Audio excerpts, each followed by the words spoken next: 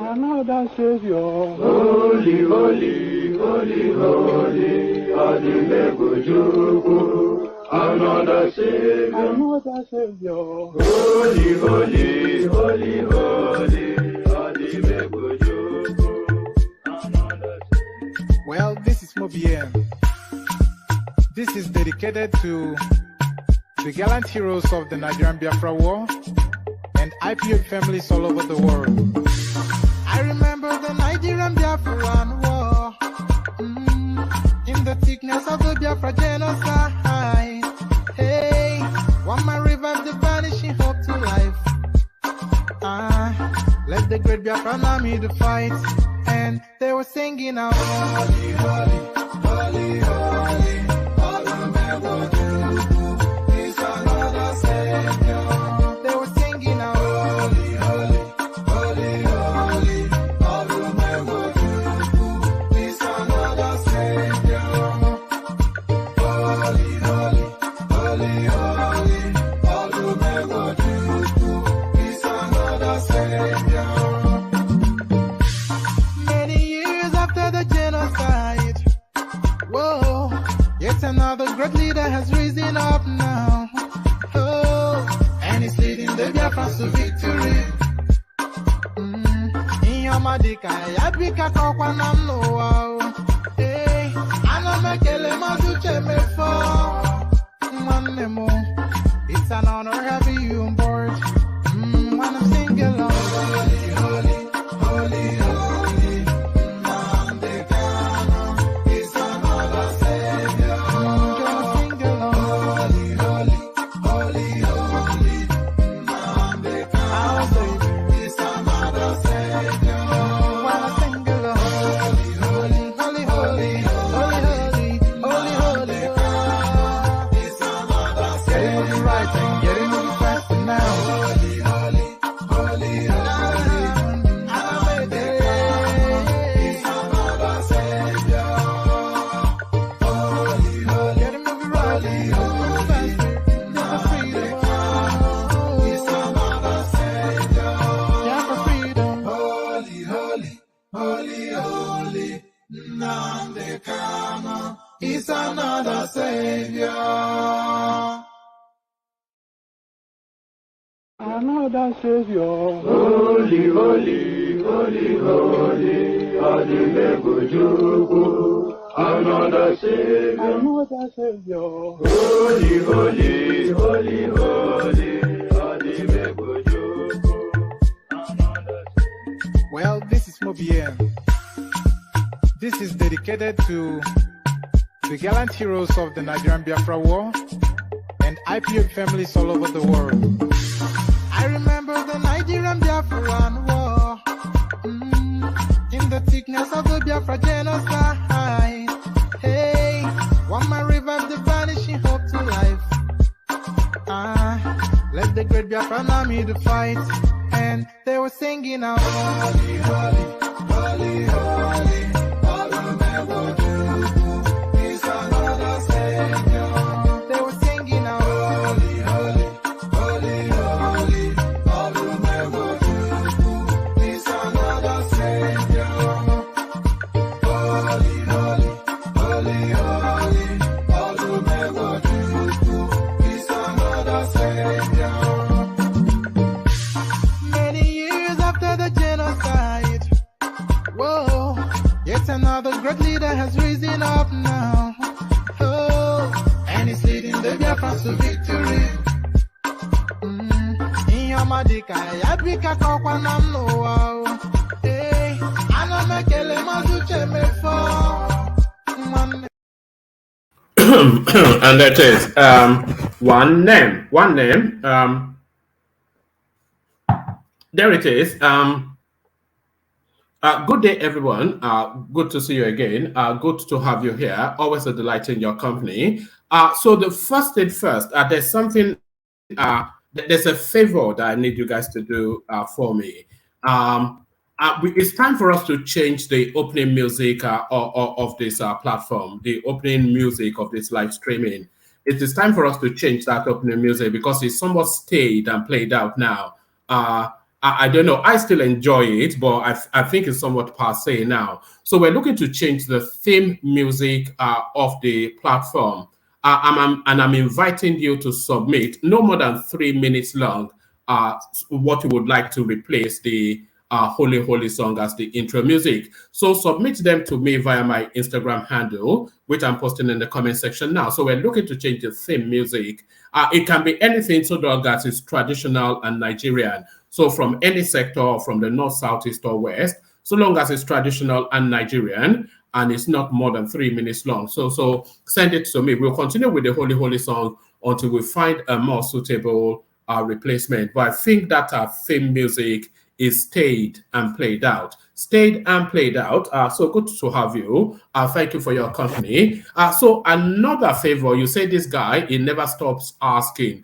Another favor that I would like you to do for the platform, as you are coming in, share the links of the platform on your social media spaces. So the WhatsApp group that you always mooch around in, you know, the old school group, the church group, the whatever group, copy the links in there so that your friends and frenemies can come and see the noise we make around here. So put it on your WhatsApp groups, your Facebook groups, your whatever groups. Share the link, in essence. Share the link, especially on Facebook, but everywhere else. Share the link. So share the link. So there it is. So welcome. Good to have you. The usual protocol as you're coming in, another favor, please make sure you are clicking on the like button as you are coming in. So click on the like button as you're coming in. That helps the YouTube algorithm of the platform you see. So just as you're coming in, fulfill that righteousness by clicking on the like button.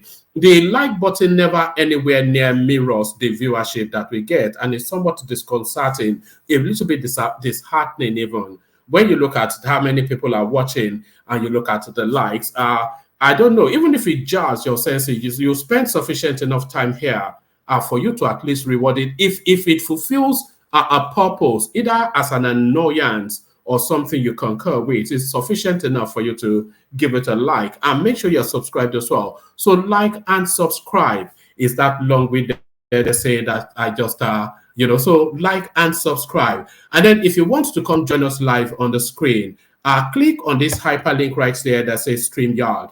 It brings you into a studio space. As soon as I finish reading out the body of the talking point, I'll let you onto the screen and engage you in a conversation. There's nothing more complex than that. It's an open microphone space, and the open microphone, the hyperlink that says StreamYard. So if you want to, all of the voices that you enjoy or disagree with on the platform, they've done nothing more than just click on that hyperlink that says StreamYard. And you don't need to be brave or anything, even whatever your language is, even if you speak in pidgin English, so long as you have some knowledge of the Nigerian space and some passion for Nigeria. Those are the two requisites. So click on the hyperlink that says StreamYard if you want to come join us on the screen. So do that. And then, of course, you know the preferred portal. If you feel inclined towards donating towards the platform, although looking at the like button, I'm not sure that the inclination to donate towards the platform is that fervently felt. But if you do feel inclined towards donating towards the platform, click on this hyperlink that says buy your host cups of coffee. The emphasis, of course, on the word cups. So don't go there and take the piss or anything and do the barest minimum. If you're going there at all, go there with intent. So go there it's a 3-step easy process if you feel inclined towards donating towards the platform. So there we say that's the administrative stuff done. So now let's get to what we're discussing today. 2023, don't be deceived. I am fully for Tinubu. Malam Buhari clearing the confusion that may be agitating the minds of the low of wit. So there it is, the Aboki from Daura asking you not to confuse your mind. 2023, don't be deceived. I am fully for Tinubu. The Aboki from Daura re-echoes his support for the looter from Lagos. So we're back there again. I, for one, if for only this reason, I would like the elections to be over. Another poll, but what does it tell us? New poll predicts winner of 2023 presidential election in Nigeria. So there it is, another poll. Hopefully it doesn't land the way the other polls have landed, but wherever it does land, you wait to find out. But another poll comes out. But what does it tell us? New polls predict winner of 2023 presidential election in Nigeria. So what direction does this follow? You have to hang around to find out.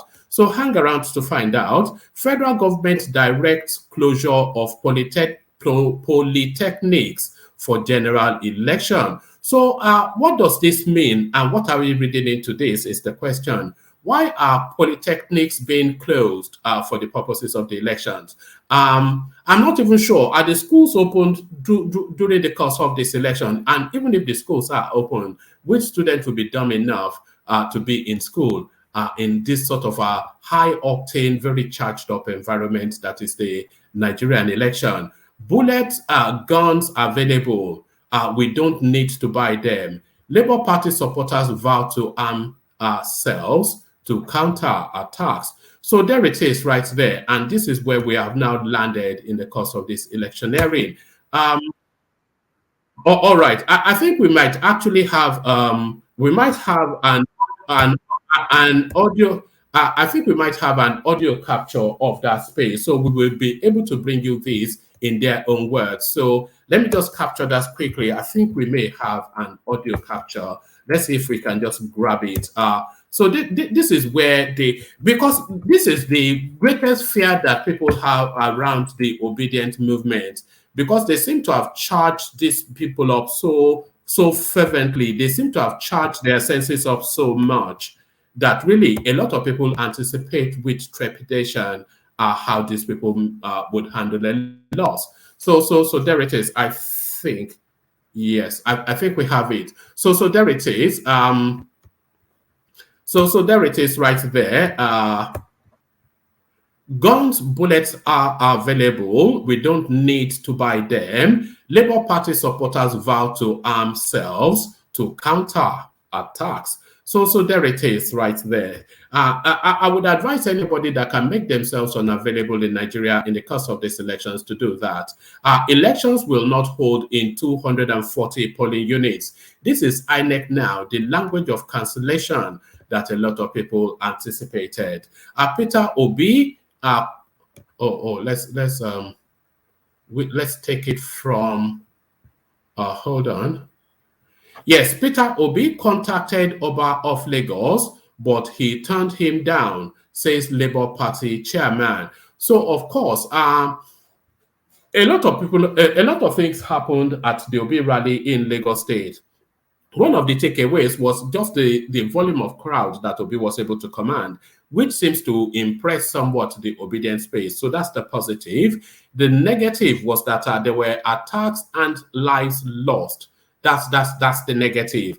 And in all of the spaces that Peter Obi has traveled so far, he has tried to pay a courtesy visit to the monarch of that space. In this instance, turned back by the Oba of Lagos. We will recall, of course, 2019, Oba of Lagos told the Southeasterners, if you don't vote as I directed, I will throw you into the lagoon. So that language seems to repeat somewhat. Peter Obi contacted Oba of Lagos, but he turned him down, says Labour Party chairman. So that's the Labour Party chairman speaking, of course. So quite what currency we're giving to that, we have to make that decision. Coup allegation. Nigerian Secret Police DSS released ex-minister Fani Kayode after 6 hours interrogation. So there it is. A PDP candidate article reacts as Nigerian Secret Police grills APC campaign director Fani Kayode over coup allegation. Fani Kayode says he was goofing and not circumspect in coup claims against Atiku. So there it is. That's the trilogy of that space. So as ever, a rich and diverse menu. So lean back, kick back, take it easy, relax into it. The usual protocol. Click on the like button as you're coming in. Click on subscribe if you haven't done that already. If you want to, and by the way, there's nobody yet in the studio. So if I finish reading out the body of it, nobody turns up, then we have an early night. So click on the hyperlink that says StreamYard if you want to come join us in the studio. And of course, if you want to tip towards the platform, click on the buy your host cups of coffee thing, and then of course go there and go wow. So all that. So as you set about doing all those, let me have another minor musical intermission before we do the readout. You know where we're going, of course. We're going to the Kegites. Egbelemu, the Kegites. Only water, only water, where they see my water.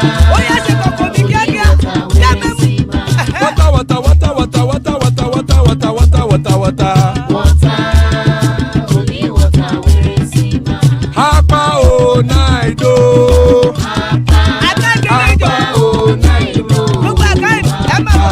Hapa you don't come o.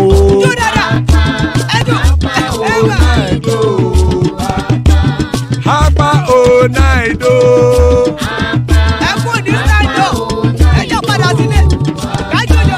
Oro kẹ̀kẹ́ ẹlẹ́mù yé o. Ilé sọ́dí kẹ̀kẹ́ ẹlẹ́mù ré o. Bobby master kẹ̀kẹ́ ẹlẹ́mù ré o. Chifu Faila ti kẹ̀kẹ́ ẹlẹ́mù ré o. Eruku lẹ̀lẹ̀ ẹlẹ́mù dé. Eruku lẹ̀lẹ̀ ẹgbẹ́ ẹlẹ́mù dòde ojàre o. Eruku lẹ̀lẹ̀ Ghana ti dé ẹgbẹ́ bọ́dì o. Ọmọ ẹlẹ́yẹ ẹ̀yẹ o ó dilé o. Odúyẹ̀lá ẹ̀yẹ o ó dilé o. Petrosonama ẹ̀yẹ o ó dilé o. Petrosodúnkẹ́ ẹ̀yẹ rẹ̀ ó dilé o. Ẹlẹ́kọ̀ ọ̀run mú ìní o.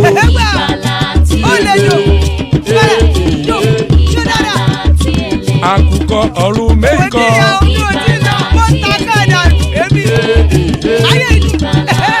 Ikú kò ní ríwà gbéṣe o.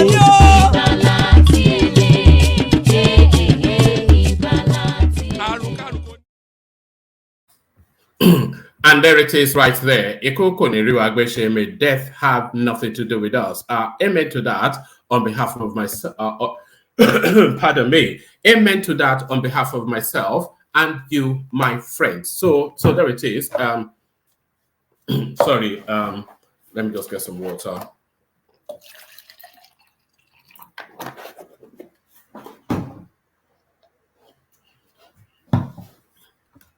So, pardon me. So, amen to that on behalf of myself and you, my friend. So, Iku Koniru Agbeche, as guys, I bring you this. 2023, don't be deceived. I am fully for Tinubu. Aboki from Daura. I'm making the clarification. President Muhammad Buhari has told supporters of the All Progressive Congress APC in Gombe State that they should not be deceived because he is fully in support of the party's flag bearer, Bola Tinubu. The president said they should forget about the rumors of him supporting another candidate other than Tinubu because it is not true. According to him, he is fully in support of Tinubu's presidential bid and he is strongly urging them to gather their support for him as the election draws nearer.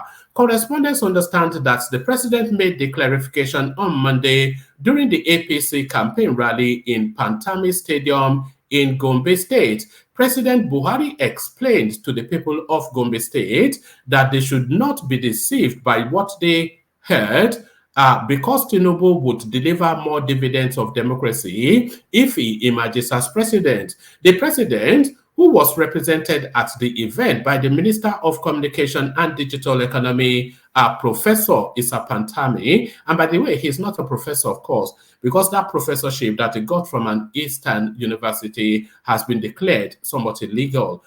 Further noted that his administration has approved over 65% of the projects in Gombe State, and that if Tinubu emerges as the winner, he would ensure the gainful exploration of the Komani of oil field in the state. The president advanced that. I want to remind you of the federal government approved projects in Gombe State, which are over 60-65% from taking over of Gombe Airport to deliberate interventions in agriculture, people should reciprocate the support by voting for APC. I am fully with Asiwaju Bola Ahmed Tinubu 100%. Don't listen to lies.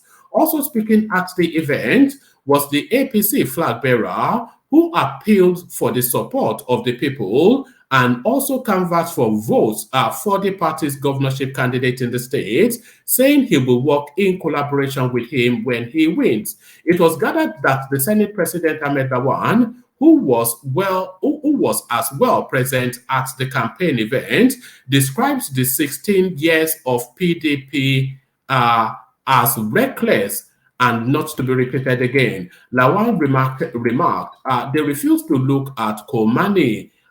There was Boko Haram during their reign. And then he rounded off. Tinubu is capable to provide transformational leadership.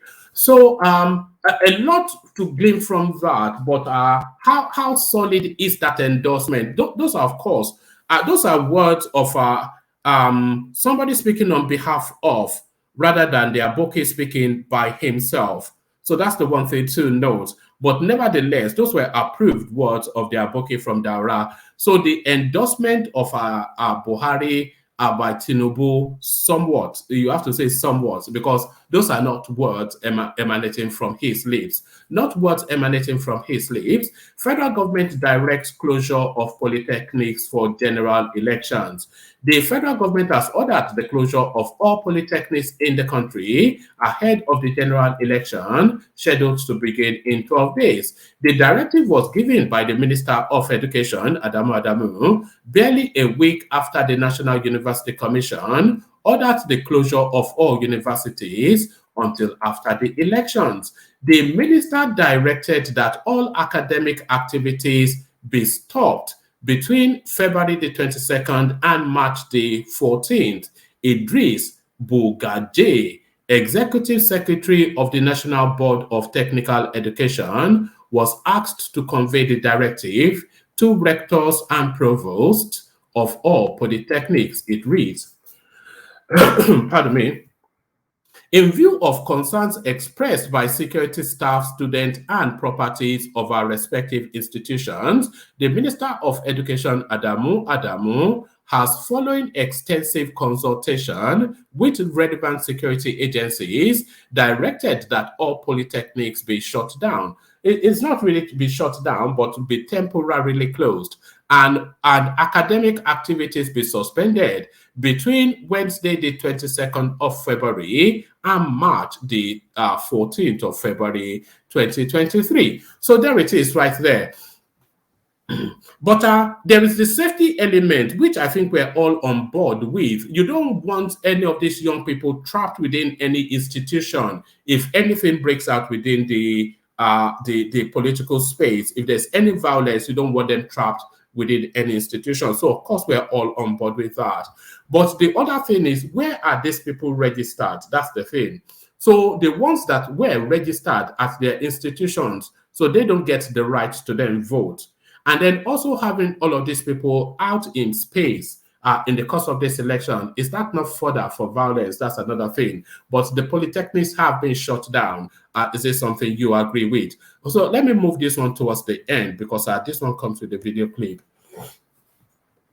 Pardon me, I'm not able to shake whatever it is that I need to shake off. Elections will not hold in 240 polling units. INEC, I wonder how many polling units we have for 240 not to be able to. And I wonder if this is the language of inconclusive already been embedded. The Independent National Electoral Commission, INEC, said on Monday, February the 13th, that elections will not hold in about 240 polling units across 28 states of the Federation. INEC Chairman Professor Mahmood Yakubu disclosed this when he addressed members of the Inter-Party Advisory Council at the INEC headquarters in Abuja ahead of the elections. He explained that the affected polling units have not registered voters, have no registered, oh right, Sorry. Yeah, let me just make sure I'm clear on that. He explained that the affected polling units have no registered voters. So, let's see. He said that the exclusion of 240 polling units, he said that with the, let me take that entirely all over again, actually. The Independent National Electoral Commission, INEC, said on Monday, February the 13th, that elections will not hold in about 240 polling units across 28 states of the Federation. INEC Chairman Professor Mahmoud Yakubu disclosed this when he addressed members of the Inter-Party Advisory Council at the INEC headquarters in Abuja ahead of the elections. He explained that the affected polling units have no registered voters. He said with the exclusion of the 240 polling units, elections will take place in about 176,606 polling units across the country. Yakubu said there are 240 polling units without registered voters spread across 28 states and the Federal Capital Territory, FCT. They range from 1 polling unit to 12 polling units in each state and the FCT, except Taraba and Imo State, with 34 and 38 polling units respectively. No new registrant chose the polling unit and no voter indicated interest to transfer to them during the last continuous voter registration, mainly for security reasons. This means no elections will hold in these polling units.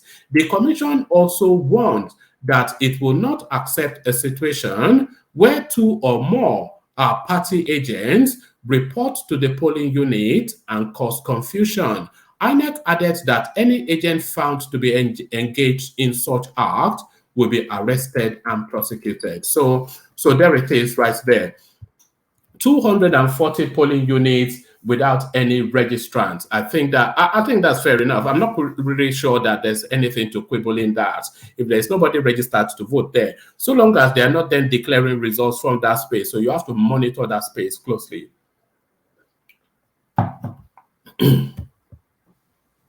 From that to this, Peter Obi contacted Oba of Lagos, but he turned him down, says Labour Party chairman. Let's find out. The Lagos State Labour Party chairperson, Dayo Okong. So Dayo Okong. That name doesn't quite rhyme. Dayo, a Yoruba name, Okong, a name from the Kalabari sort of space. Ekong, Dayo Ekong, Ekong. That's his last name, and his first name is Dayo. So even the name itself, an illegality. The Lagos State Labour Party chairperson, Dayo Ekong, says the party's presidential candidate, Peter Obi, contacted the Oba of Lagos ahead of the Obi Dati in Lagos rally in the state on Saturday, but the palace turned him down.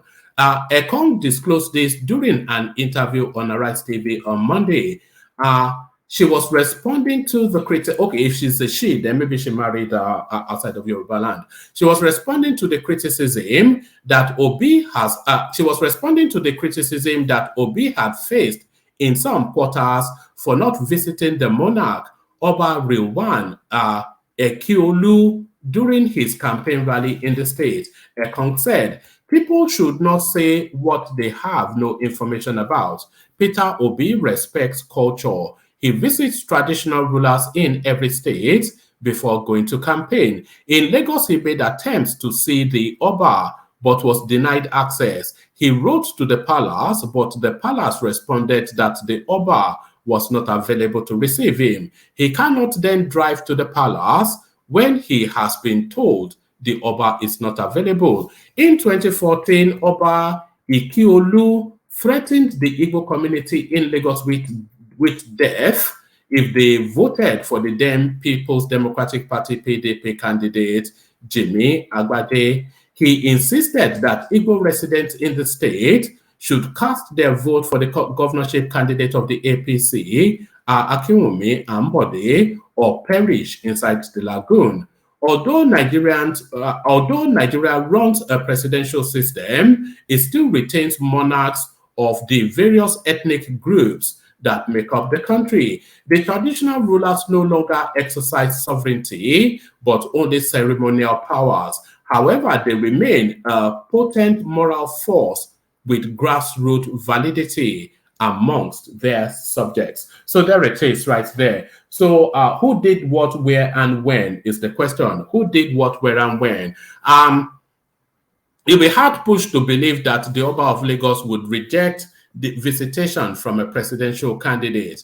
But then, of course, Peter Obi would have no reasons to lie about wanting to visit him. And he does have the tradition of visiting every monarch that that sits in situation wherever he goes to. Let's see. I'm just looking at yes. Let's stay with that story actually, because further developments. It looks as though Peter Obi has now come out to speak by for himself. Peter Obi has now come to speak for himself. Why I did not visit Oba of Lagos during Labour Party rally? Peter Obi. The Labour Party presidential candidate Peter Obi has explained why he did not pay a courtesy visit to Oba of Lagos, Rewan Akiolu, during the party's presidential campaign rally held last Saturday in the state. The matter has generated discussion on social media, with many wondering why the former Anambra state governor did not pay a traditional homage to the monarch before he took part in the campaign rally held at the Tafawa Balewa Square in Lagos. Obi, who spoke on Channels Television's Politics Today, said he and his team were told that the Oba was not readily available to receive them and they should apply and visit another day. He, however, dismissed the matter as a non-issue. So not paying a courtesy visit to the Oba of Lagos is a non-issue. Obi said, I have the utmost respect for the Oba of Lagos. I have always done so to every other traditional ruler. They, royal fathers, are highly respected. This is not the only place where this had happened. We wanted to branch to the palace, but we were told that he was not readily available to receive us, and we should apply and come some other day. So there it is. So there it is. I'm not quite sure if that wraps that up, but the controversy, of course, will continue to generate because, of course, negotiants will feel somewhat slighted, but are they entitled to feel slighted? Coup allegations. Nigerian Secret Police DSS releases ex-minister Fani Kayode after 6 hours interrogation. So that verbal diarrhea will continue to land Fani Kayode in trouble, of course. The Director of Media and Publicity of the All Progressive Congress, the Director of Media and Publicity of the All Progressive Congress TINUBU'S Shettima campaign, Bayo Ononuga. Let me take it from the spot. Former Aviation Minister Femi Fani Kayode has been freed by the Department of State Services DSS after grilling him for 6 hours over his claim that certain politicians were collaborating with military high command in preparation for a possible coup. The Director of Media and Publicity of the All Progressive Congress TINUBU'S Shettima campaign, Bayo Ononuga, disclosed this on Monday via his official Twitter handle. Femi Fani Kayode released by DSS after about 6 hours of interrogation, he wrote. Fani Kayode, an All Progressive Congress APC chief, was earlier summoned by the DSS for questioning, according to Peter Ofanaya, the DSS public relations officer. Ofanaya had said, Chief Femi Fani Kayode has been with the DSS since 9 a.m. today, 13th of the 2nd, 2023, in response to the invitation extended to him by the service. This is not the first time Fani Kayode would be alleged of corruption. So it wasn't corruption, of course. So it's not a corruption-related investigation because the DSS are not really for corruption. They're for for insurgency and violent crimes and whatnot. In January 2022, the Economic and Financial Crimes Commission, EFCC, arraigned him on an amended 17-count charge of money laundering. So it goes on to speak to that space. But this nothing to do with that. These are essentially and especially around Fani Kayode's alert that Atiku may be plotting a coup with military echelons. PDP candidate Atiku reacts as Nigerian Secret Police DSS grilled APC campaign director Fani Kayode over coup allegation.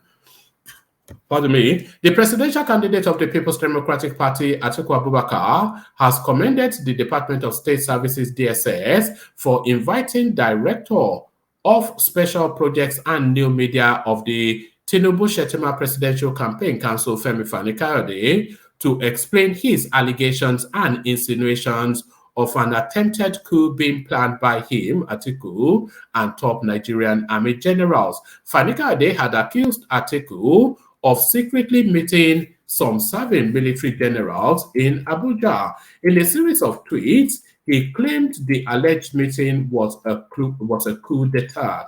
The Defense Headquarters Abuja had subsequently denied the meeting, pledging its commitment to democracy. The DSS subsequently invited Fani Kayode for questioning. In a statement by his special assistant,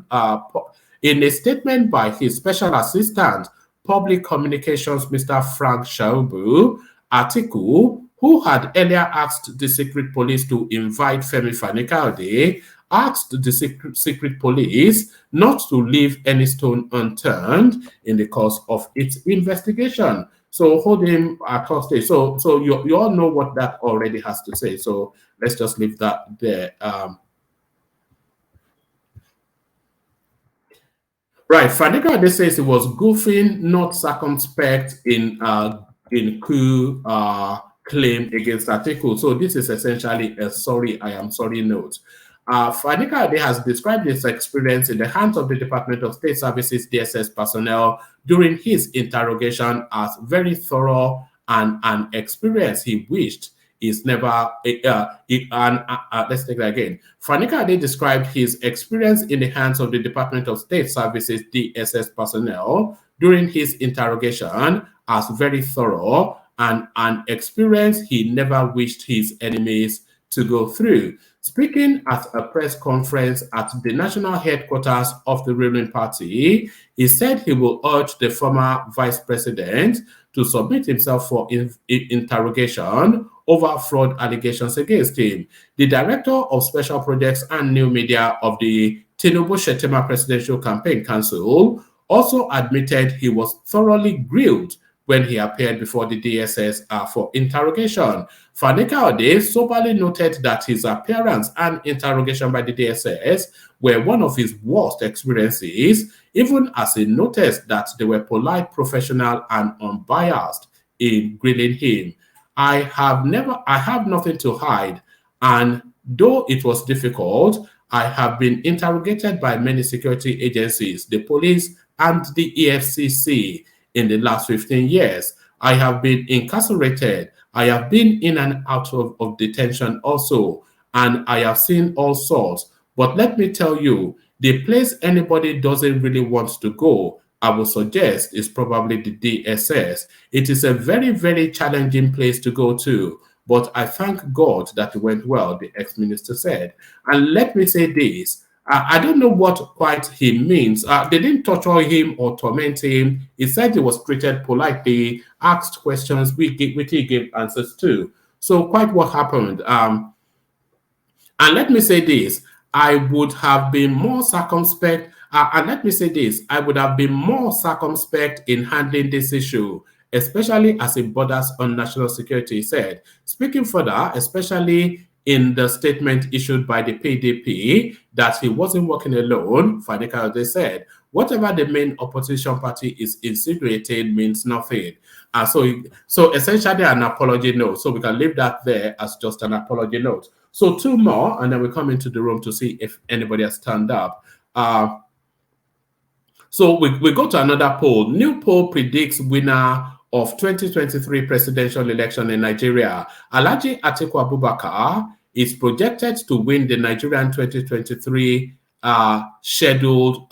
Alhaji Atiku Abubakar is projected to win the Nigerian 2023 election scheduled for the 25th of February 2023. The interim report from 9 months study by Dr. Oludare Ogunlana of June Group Research and Council for African Security Affairs, CASA, with other intelligence practitioners in the United States, Europe, and Nigeria, point to the candidate of the People's Democratic Party as the potential winner.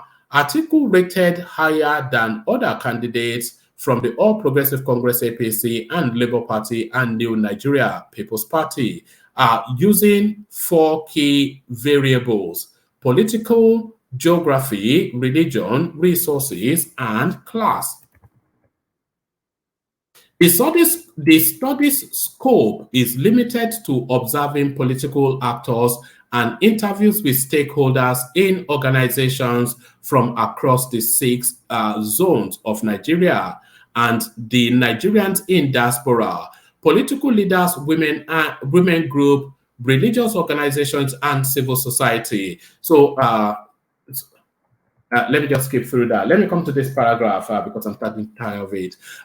We identified where the political influencers, religious leaders, organizations, and Nigerians in diaspora stood with voting president in February 2023 and how it aligns to victory for each candidate.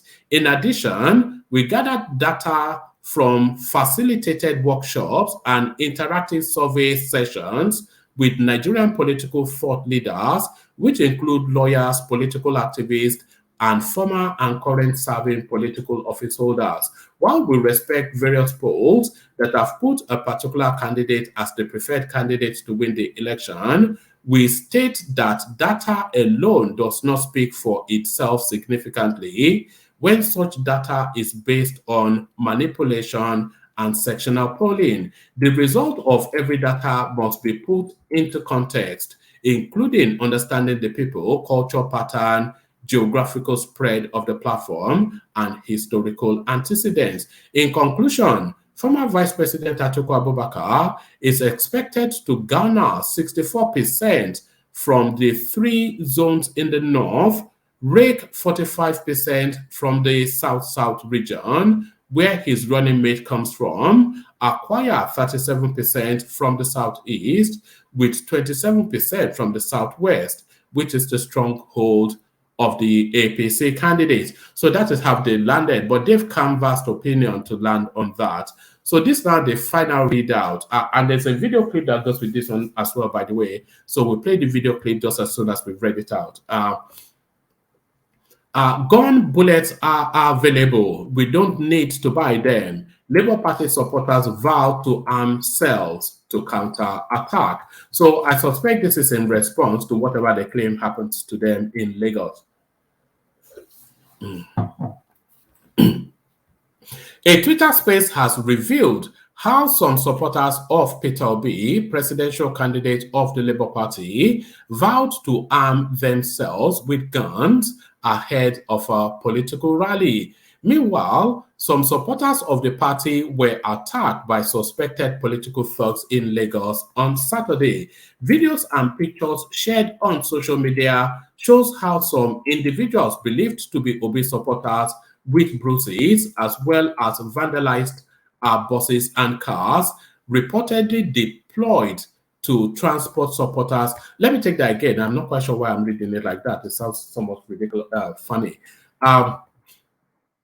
A Twitter space has revealed how some supporters of Peter Obi, presidential candidate of the Labour Party LP, vowed to arm themselves with guns ahead of a political rally. Meanwhile, some supporters of the party were attacked by suspected political thugs in Lagos on Saturday. Videos and pictures shared on social media shows some individual believed to be Obi supporters with bruises, as well as vandalized buses and cars, reportedly deployed to transport supporters for the various events to be held by the party. Confirming the attack, Lagos State Police Command spokesperson Benjamin Hundeyin said 4 persons were injured. Speaking during a Twitter space, some of the members of the party noted that they needed to arm themselves before the rally. The space was titled Obi Dati Lagos Attack, Blood on the Streets, Solutions. So, yes, I think I'll leave it there. So I've got the clip, so I'll play it to you. I'm only really bringing you this because I've heard in just another space where this language is still going on. Somewhat of a Spartan, but really elite panel. Rational Mind joins us. Tiger in the City shows an appearance. We are tired of causing havoc in the comment section. Eru Uselu,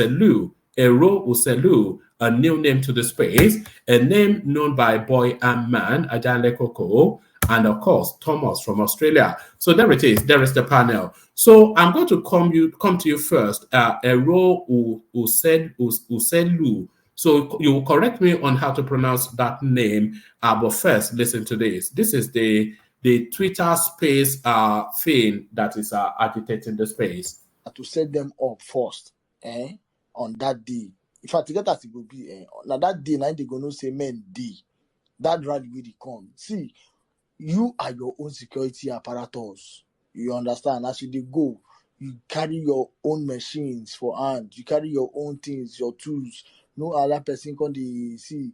And as men the group, set some ex-boys, carry them. I know. We know I beg, I go advise me we'll keep our strategies on the code.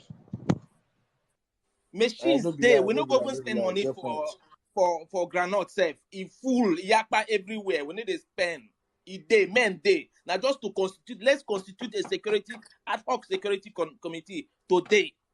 Make we die this matter onto this matter like this.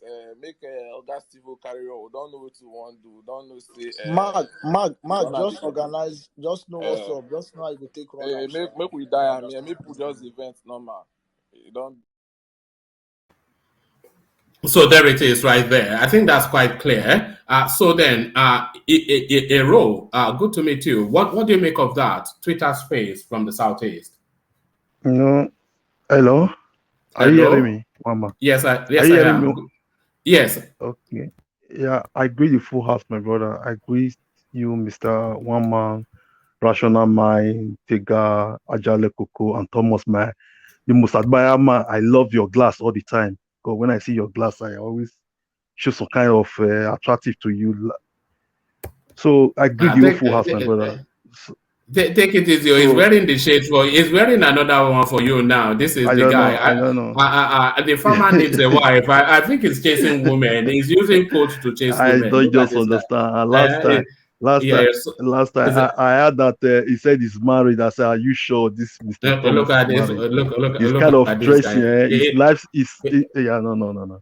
It's funny where I agree the whole house, my brother. So where to start from, my brother? Is one thing about election in Nigeria is always violence, right from time. And I just prayed that day that on the 25th of February that we should not observe bloodshed, but the way the whole things is going on now, because if you should just take a glance on the activities online and seeing the way the tempo at the moment, I know there are some fears.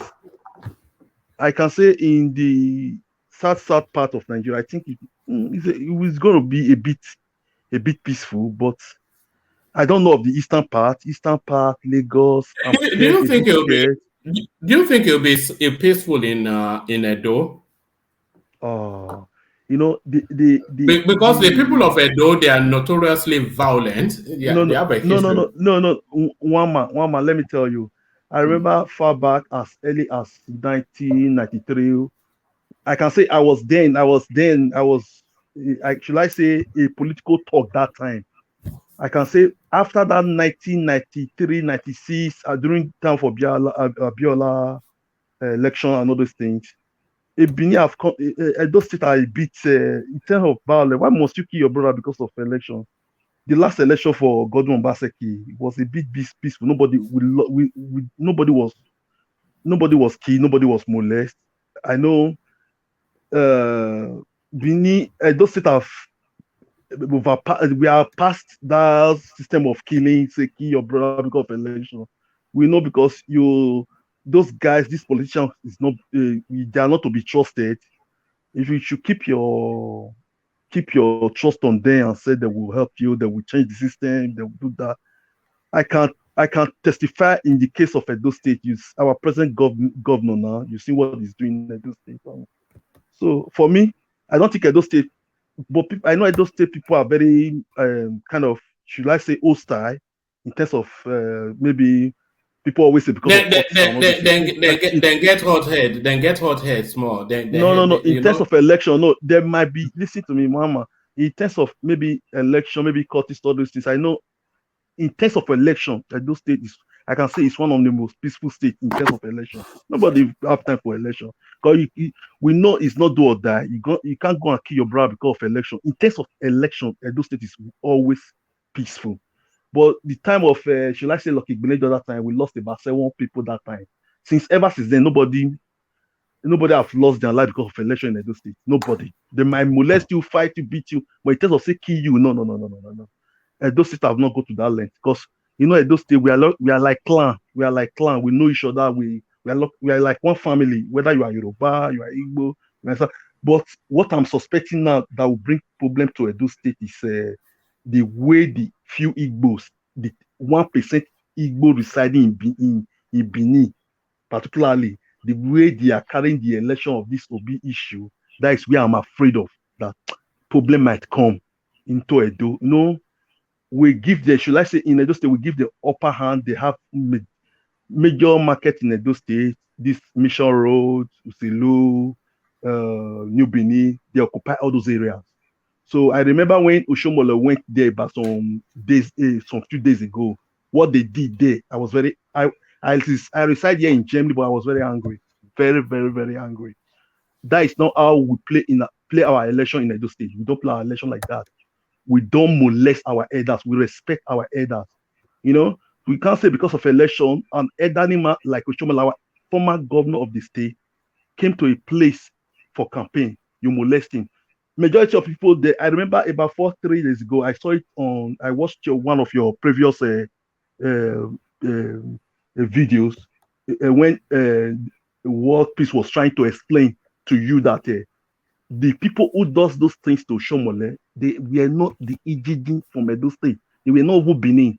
The majority of them were Igbo. They called them obedient. No, that is where I find it funny that maybe after this during this period of election, some violence might come because those state people is not going to take it lightly with them because Edo is not Anambra State. Edo is not Enugu State.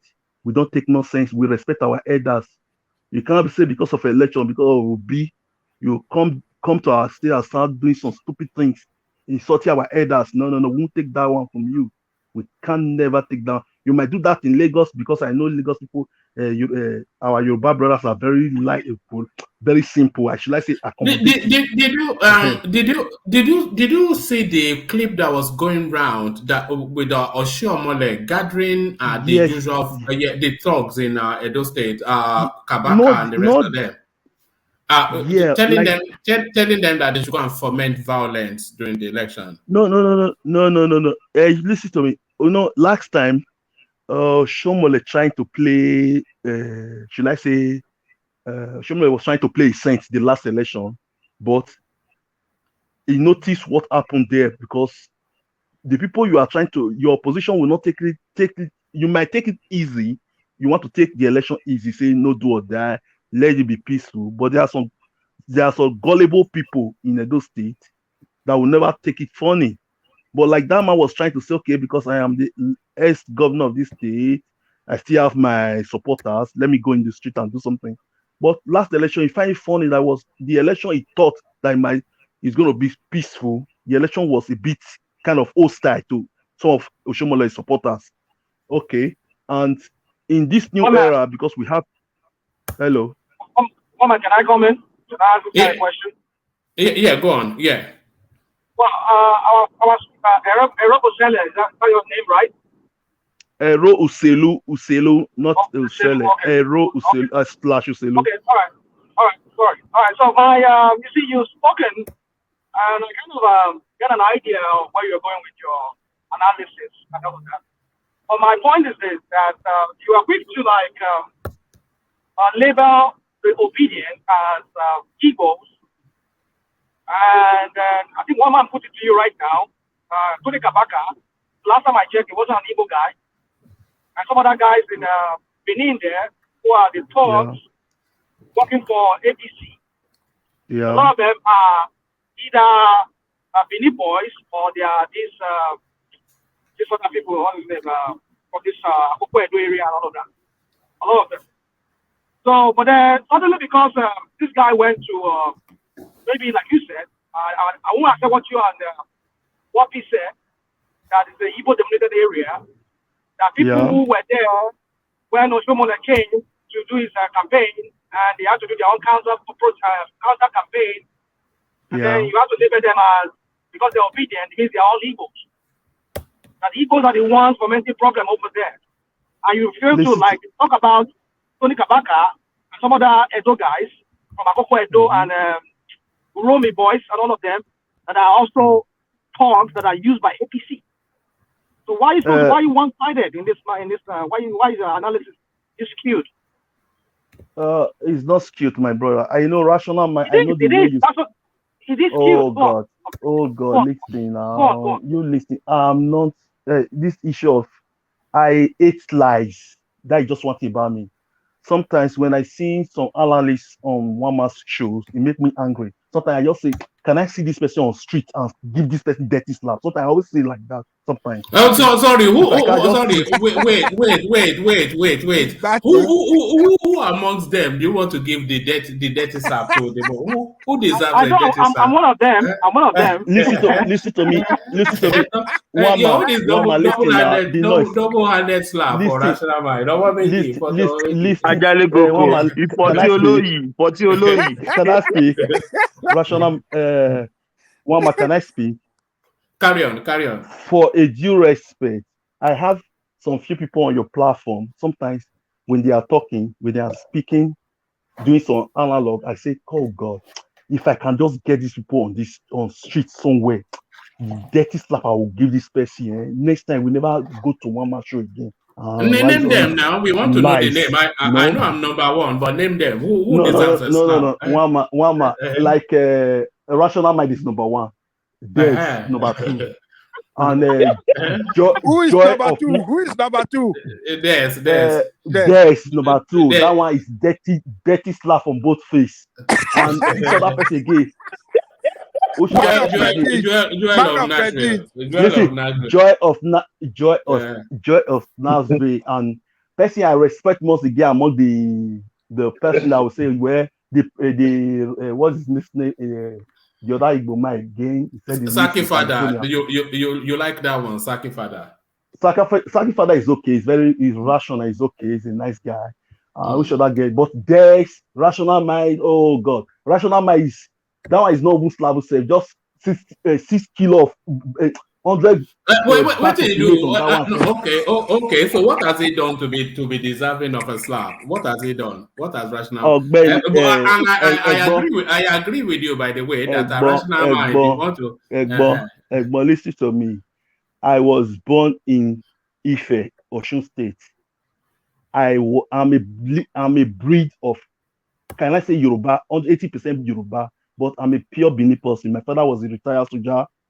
I was opportune to go to many barracks in Lagos, Donda Barrack, Osun State, Akure, and which other place again? Ibadan, Iwo Barrack. So when I see a Yoruba man speak the way Rational Man speak, I say, God, if I catch this boy for street or this man for street, like I say that they see people on street, they can't beat me. I go beat this man. Next time we never goes to one match or anything. No, that's how I speak. Because you know why I say that. Let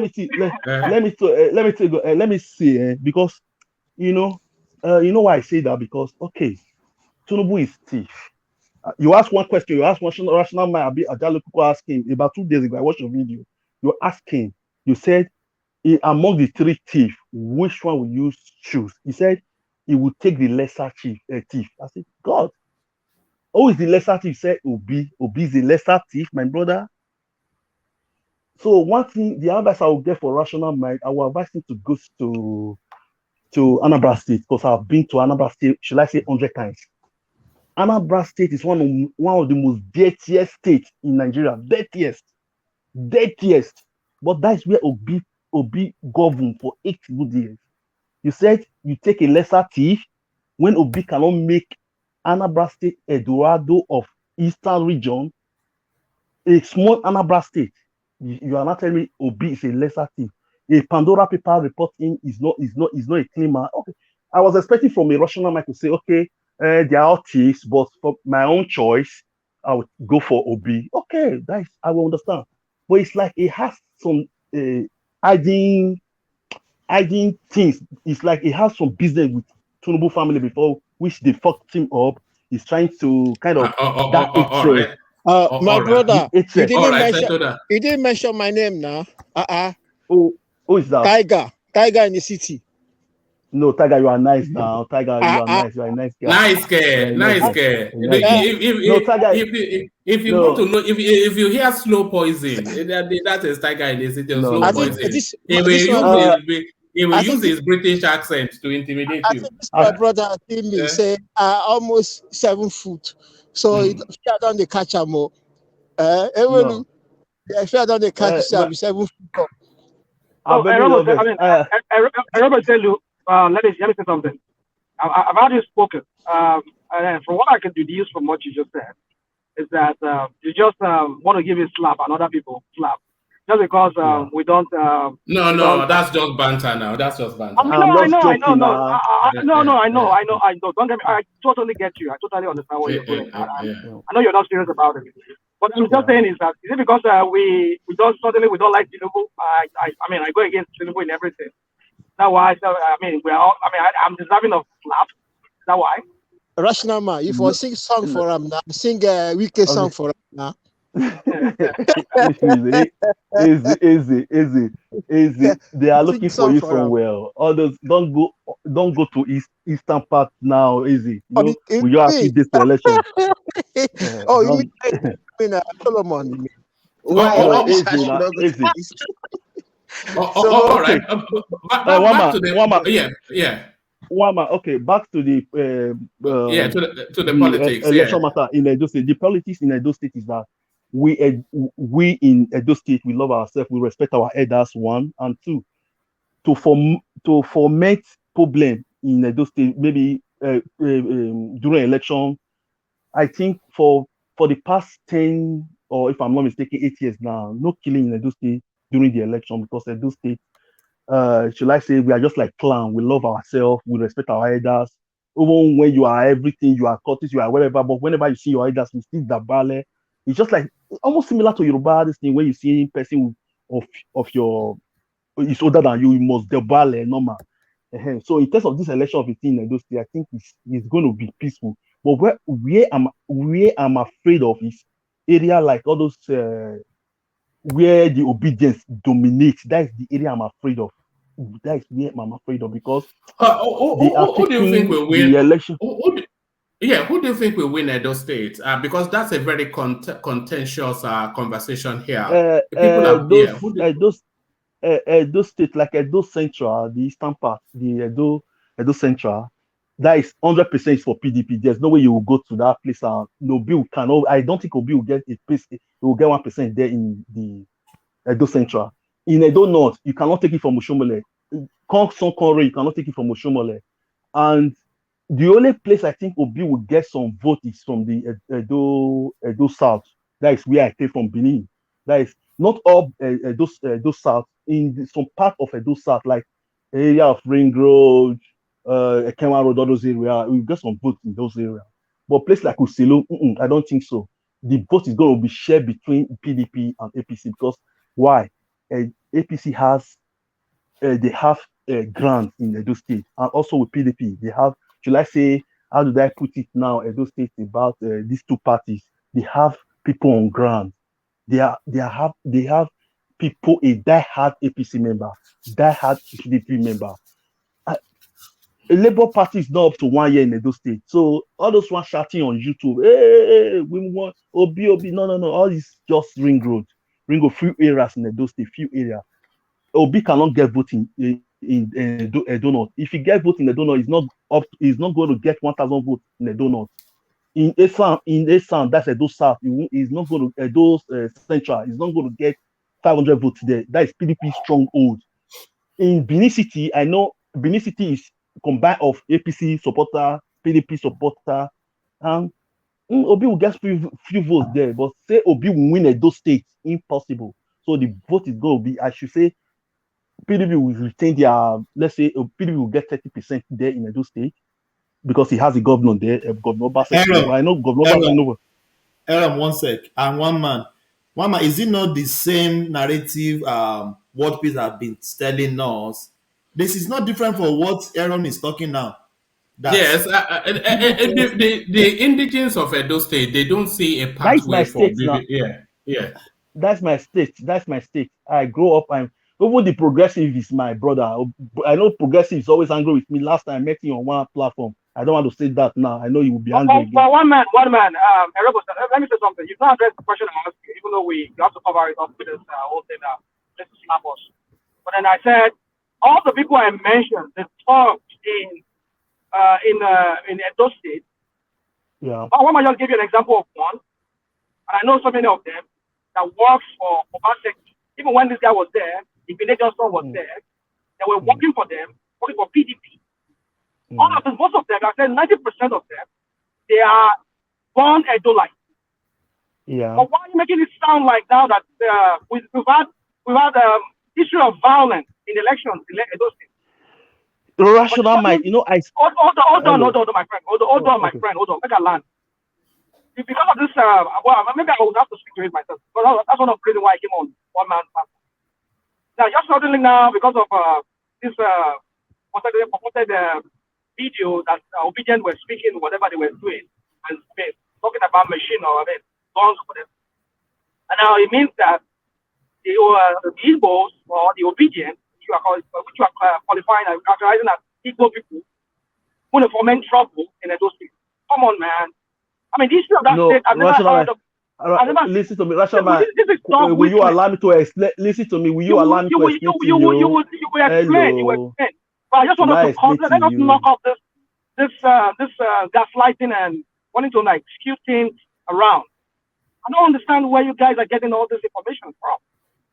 No. Hold on. Rational mind. We just played a clip of a Twitter space that was an Obidate Twitter space, and they are telling us that they said they have tools and groundnut. Do you know what groundnut means?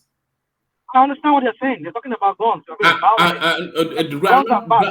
Groundnut means bullets. Do you know what? I understand.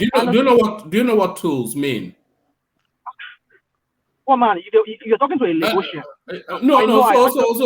So we're putting their own words. Nobody's putting words in their mouth. I understand. But these are faceless people we don't even know. I'm not even sure they're obedient. I mean, it's an Obidate space. It's an Obidate space. Fine. Yeah. But do they represent the candidate itself? I mean, if you want me to take this guy's space, one of the reasons why I came on your platform.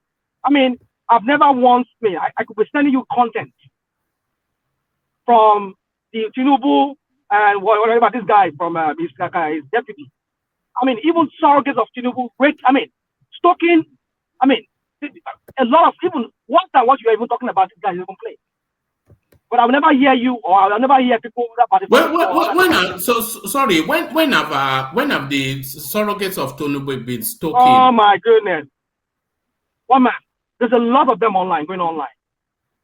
Well, I mean, have you heard about the one that this guy? What's his name? The chairman of what's it called? This what's the local government in that towards the Lekki area there? Etiosa. Yeah.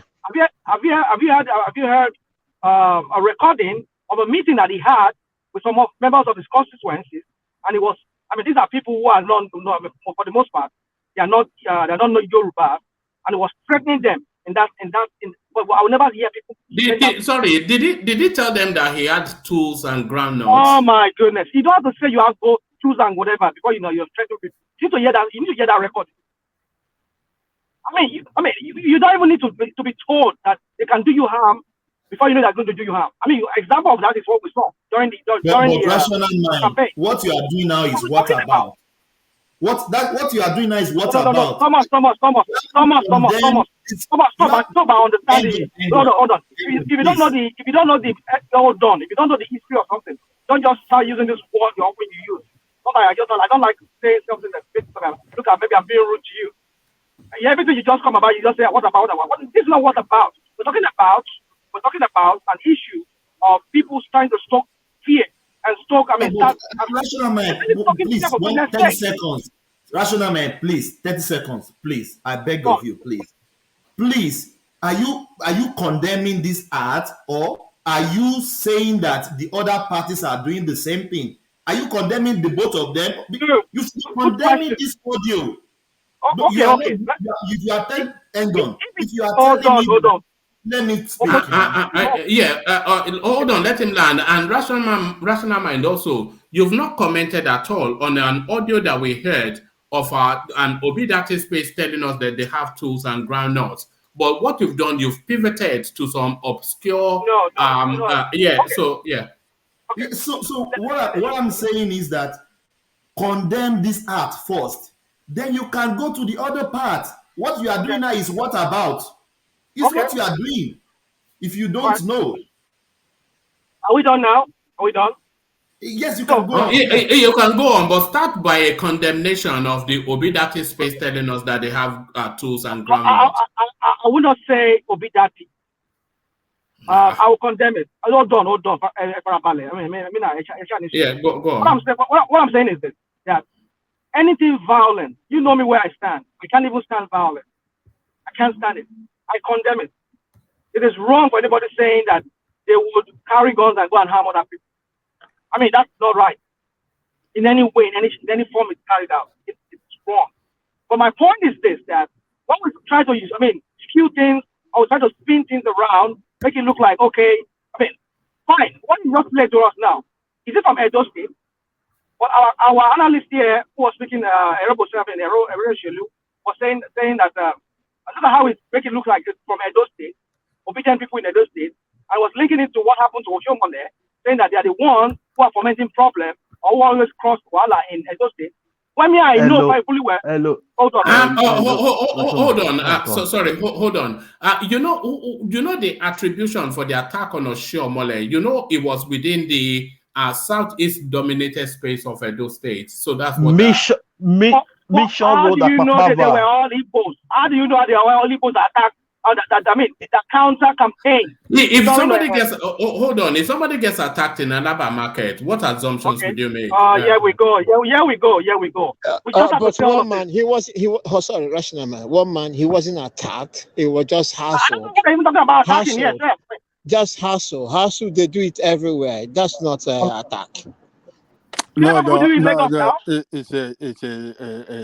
They disrupted him from carrying out his campaign. They did not physically attack him, but they disrupted him. They didn't let him carry out the campaign. That's what you call hassling someone. That's not attack. Look. Yeah, but we heard them that. Go on, Ajalekoko. It's still not right. It is not right. It's not right. That's what you're saying. It's not right. So whether you call it in any way you want to call it, it's not right. It's out there doing its own thing. Yes. Can you compare that to what happened to be on a Friday, that Saturday, when he had his last rally, mega rally in Lagos, where all the supporters were beating up by those Go boys there, all those boys hanging around Obalende and those areas there. Can you compare it to that? No, that one was bad. That one was very bad. It should not be tolerated. To matter. And that is not just cute thing. This guy, what he to us is wrong. But let's not connect it to Edo. There's nothing to connection with Edo here. Go on, please. Yeah, hold on. Yeah, carry on. Yeah, let's hear you. one man. Yes, go on, Nero. Yeah. I am not a, shall I say, Jama or say kinder baby. And one thing about me, I hate lies. I hate fomenting, giving out information that is not right. I am speaking from my own region, speaking from what I see. What I see where Oshomole, where they give Oshomole that molestation, where they give Oshomole that insult, where Igbo dominated area. Ask anybody. The progressive can testify to that. So I hate when you are fomenting, when we come online like this, because people all over the world are listening. We have to say it the way it is.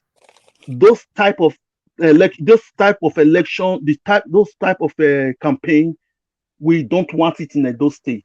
You can do it elsewhere, but in Edo State, we respect our seniors, we respect our ex. They are criminals or whatever, we still respect them. But where Oshomole were molested, say, if you want to tell me that he's not obedient or is my father or is my family, but I'm telling you the truth that what happened to Oshomole is Igbo dominated area. I think I will agree with you. I think I will agree with you. Progressive will testify. So rational mind, you cannot call me, listen to me. Rational mind, you cannot call me to your own way of thinking. I said that is my state. I am not an outsider. I am speaking from Lagos. You see my name, Ero. Progressive will tell you my family is very close.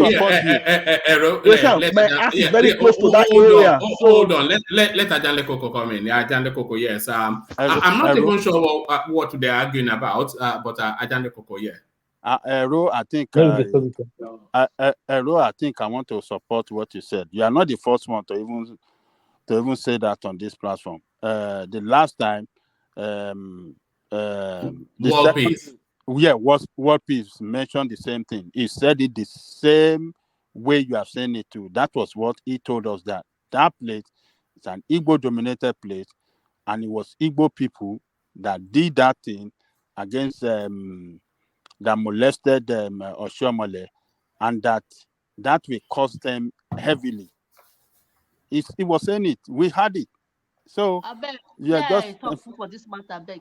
Yesterday, I still tell her yesterday, say those people who do that thing, now the same people. What did I talk yesterday? Now the same thing. Now Igbo people food that place. Now what did they do with that one? I think you guys are just spinning lies here. And Ajala Koko, I'm supporting you that you are supporting such a rubbish. Someone cannot. No, hold on, Ajale Koko. Go on, Tiger. How is it rubbish? Yeah. Yeah, it is. Ajala Koko, you live in diaspora. The guy talking now live in diaspora, right? So Gideon, hold on. Gideon lives in Edo. Yeah, no, it doesn't. Ask him where he lives. Oh, Gideon lives in diaspora. We know Gideon spin things here. Yeah. She spin things. Though we like her the way she talk, but she do a lot of spinning things. She spin a lot of stuff here. Yeah. So what happens at War Peace? This guy can't bear that Edo people are supporting obedience. So anything now is Igbo. So it's true. Hold on. I know how their mind works. I know psychology, one man. They couldn't believe it. So when sometimes they make analysis. One man, can you hear me, please? Yeah, we can now. But let Tiger land. Tiger, carry on.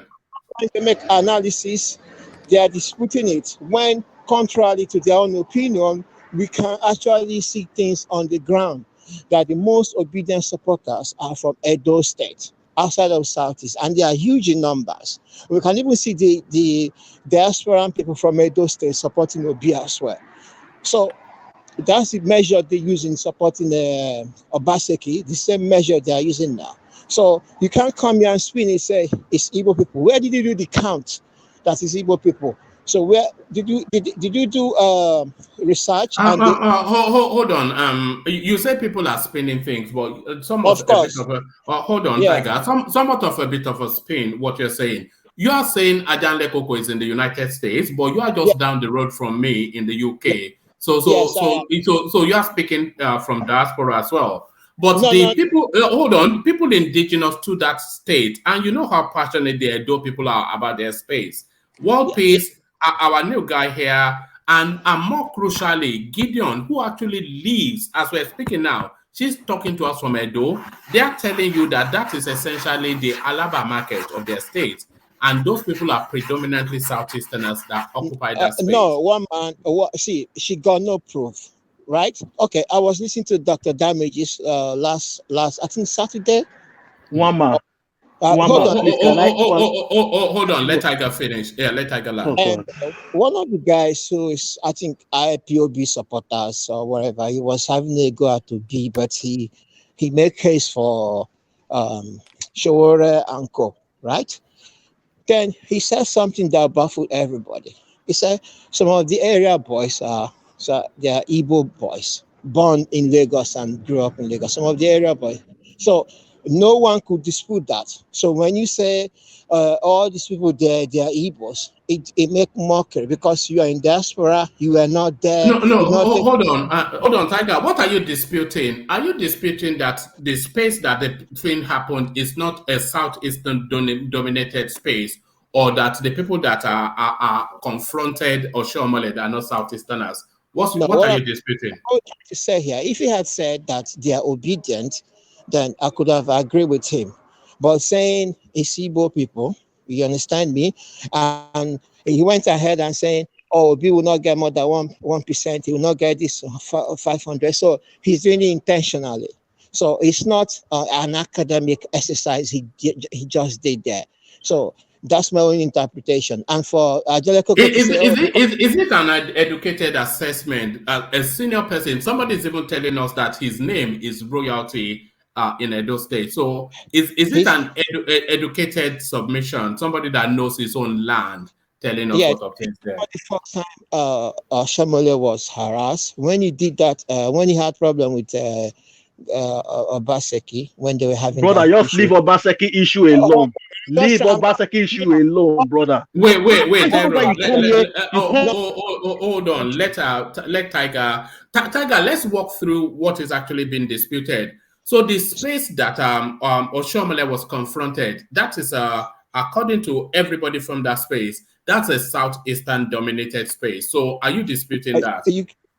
I'm disputing that because they can't take it. They can't take it that those people they are supporting obedient and obedient. No. Hold on. Let's do it step by step now. So the space that Oshomole was confronted in Edo State, the people in Edo State are telling us that that is a Southeast dominated space, a bit like Alaba market. Are you disputing that? I'm disputing that because they didn't ask people there. That's number one. You can't just come here and make claim. Like they didn't ask people where. No. Are you disputing is a Southeast dominated space or not? No, do you know? I said what he should have said is that it's obedient. No. You can't say Southeast. Hold on now. They're saying it's an Igbo dominated space in Edo State. Do you know to the contrary that it is not? One man. Answer that first before you. It's a space. It's a space dominated by people. People come to the market. People of the Southeast. That's what are you doing now? Look at this guy. Yeah, more slippery than an eel. Look at that. It's unbelievable. Indefensible. All right. When someone is defending indefensible, it can be ridiculous. You don't even know. Hold on. You guys don't even know if. Can you allow me comment? Can you just allow me comment? Okay. Yeah. Come in, rational mind. You see, my point is this. I'm not saying that he doesn't know where, Pero does not know where he's from. If he and One Piece and some other people say, yeah, that area is Igbo dominated. But my point, like which Tiger is in the mix, let us stop this dog whistling. I mean, tagging a whole group of people as a whole tribe because their man is running, and then we have to always emphasize that aspect that, oh, the obedient. Okay, fine. That area could be Igbo dominated. But we know how this election is playing out. But let's stop this whole coloring or characterization of a group of people. Because, I mean, the last time I checked, every part of Nigeria has their own team and their own people. In Lagos, we have talks there. They are Yoruba people. In Edo, there you have talks that do all kinds of harm. And now the point is this, that the video that one man is inviting you to comment on, and there's nothing to suggest that these people are Igbos or Igbos.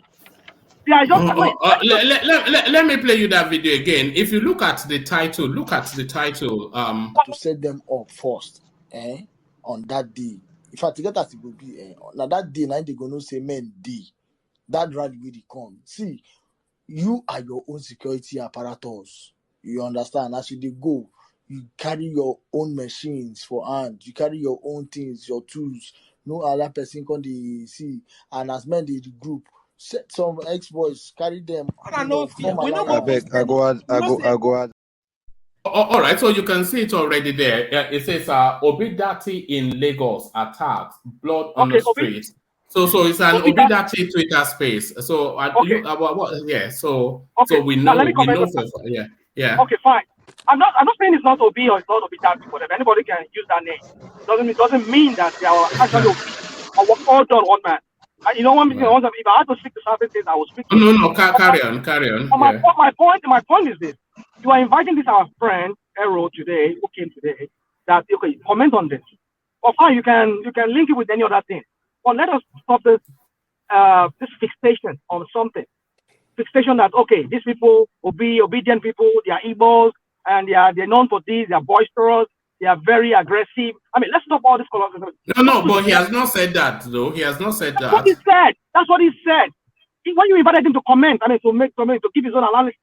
When he said he had to open up and say, oh, like what happened in those states, what happened to someone there, that this area, I mean, like what he said, Igbo dominated the area, and these people, they don't have respect for, I mean, fine, we know that some people might have this character, I mean, that's their tradition. Just speak to the matter and stop this characterization of a tribe. Let us leave this tribe out of it. They're obedient people, fine, I can understand, like, guy in the city said. That should suffice. Rather than trying to paint the old Edo people or Igbo people, I mean, let's stop this thing. Come on. All right, that's a fair point. So that's a fair point. You can't argue that because the Obidati space, of course, is not singular to one ethnicity. So we acknowledge that. So that's a fair point. Let me acknowledge the super sticker by Ken Uyenwe. So anybody that knows how to pronounce that name, please correct me. Ken Uyenwe. So thank you, Ken. And then Ken goes on with another super chat this time around. It says, one man, please check the panelist who is not functioning so I can come on. I think everybody are full and present, but look out for the space. As soon as it opens, just I'll send the link. But back to you, Ore, but be mindful of the language because somewhat people are a bit off-put by the ethnic tonality. But carry on, wrap up that space. They are tooling up by the Obidati in Lagos Twitter space, and then we'll go to another conversation. One man, sometimes some time ago, about should I say a month ago, I was trying to come to this platform. But one thing I noticed about this platform is that you are very nice. Should I say you are very nice? I remember you are very nice and accommodative. You know why I use that language? Because you give people enough room to speak whatever they think on their mind. And in my own brothers, should I say, in my own brother's platform, he will never allow you to speak like I went there. I'm a Benin person. I went there. He threw me out. He said, never come here again. So I thank you. I recommend you for that. I thank you, Kwama, for allowing people to speak their mind, to stop point out lies openly for the whole world to hear on your platform. So I would thank you for accepting such people on your platform. So let's go to Lagos. One thing I noticed about this. One more. Can I quickly come in, please, before you go to Lagos? All right, come in, and then come in. Yeah, thank you very much. My brother Ero, I just want to tell you, say me, I not get any issue against you because I think they make sure say we meet on one platform and whether I invest. My brother, I not invest for anybody who have meet online. I just conversation now we can do for online. Anyway, Akim, yes, wait, brother. Wait, Akim, you and person I know for. I tell you last time when I talked to you on that plan, I say I know you reach out. We go to the same primary school 80s, before you go to Egosa Grammar School. I went to Edokpolo Grammar School. So I grew up for Anugboro. Your best friend, Igodaro, Amosa, we are all friends. We all grew together from Silu. Yeah, So yeah, Akim, yeah. I The know you. people who I they know you cause. very well. Yeah, So when but I even spoke that, they say, I know you, Akim. You say, no. I'm not interested, but I know you. You don't know me. I was acting, God. I know you very well. So we are still together. It's the way you put it that day. So, my brother, let's put that one aside for now. Okay, more put that one aside. But what I want to say is this. My brother came online to make a submission about how things is going on in Benin, right? Is an Ero, and I'm a royal family from royal family. Is an Ero, and Ero is a royal family, right? And it's a well-known name. I have a lot of Ero friends growing up in Benin. Yeah. What I don't understand, one man, it's like, have you ever seen me argue with people about issues on ground in Anambra when I don't know nothing about Anambra? Somebody who comes from somewhere, we go home, we go to these places to buy stuff. The people you interact with are people from the southeast. So we are telling you that a lot of majority of the people who own shops, who trade in these places are Igbo people. Then I don't understand what rational mind is all about, Do you know anywhere in that area? You're talking about Tony Kabaka and some APCA, Sakoist, whatever talk, I don't know. You just, and I think a lot of Benin's have done ourselves the service because the way they've thrown Tony Kabaka's name everywhere, even people who just hear the name Tony Kabaka, they just assume the worst of the person, even though you don't know him personally. You just assume the worst of him. Someone is trying. Yeah, but Tony Kabaka is a thug now, is he not? I watched the video, Tony, where Rational Man is talking about. I did watch that. I watched that video as well. I watched it on YouTube. So don't say that's how I knew, because sometimes on this program they talk about Tony Kabaka. Yeah. That's how I saw who he was. I saw him on the video where he was churning out. So don't say Rational Man is wrong on that one. He's not wrong. No, what I'm trying to say is this: it's like you just talking about Tony Kabaka based on things you've heard about him. That is what I'm trying to say, because at the end of the day, we come from these places, we know these places, we go to these shops, we interact with people who sell things in that area. And when Ero is trying to tell you people that, listen, in what he was trying to explain is that actions that those people carried out that day could lead to a counter action, right? A counter reaction. Yes, 100%, 100%. So, 100%. All right. We're going into a cul-de-sac with this one, but let me play you this. This is Oshiomhole gathering Tony Kabaka and the usual hoodlums in Edo State to ready them to intimidate the obedient voters. So here it is. We can help and do better. Yes. Exactly. It's one voice, it's a minority voice. So that's what I'm concerned about. And even in 10 minutes, let's go on. We have to intimidate. See, this is a group. This is another.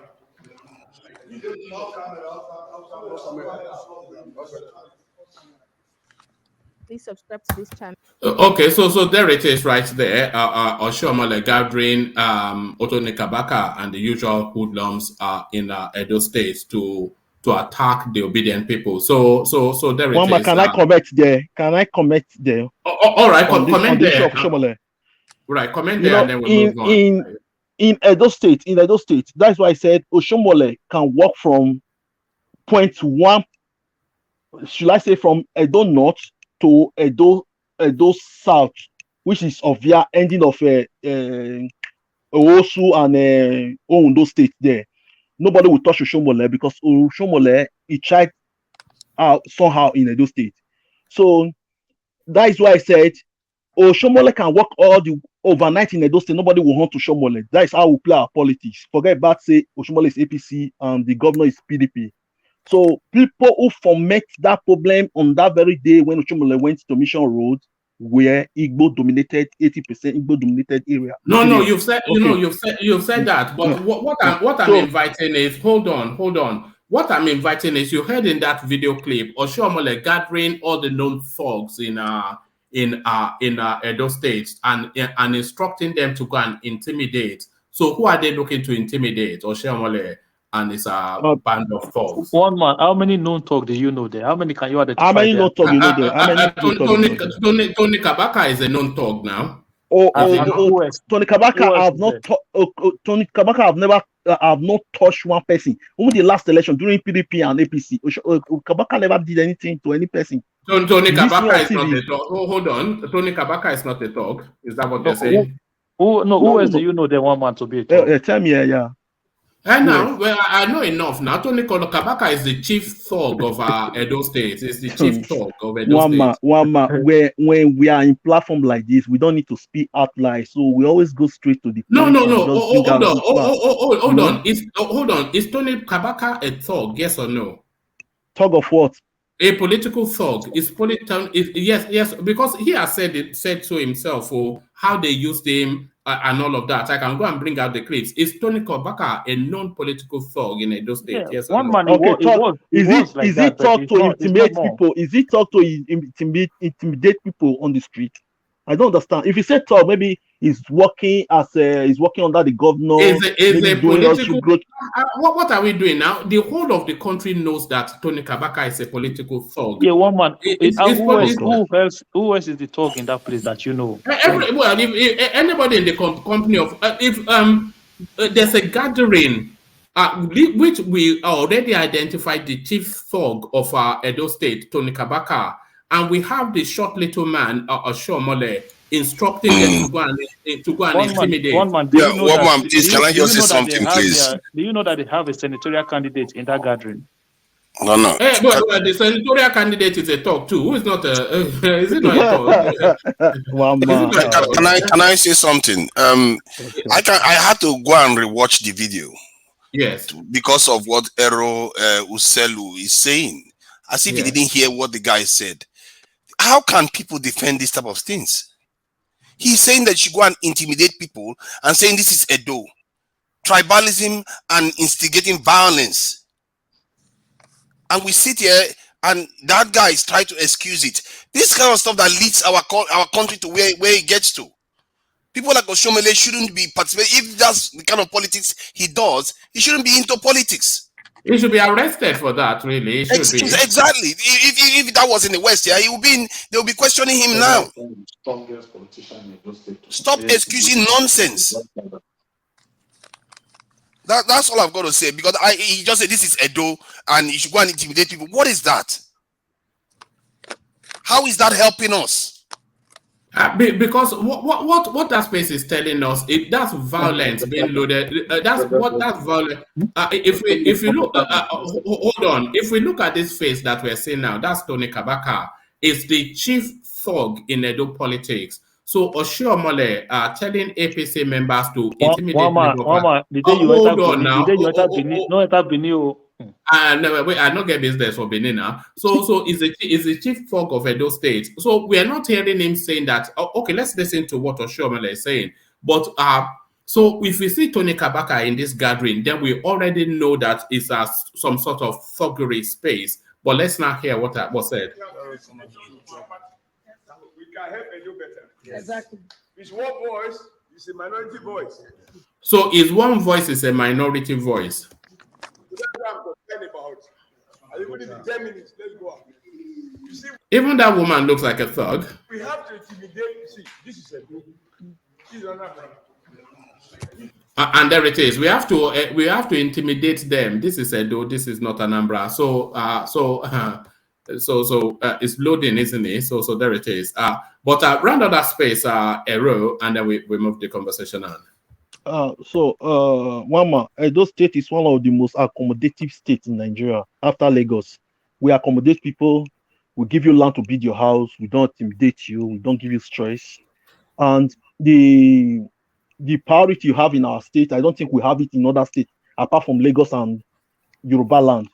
Apart from Yoruba land, the southwest region, that's where you have privilege, the way you have in Edo State. You can build your house, have your street. Nobody intimidate you. Nobody say, oh, this man is from this man is from that. So I love Edo State like that. So if Oshiomhole should say they should go after opposition. I'm not. I will go against it. I'm not in support of that. But you cannot tell me that they are more obedient to other oppositions. That I end my case here. All right, brilliant. And the no-show of Peter Obi did not pay a courtesy visit to the Oba of Lagos. So how are you reading that space? He said he intended to visit, but the Oba turned him down. So is this the excessive politics that we see from the Oba of Lagos State? In the last cycle, he told us that he was going to throw the Southeasterners into the lagoon. And in this instance now, he's refusing the visitation of Peter Obi. Is the Oba crossing the line, Ero? No, don't say that. Oba doesn't cross the line. If Oba say he don't want to see anybody, he's on his own right. He has right to say he don't want to see anybody. You know, I remember last time when Oshowole said Oshowole was coming to Benin, although Oba Benin said he don't want to see Oshowole. Yeah, it's happened. If you don't want to see him, maybe he's not in capacity to receive any visitor. He's right. He's on his right to say, I don't want to. Who he wishes to see, who he wishes to receive, he will receive. Who he wishes not to receive, will not receive. If Tinubu was having a rally in Lagos, hold on. Forget about Tinubu. No, if Tinubu was having a rally in Lagos, will the Oba turn him down? Will the Oba make himself unavailable? If the Oba of Lagos is not in position to receive Tinubu on that, they can say the same thing. Say, oh please, my son, I can't receive you today. It's not must. You can't force the Oba to do whatever he don't want. He don't want to do. Maybe Oba is not in position to receive any visitor that day. You can't force him because it's an Oba or because he's a candidate. The presidential candidate say you will go and receive him. Oh God, he can't do ballet now. Sometimes we need to put respect into this tradition of a thing. Okay, but say he's a presidential candidate. Must he see everybody? He might see some, he might not see some. On that very day, maybe the day they called him to give him notification, notice that they are coming, the Oba was not in good position to receive them. So be it. Is it forced? You cannot force a king to see you. If he goes to Benin, he said he wants to see Oba. Benin Oba said, I don't want to see you. It's not a crime. Do you think the Oba of Lagos Do you think the Oba of Lagos is partisan? I can't say that because I don't know. I don't know his mind. I don't know what is in his mind. I don't know. But what I'm saying is that you can't force the Oba to receive everybody. You can't force him. Say because Oba, no, don't use that language. Say he crossed the line. No, Oba never crossed the line. He's a royal father. I respect royal institution. So saying he don't want to receive anybody, he can't receive everybody. He can't. He can never receive. He can't receive everybody. He can receive some. He can maybe the day they giving a notice that they are coming, the Oba was not in good position to receive anybody. It's not a crime. Oh, right. So no attribution of blame to the Oba. At all, 100%, at all. No, all right, thank you. And a brief comment. Don't be deceived. I am fully for Tinubu. This is Buhari sending messages to the Gombe rally that all of these are rumors that he's secretly backing Atiku Abubakar, that they should not give any credence to that. Are you satisfied then with Buhari's public announcement? Buhari is very difficult to read. Buhari is other sneaky president I've ever seen. Sneaky, very stupid and sneaky and very. I don't know how to put Buhari issue, but my only confidence is that if the northern governor still keeps supporting Tinubu, there's nothing wrong there. Buhari only have few votes. Eba say Buhari has 12 votes in the northern region. I think that era is past. Buhari era is past. Buhari only have few months to leave that office. So what I'm only praying for that the northern government should still stick to Tinubu to the last day before the election. That is my prayer. So Buhari's support or not support is speaking from his heart.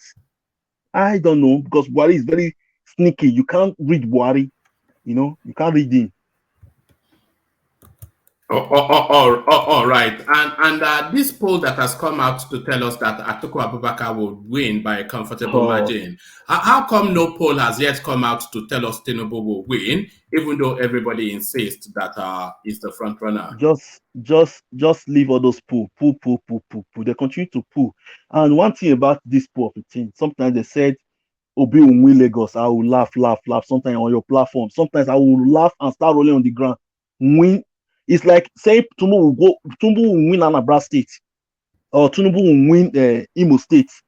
It look funny. That is Tinubu base. That is Tinubu base. So about say Atiku will win the election is very. Sometimes no, you can't tell. But in terms of say Atiku will win the not all Northern state, that is impossible because Kwankwaso is there.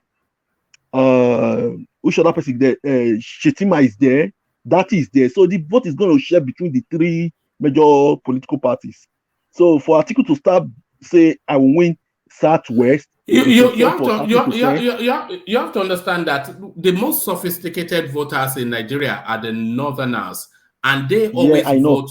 Yes, because they always vote en masse and they always vote to self-interest. So if they decided that they will abandon Kwakwanso now, because Atiku carry on. Is for a very time being Atiku will be contesting to become a president. I remember last time when he contested against Buhari, the Northerners never vote for him. Against Good Luck, the Northerners never vote for him. So I don't think should I say the North, the way I read North, not all Northern voters love Atiku to become their president. I don't think, because Atiku is known, should I say the Northerners, they look at Atiku like a candidate that is not reliable. Atiku is one of the candidates that is not, should I say, straightforward. Is very trickish, and the Northerners is a bit suspicious of Atiku. So I don't think they will give Atiku the vote. They will give him 100%. He might have some vote in some parts of Northern region, but I don't think he will win all Northern states. I don't think. All right, brilliant. Stay with us. Are you subscribed, by the way, Ero? Are you subscribed?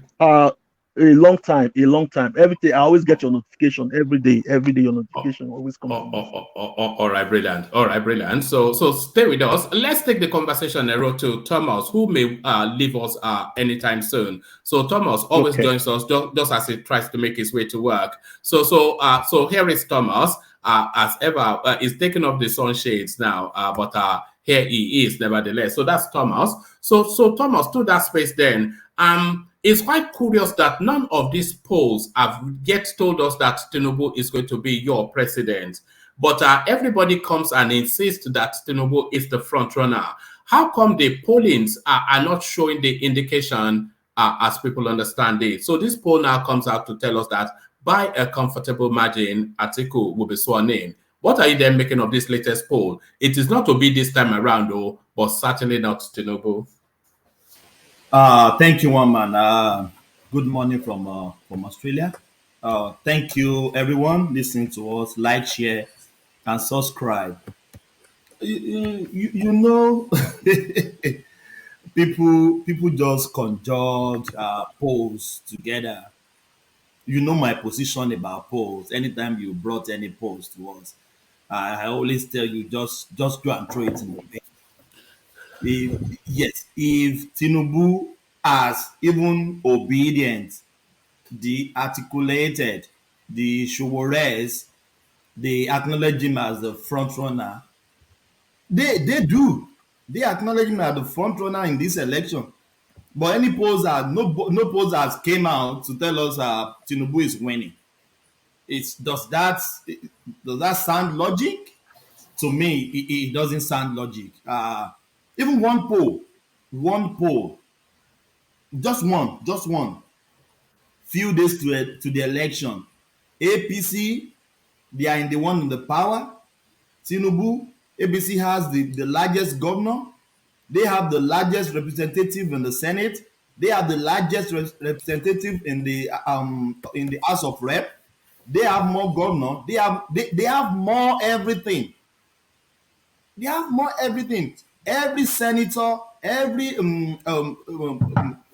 House of Representative, as they are campaigning for their own, they are campaigning for the presidency. You will saw them with their posters, with their what they call it, with their flyers. They will put Tinubu here, they will put Shetima here, they will put themselves in the middle.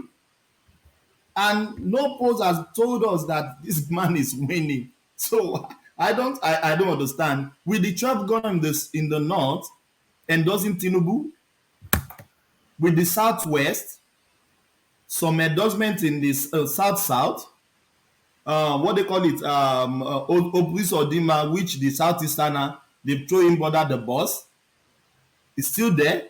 David Umar is there.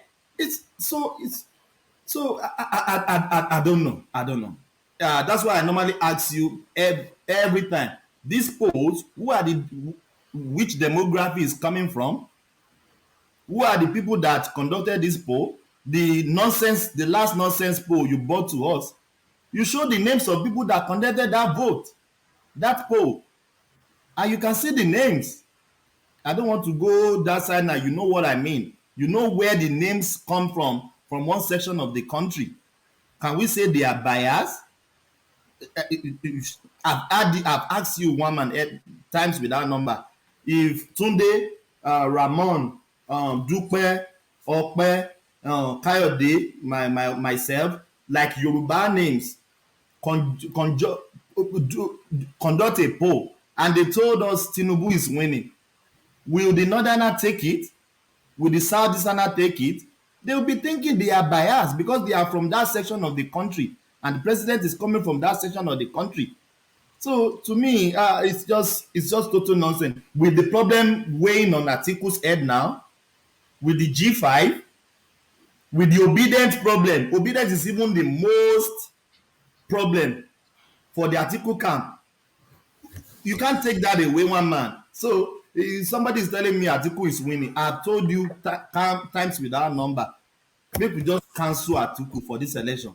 Don't cancel him because Atiku is making a resurgence, and that resurgence very timely. Tinubu may still have the lead on paper, but Atiku is pushing him very hard. Before it was just Tinubu and nobody else, but now it is either Atiku or Tinubu this election as it's going. Why do I say you should cancel Atiku? It's my own emotional something. You know what I mean? You know my position on this platform. APC or PDP will be your president. But on my emotional side, that's what I say you can't. Because I don't want the presidency to go to the north. That is my own selfish part of my narrative. No, we can't take it for the presidency to go back to the north. No.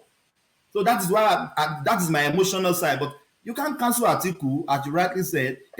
APC or PDP will still be the president. Come rain, come shine in that country. For now, I told you, time is that number one man. There is no opposition, there is no third force in this election. These two big juggernaut party, they will still take it. Come rain, come shine. The day Tinubu was elected for tickets for PDP, the day Atiku was selected for the for PDP and Tinubu for APC, both of them have the 50-50 chance to win this election. They have the 50-50 chance. 2019, the third person on the ballot, I always say it every time, Nicolas Felix, he got 100,000 votes. 100,000 votes. The person that came third, 2019, 100,000 votes. And Atiku got almost 12 million. Tinubu got almost 15 million. Can you see the margin? So for me, in my emotional part, I don't want Atiku, but you can't cancel the Atiku on this. If they want to fraud Tinubu, the next person that will get the presidency is Atiku. That is my submission, one man. Oh, all right, brilliant, Thomas. So, Thomas, I want to bring you this quick readout, and then after it, I'll play you a 1-minute clip, and then I'll invite you to react to it. Nigerians are angry with your Naira swap policy. Sultan of Sokoto demands Buhari's intervention. The Sultan of Sokoto, Saud Abubakar, has asked the President Mohammed Buhari-led Nigerian government to keep politics aside and save the lives of Nigerians, as the Naira swap policy and its scarcity has resulted in acute hunger and frustration. Abubakar, who spoke on Monday at a national, let me take that again. The Sultan of Sokoto, Saud Abubakar, has asked the President Mohammed Buhari-led Nigerian government to keep politics aside and save the lives of Nigerians, as the Naira swap policy and its scarcity has resulted in acute hunger and frustration.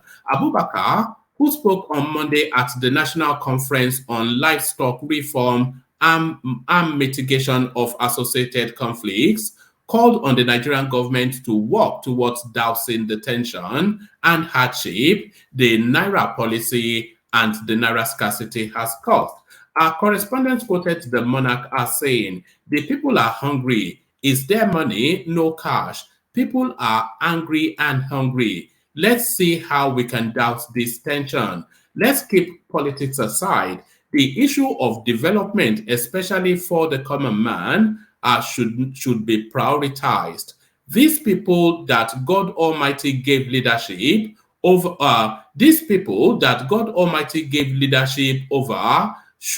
could one day, God forbid, rise up against us." Speaking on herders-farmer clashes in the country, Abubakar said, after all this English by professors, how do we get this development down to the common man who is the farmer, the common Fulani man who doesn't know anything about development in his life? He only cares about cattle. I have been to Benue at least 2 times as Sultan to sit with governors and traditional rulers to discuss peace in Benue. So it goes down that route. So the Sultan of Sokoto admonishing then that this Naira policy now, a position has to be taken. But just the impact that the Sultan was speaking about, here is an example of it.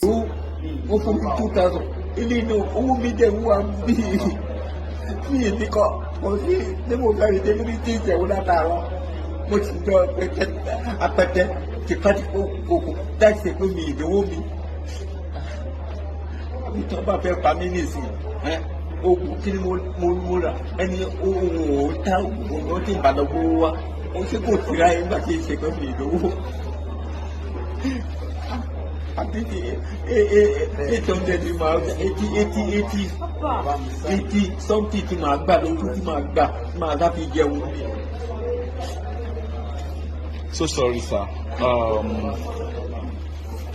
Bóyá kẹ́ béèrè fún ATM card báyìí, tán bá lè fún yín. So there it is right there. So for the non-Yoruba speakers, that man, you could see the anguish of the man. He's in an establishment, which we are assuming to be a bank, crying that he has not eaten all day, that he has not taken his medication, which he cannot access. So if you hear those 2 things, you will think that this is somebody begging for alms. So no, it's not begging for alms. No, he's actually saying he's unable to access his own money to service his own life.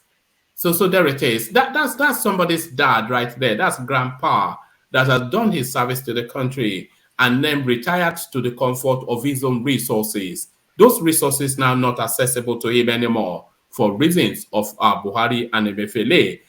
Even the Sultan of Sokoto, Thomas, is saying enough is enough. How come we've not heard a pronouncement yet from the Mala, from the Sahels? Oh, thank you, woman. I almost shed tears when I saw that old man, and you can see a walking stick leaning on the table, and you can see one hand is not active. I'm suggesting maybe it's a stroke, because you can see one hand dropping in his. Come on, You said yesterday that you are suggesting 24 hours that Buhari will come and say something. Has Buhari say anything? No. I saw a video of Emefiele, the stupid Emefiele. I'm sorry for calling him stupid because this thing is getting crazy every day. I saw him taking Photoshop with Buhari with the new note. And we haven't heard from Buhari. There is no position. No position has been taken. Everybody is just Sorry, can I ask you a question? Yes, please. Okay. I saw the footage and it's very tragic what the man is going through. But would you trade that tragedy for somebody's or his child getting kidnapped? Because this is one of the. I don't understand that. Because if the change of currency and limitations of withdrawals from account is reducing kidnapping, would you trade that kind of difficulty for the kidnapping? In terms of kidnapping, instead of kidnapping to be happening, because I've seen parents in total agony when their children and family members are taken. I will never. But to Nigeria, that doesn't apply in this instance. That man is trying to access 5,000 naira to service his life. So, and that is the narrative of just a lot of these stories that come through. People are just, oh yes, hold on. People are just trying to access everyday amount of money, 10,000 naira, 15,000 naira to service their lives. So I'm not quite sure that is kidnapper money. This is just everyday living money. This is the thing. Maybe they can they. I don't know. I'm not in Nigeria. I can't say I know too much. Can they do like bank transfers to get, especially things that are that critical? Can they do bank transfers? Yeah, but hold on. Yes, it's to Niger. If you look at that man, he is not at that level of sophistication, which is a lot of the Nigerian space. If I was to guess at it, that man is probably just a rudimentary farmer of some sort. Or a retiree. Yes. So it is not at the sophistication level of banking in the manner. All he understands is put his money in the bank. He will go on every Friday to the counter. He will joke with the lady, collect his money, and set about his week. He doesn't have. You could hear in that. I'm not sure if you understand Yoruba or not, but you could hear the person advising him that maybe you can try and find a way to access an ATM card, which is a technology beyond that man, but is need more immediate. So it's not at the kidnapper level. It's just at the rudimentary. Every man, that's the Nigerian right there. That's the bulk of our people. They are at that level, not at your level, at that level. To Niger, let me shock you. My whole mom. This is not story. This is not Waniwakwe. Waniwakwe means hearsay. My own mom. We are 5 in our family, my siblings, send money to her for her upkeeping every month. He cannot access the money. They are taking credit to buy food. Can you imagine that? My whole mom is taking credit because those people they knew her. She can't run away. They are giving her food in credit.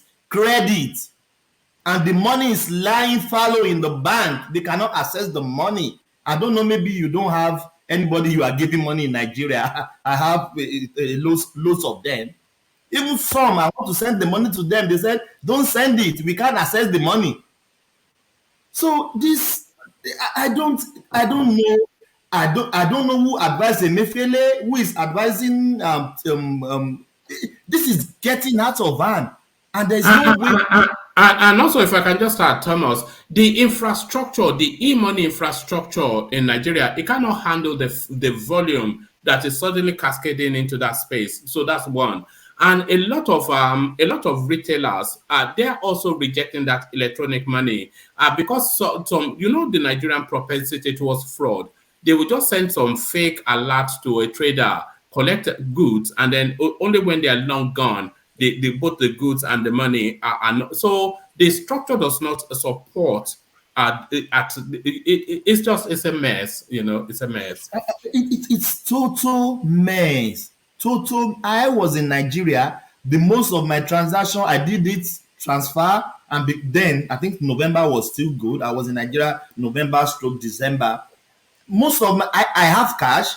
I will hold the cash if they want. I will give them transfer or pay by card or that is our own level. Look at that. Look at that man.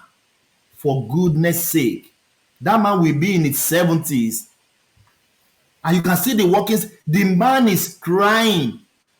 The money is there in the bank. He can't access his money. Which country does that? I'm here in Australia. I can cash my money anytime I want. Even though most of my even as I'm speaking to you, I don't have $1 in my pocket. But if I need cash, I can access ATM, get some money, because most of our transaction here is cashless. Like we pay by card. But no, people can't access their money, and everybody thinks everything is good. Can I just add something? I think part of the problem is panic withdrawals. People are panicking and they are taking more money than they normally do. No, people panic. Do you know that? That's what they call bank rush now. People are taking more cash than they would normally take because they worry that they are not going to have access to it again. So they are taking more money out of the system. That's not the problem. The money is not available. If you listen to other platforms or listen to other news, you will even see bank managers saying they have to shut down the bank because they don't want people to come and vandalize because they don't have the money to give to people. And maybe they had to arrest somebody recently. What? Yeah, Central Bank had to arrest one bank manager because he was herding the cash. Some of them are actually herding the cash. Like Zenith Bank in Lagos, I think the one at Odele, they have to shut them because they don't have it. And the woman has to come out to talk to customers. I don't have the cash. I don't have it here. So there is nothing they can do. Even I saw one yesterday, was it today, that they were now giving coins in bags of coins, 2,000. Because if you go to the market, you want to buy fish, you want to buy pepper, you want to buy rice, buy yam, those people won't take transfer from you. They can't accept transfer. As bad as it is, my dad has an account officer that goes to him to give him money. The guy can't even find him money. If not for my betting shops, that some people come there with cash. I'm the one sourcing cash for him. He will just do transfer to us. So is that bad? In your even mind, this what is video the man shows percentage of Nigerians that have this problem? Sick man that had to go with a mattress to sit by a car in front of a bank. The bank was even shut down, but the man was there. He's sick, but he's lying there. Even the bank is closed, but he says he's going to sleep there because he has not eaten for days. He can't buy his medication. So is that bad? It's terrible.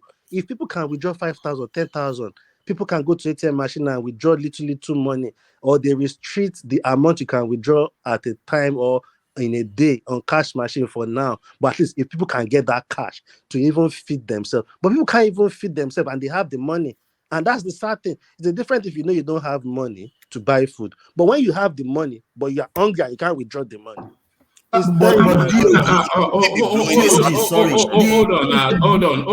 Hold on, Thomas. I beg your pardon. But to Niger, you answered that your question. You answer it first. In your mind, what percentage of Nigerians do you think fall within the bracket of that man we just saw? I think we are looking at 5-10% of the population. The reason why I say this is because Nigeria is actually still functioning. Lagos, people went to their jobs today. People are using cash to go to their work today. The same thing in all states of Nigeria. Nothing has ground to a halt. So some of this stuff we are hearing, maybe 10%, maybe even less. It doesn't mean that all the other 100% have not had the encounter. They may have had problem a little bit here and there, but they've solved it because people are going to work. How are they getting to work? Taking all those jewelry buses that they take cash. You see that and side by side with everybody. So the Sultan of Sokoto is just being alarmist. I think he's responding to that 10%, which is fine. But we have to be purposeful in the way we do things. There's going to be difficulties. We are not going to get out of the mess we are in without difficulties. People are getting kidnapped. And this will reduce that kidnapping and it will reduce corruption. It will reduce because electronic transaction. I'm not sure if you know where the argument is. The argument is not against either the restrictions on the amount or the change in Naira policy. Nobody is arguing against that. Some people argue against the restrictions in the amount, but not really. It's accessibility to the money, even at that restricted amount. So it's nothing to do with the fight against corruption or banditry. It is accessibility at the rudimentary level. That's where the real suffering is, and it's usually the people at the bottom of the rung. They usually carry, and as we're seeing now, quite a sizable amount of them. And I gave the number for 10%. So what does everyone else think? No, that's not 10%. I don't know where you plucked that number from. Because Nigeria is functioning. It's Lagos ground to a halt. What do you mean Nigeria is functioning? Lagos is not Nigeria now. Lagos is 90% of people went to work. 90% of people in Delta went to work. 90% of people in Abuja went to work. You don't know what you are talking about. Okay, Ajele Who told you that Nigeria is functioning? Oh my God! You see people in the bank lying down. People are crying to get. You said Nigeria is that a way a normal society to function? I mean, let us just. I mean, there are students at home. Hold on, there are students at home that cannot get to school because they don't have the money for the transport, not because they don't have they can't access the money to get to school. Even gas station, you go to gas station, they don't even take payment by. It's quite bad to Nigeria. It's very bad. They don't even take payment by card. It's very bad. They want the cash because this time around, a lot of people are doing fake transfer. They will do some transfer whereas it is fake, and before you know, they left, and you will discover that no payment is made. No payment is made to your account. But at the first instant, you will see that the payment came in. But after they left, you won't see anything again. People are not even taking card payment anymore. They want the cash because a lot of people have been. Somebody came here and told us that there are major markets in Kano. They are shutting down because they are unwilling to accept the old notes and the new ones are not available in Kano. The other guy that came from Alaba the other day, they did not tell us that this problem impacted his business almost like 80%. He said trade has dropped by 80%. I mean, what are you talking? You said things are moving. It's nothing to do with the kidnappers or whatever. I think the greatest mistake they made is to give a deadline to the hold notes. They shouldn't have done that. If the old note was still in circle and they just systematically, gradually take it off the system while they are flooding, and because you already know, Emefiele came out to tell us it doesn't have paper to print money. So if you know that, why would you give a deadline for the hold note? If you can't produce the money for people to spend it, so why are you giving a deadline? And they are even struggling to get you to extend it. It's crazy, man. It's just, I don't know. It's just wild. And they say people are not rioting, so therefore it's all right. One man, I would like to ask you, where is the 300 billion Emefiele came they printed? Where is the money?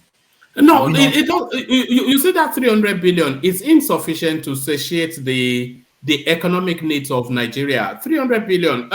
They are mopping about 2.6 trillion out of an economy, and then they are putting 300 billion in. So if the economic space required nearly 3 trillion naira in cash to service that economic space, and you are replacing it with 300 billion, that tells you that will be consumed very quickly and it will not satiate. Even if we are saying that there's illicit money, the illicit money within that 3 trillion, it cannot be more than 0.5 trillion because 1 trillion is 1,000 billion. It's just a poorly planned. It's just terrible, man. I don't see. Let me tell you something. My own sister is working in the governor's office. A staff, a subordinate of ERs, came in. One of the boss said, "You came late. I will give you query. Do you know what the guys do?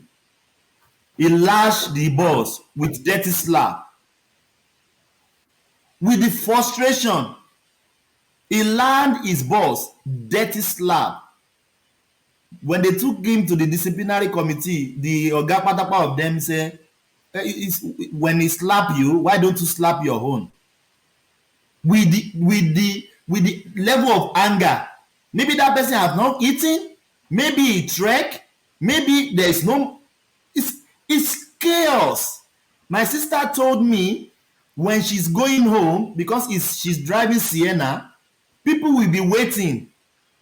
What are they waiting for? They are waiting for lift. They are waiting for what? Lifty. Somebody working in a governor's office. They don't have money. They don't have. Some of them have their car. Fuel. There's no fuel. There's no fuel. There is no fuel in the car. He said when she walk out of the office, you will see many people surrounding her car. And you know, Sienna is a very spacious minivan. He said he will park them like people will not even ask her, where are you going? Just take me out. I will be she will be dropping them on their way home. Come on. I think some people don't have people in Nigeria. They don't know what is going on. I speak with people every day. One of my friends, 2 weeks, he has been at home with his 2 kids. He can't even go to shop. Thomas, can you hear me? I can hear you. Some people act like they don't have people in Nigeria. What do you mean by that? Because of their narration, their assertive, their assertion, what their position they are taking on this naira. Like to Nigeria now, he's talking of kidnapping. We are talking of, is it people that live that will be kidnapped? If someone died today, are you going to kidnap my dead corpse? It doesn't make sense. People are crazy. People can barely eat. My mom cannot access her money in the bank. The money lying there.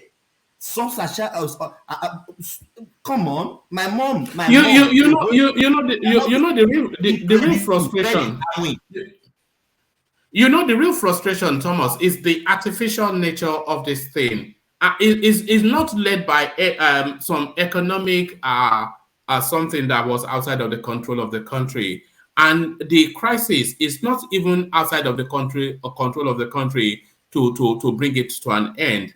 So nobody is saying that you should not put restrictions on how much can be withdrawn for whatever reasons you are saying so.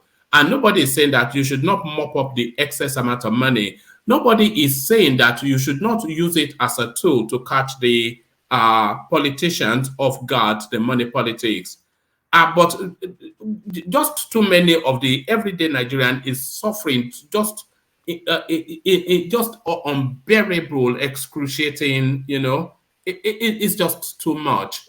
And just to extend it would ease that space. Nobody is saying change anything other than let it run pari passu for a period of time to mop up those monies in a structured and orderly manner. That's just the thing. But the politician that you want to catch off guard, Sorry, and more so, like I said earlier, if you know you don't have enough paper to print this new note to make it circulate in a normal way, why restrict the old note? You are just putting it's the dumbest thing. Like Alexander said, it's very shameful, to be honest. It's a political move anyway. It's a political move, and it's affecting the people. It's crazy. It's really sad. One man, I sometimes I just calm myself down. Can you imagine? I am still begging God, but the money for food for my parents, money for food. Do the Nigerian want our parents to go and be begging for food? My mom is taking credit. I still say it again, credit.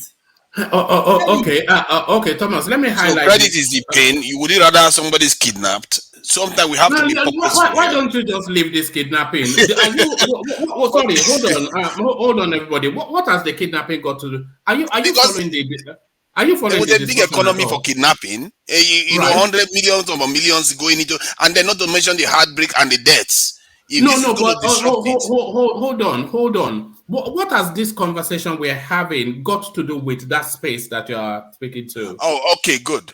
Because the switch in currency affects the funds that are going to be available to pay kidnappers. That's one. Right. And the going cashless is going to also affect kidnappers. What is happening is that the central bank wants to transition Nigeria into a cashless system. The central bank has the capacity to be able to reduce corruption and reduce this level of crime in terms of kidnapping just by their policies more than EFCC can. But hold on. What has what you've said got to do with the conversation we're having? Oh, because he's saying that people are having these difficulties. So the question is, what difficulties you won't want to trade it for? No. Hold on. Can you hold on? No, don't run away with whatever fanciful something. What difficulties are people having?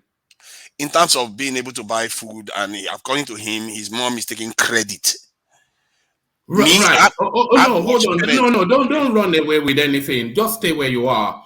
Okay. So at the level of the mom being able to get money to access the market, what economic level is that? Is that at the kidnapper level, or the fraudulent politician level, or at the rudimentary everyday level? Is at the rudimentary everyday level. All right, stay there. So at that rudimentary everyday level where the suffering is most impactful, what do you do to ease it? Is that price being paid for the kidnappers? Because the kidnapper level, they are asking you to go and bring 5 million, which you cannot access. So nobody is saying they should open it up so you can access 5 million. Nobody is saying that they should open it up even that you can access 1 million. What people are saying is that at that level of being able to access 100,000 naira a day, which is the daily function of everyday people, they are not able to access at that space. So it's nothing to do with all of these things that you are saying. We're talking about the rudimentary level. But it's all linked. The reason why it is happening. It's not all linked now. You don't get it. I'm saying the reason why it's happening is why they are linked.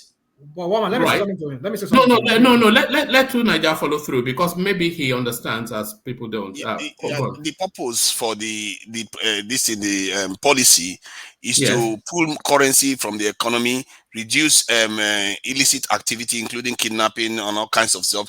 Gives the central bank ability to track transaction because if it goes cashless, it's more efficient and you can be able to trace it even more easily, which will also depress corruption. That's why, for me, that objective is laudable. I agree with you 100% that the way it's implemented is not very good. But nobody. Have you heard anybody argue against any of what you just said? No, but what they are arguing for is that they are saying, "Oh, let's just open the flood so that the money opens up again." No, you don't. But they are saying they should keep the old currency. No, you're not getting it. What at the level, at the pain points that people are, you see that man is not able to access monies to buy his medication or food, so his life is at risk. That guy there's nothing unique or peculiar about that man. That's the story of countless amount of people. So what they are suggesting, and also Emefiele told the Council of State that is it De La Rue in the UK that they get the special papers to print the 500 and 1,000 naira notes, that they are not able to access it. They are on a long waiting list. So it's not as though they can print the money that the economy needs. What the Council of State, which is the committee of old heads of state, what they recommended to that space is that until sufficient enough money that can satiate the everyday living of Nigerians is available in the old currency, that the old and new currency should run pari passu. That's what they said. So they are not speaking of the change in currency. No, they are not speaking on the limitations on withdrawal. No, they are not speaking on the country going cashless. No, they are talking about the rudimentary level of everyday living. So that's just where it is. So it's nothing to do with all of these things. Okay, the rudimentary stuff you are talking about still Right. affects the fact that the old currency is still going to be in circulation, which will allow all the issues that necessitated the action in the first place to remain. No, how so? How so? In terms of those, the currency is still there, and kidnappers can still exchange with that amount, with those type of currencies, and the cash flow. No. Hold on. How would the kidnappers be able to exchange what? No, because the old currency is still valid this in currency, so they can still exchange, and withdrawals will still carry on, which means there will be a lot of cash in the system. I take your point. The withdrawal limit is hold on. What do you mean withdrawals will still carry on? You know, when it's running pari passu, if the old currency gets into the banking system, it is never to come out again. It comes out in the new currency, but the old currency already in circulation, that continues to be legal tender until the old currency is able to be mopped up in an orderly fashion. That's where the conversation is. Okay, then they are not helping this young the elderly man that you're talking about. From that point of view, yes, obviously it's going to help him. But the reason why the policy was put in place was to pull all this new currency out, so it forces all the money that is in the system back into the central bank, then forces the new ones to come out in an organized way. That is the policy, and I don't think they are going to go back on this. They have already. Nobody is asking them to go back on it. It's just for it to run in pari passu for a period. If they're saying, because by the way, your position is not the government's argument. The government recognizes that there needs to be more naira notes in circulation. The only thing that is preventing that is their capacity to bring it, to print it. The Nigerian printing press, the mint that they're using, it doesn't have the capacity for the volume that they need to print. So that's where they're not wherever it is that you are. I agree with your point. I think you make a compelling argument that they should keep the currency in there, because in reality it's going to help this elderly man and people like him. But maybe the direction they should be going is trying to speed up the cashless drive. Because if they but also they have to have the infrastructure for that cashless, because what we're hearing is that the volume of attempts at cashless transaction now, the infrastructure for cashless transactions in Nigeria, it cannot support it. I can feel it too. Even well, there you are. So the system is not ready. It's just the thing. But the idea is laudable, but the system is not ready. What's the argument, one man? What's the argument? No. I think Nigeria thinks that people are weighing against the central thrust of the policy, but I'm not sure that people are. It's just the implementation at the everyday man life, which we have personal experiences. I'm sure you do as well to Nigeria. If you send money home, it's just at that level. Is the innocence, the collateral damage is too heavy. It's just the thing. You know, Nigerians are not helping too. Some of them are selling currencies. They sell dollars. They start selling naira too. And everything they want to capitalize on it. Bank managers don't want to release money that is meant for people to have. We no matter what we do, then you can't. The panic is the biggest damage. You know that yourself. Whenever there is a recession or you see bank rushes. Hold on, to Nigeria. Bank runs, they call it. Hold on.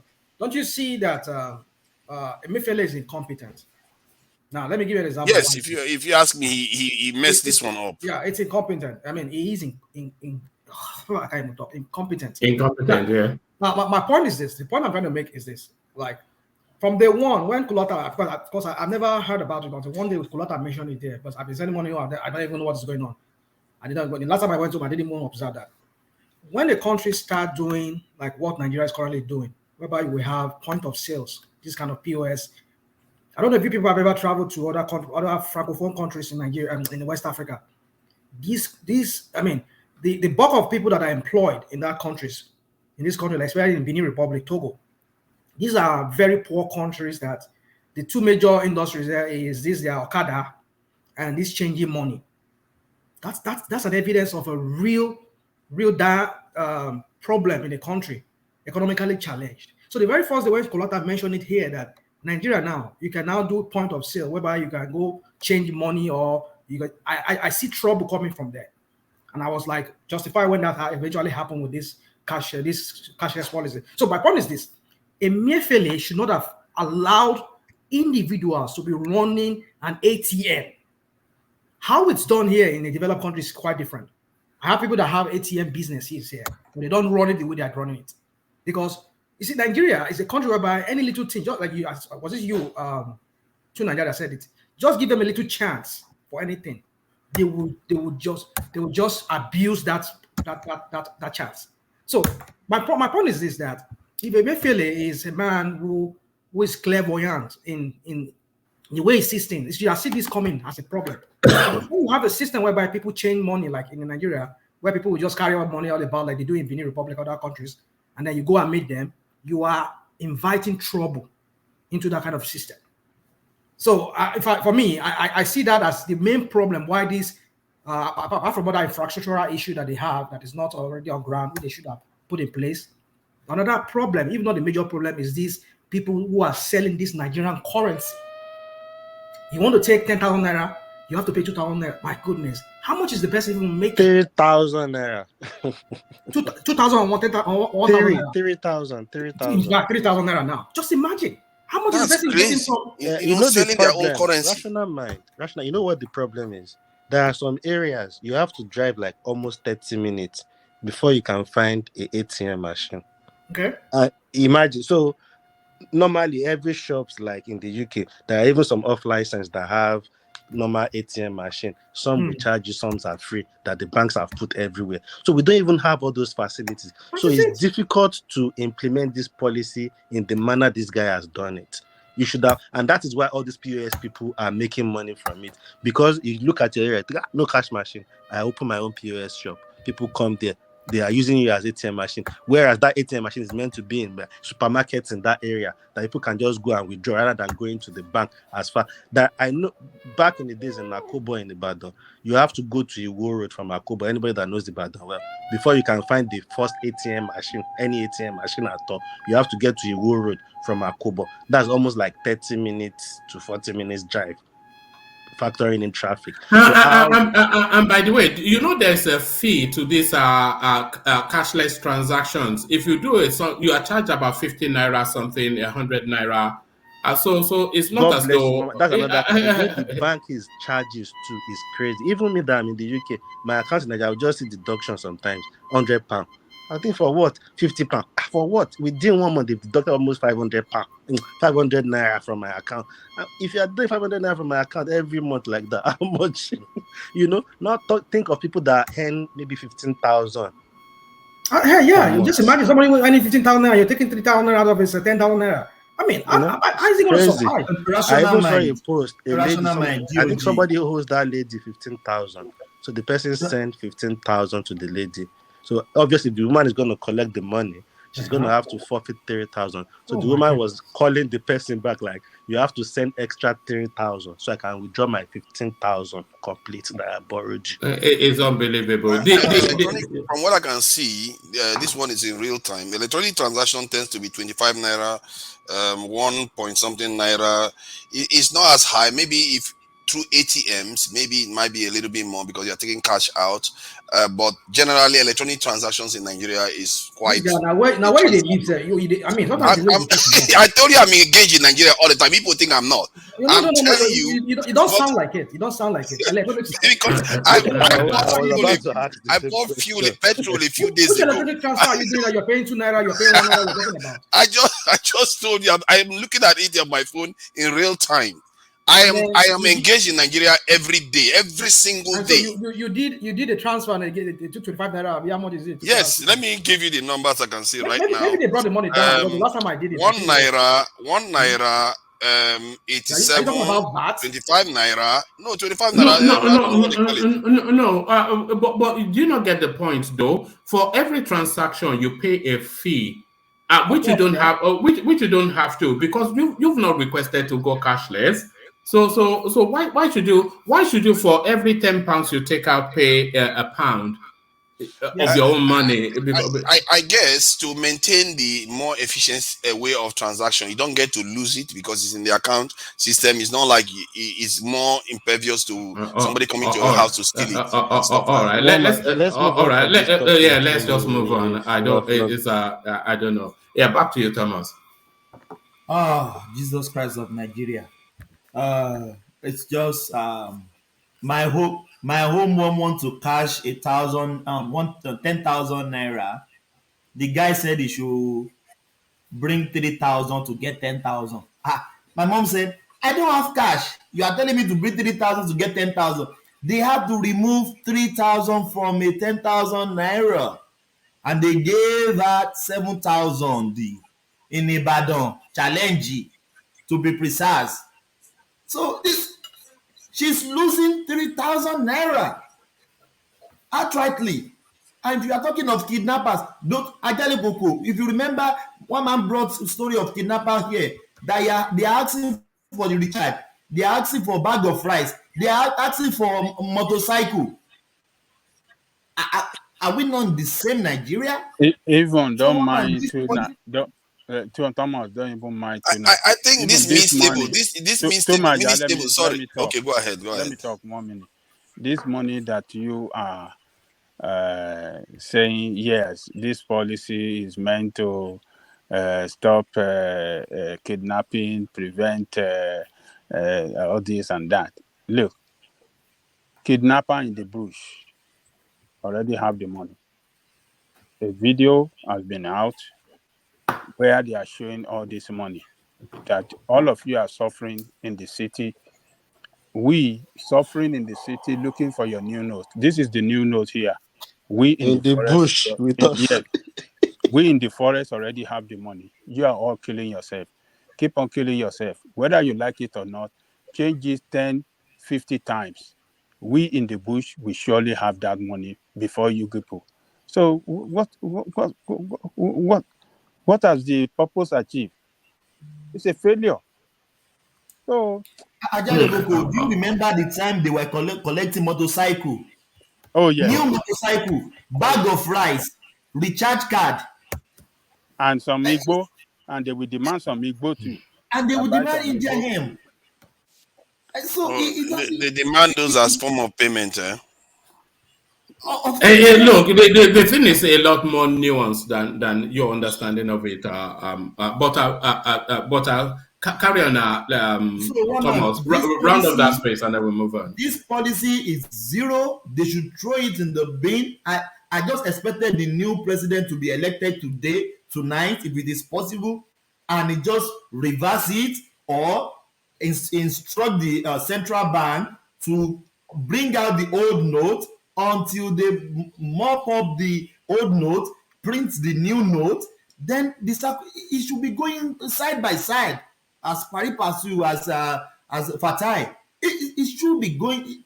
No, now we are in the same country here. They change money. They leave it for a window of a year, 12 months for the old note to go to the circulation and the new note to come to the people to transact. 300 million. What will 300 billion do for Nigeria, one man? A population of over, we don't even know, maybe we are up to 250 million now. So it's just chaos. It's because I'm feeling it. That is where you are seeing my anger and my outburst. I'm feeling it. I have family members. They told me what they are suffering from, even though they have their money in the bank. Oh, thank you, Mama. Oh, all right, brilliant. Thank you, Thomas. So, Thomas, before I take you on to the next talking point, let me acknowledge the super chats that have been coming in. It's not as though they are streaming in, but Ken came in twice. So thank you, Ken.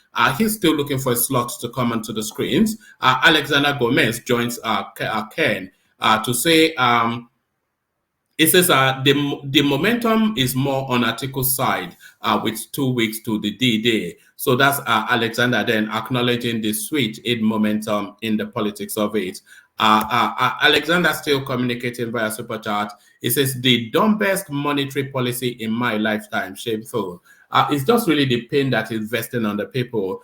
some people feel that it's a necessary pain. And sometimes transition can be painful. But I'm not sure that I concede that this is a necessary pain. Rotimi Olu-Davids, he does the super sticker, which he often does just to tip towards the space. So thank you to Rotimi. And whilst I still have the floor, let me acknowledge Ayo, who does as he always does.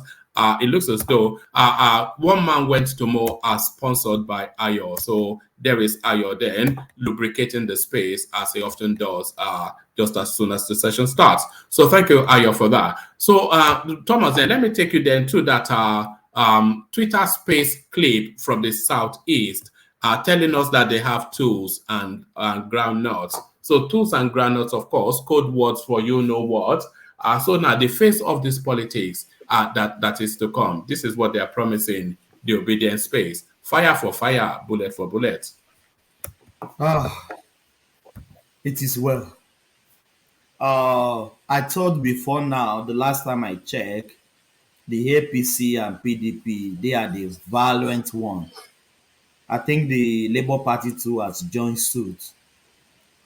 And you can see in that forum, I can pick some name in that forum. And people that knew those people speaking on that forum, they know them. They know them by their voice. They do. People. Sorry that I want to say this, but I have to say it. If you could like it, fine. If you don't like it, fine. I can see some accent in people speaking on that platform. I can see where they come from. The accent. I'm speaking now, even if I'm not showing my face, you can say I'm from Yoruba land. I can see some accents in that video, that audio you just show us. It's just it's just crazy. I hope they will change their mind. They will reorientate their senses and brain. And you can see this title, woman, the title of the content. They wrote Obi Dati.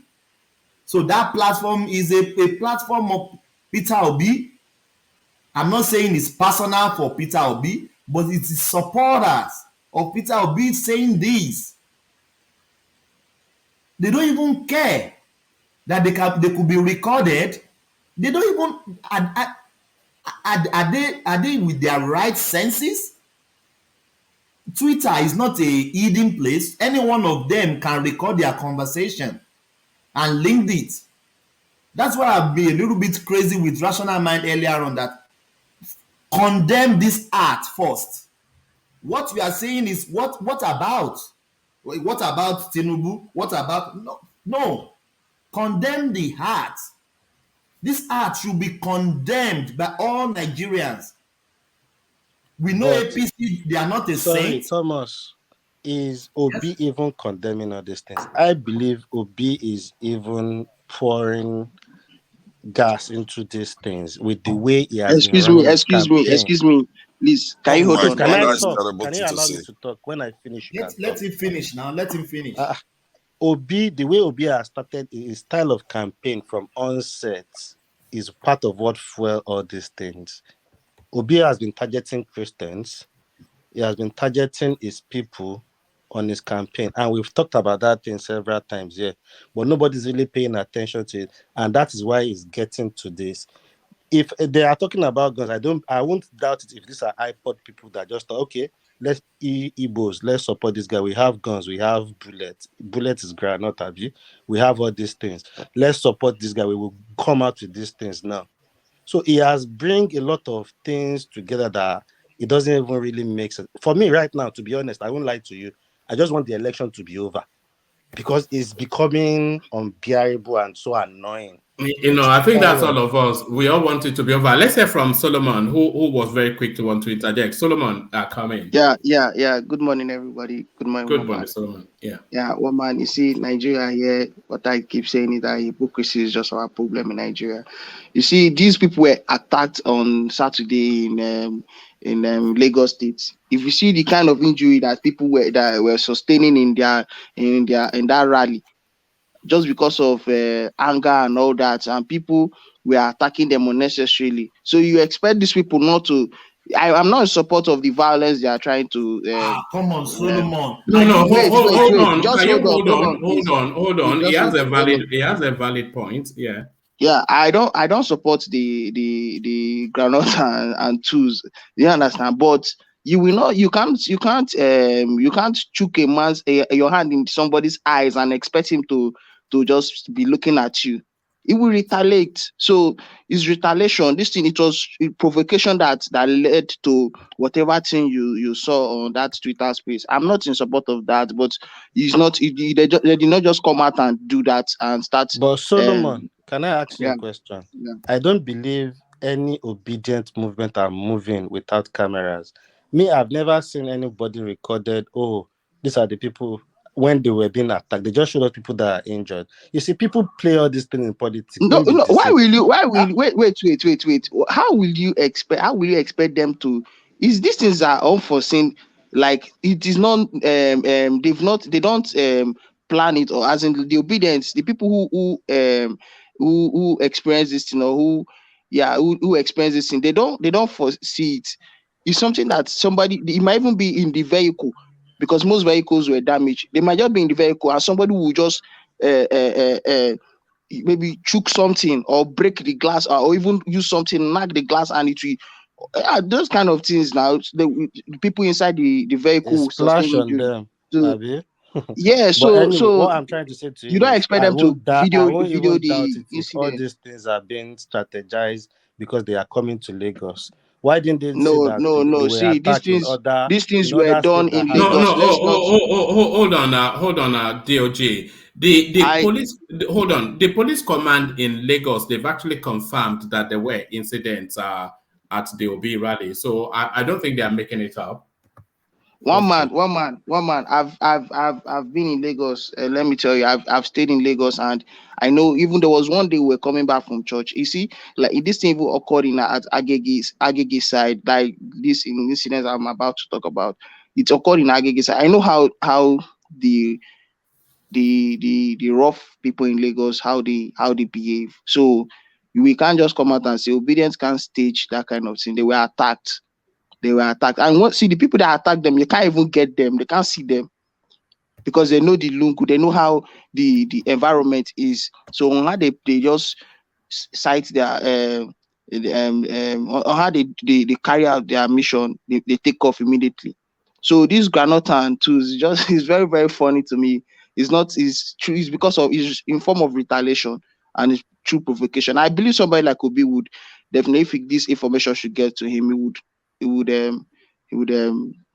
he would talk about it, and he would tell them not to carry out such action.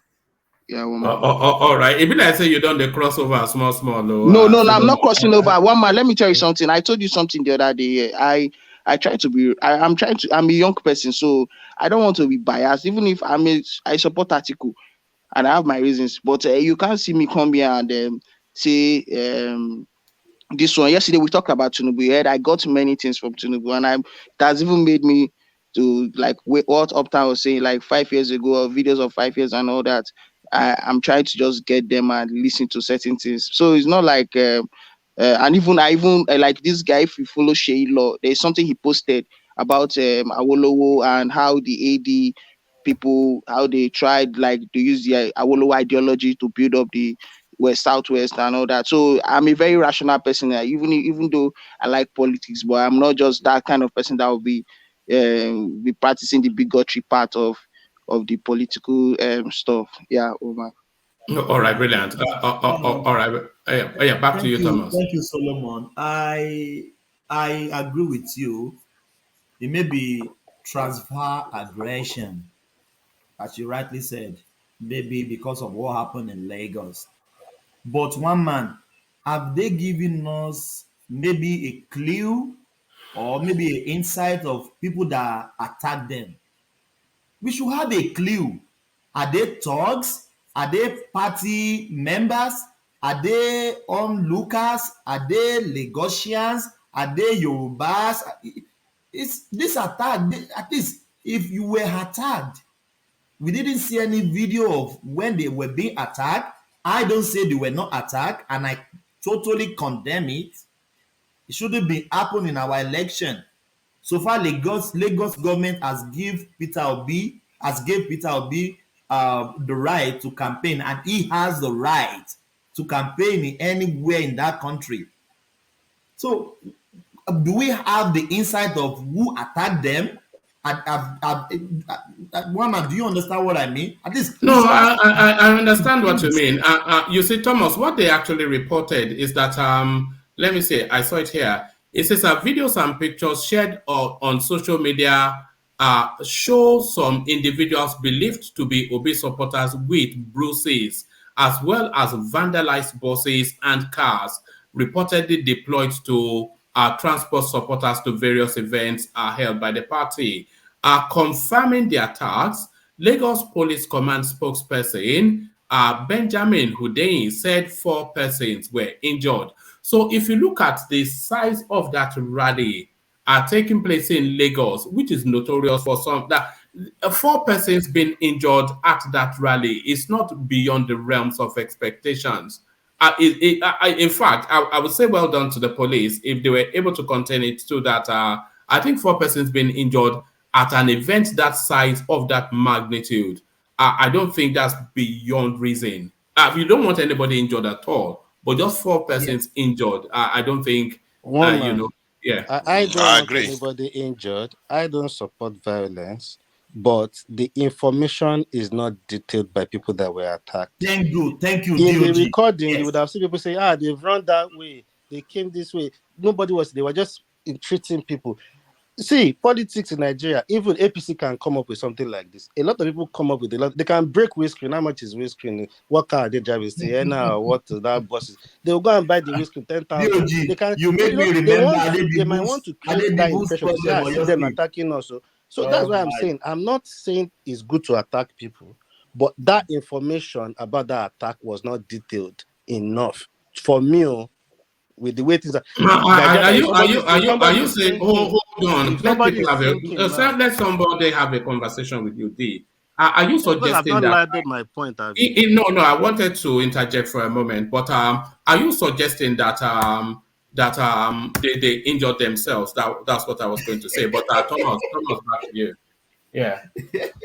One man, come on now. Why would they injure themselves? No. That's almost what that was being indicated. But back to you, Thomas. Yeah. Well, one man, there is nothing that cannot be orchestrated in Nigeria. That is what I want you to know. If you know politics, I normally say this like broken record. DOG, I think we are the same. We are in Ibadan. When Babade Dibutu was there, many things happened. One man, many things has go under the bridge. Political party, they instigate fight themselves to accuse their opponent. It has happened. I've saw that before. One man, political party themselves, they will instigate fight among themselves to accuse the other party that they are the one that come and attack them. One man. Nigerian politics has gone to that extent. Do you honestly think Peter Obi's campaign would do this? I am not saying they did that. No. I think that's a bit excessive. So one man, it's not even about politics now. It has been happening since back in the days of DOG,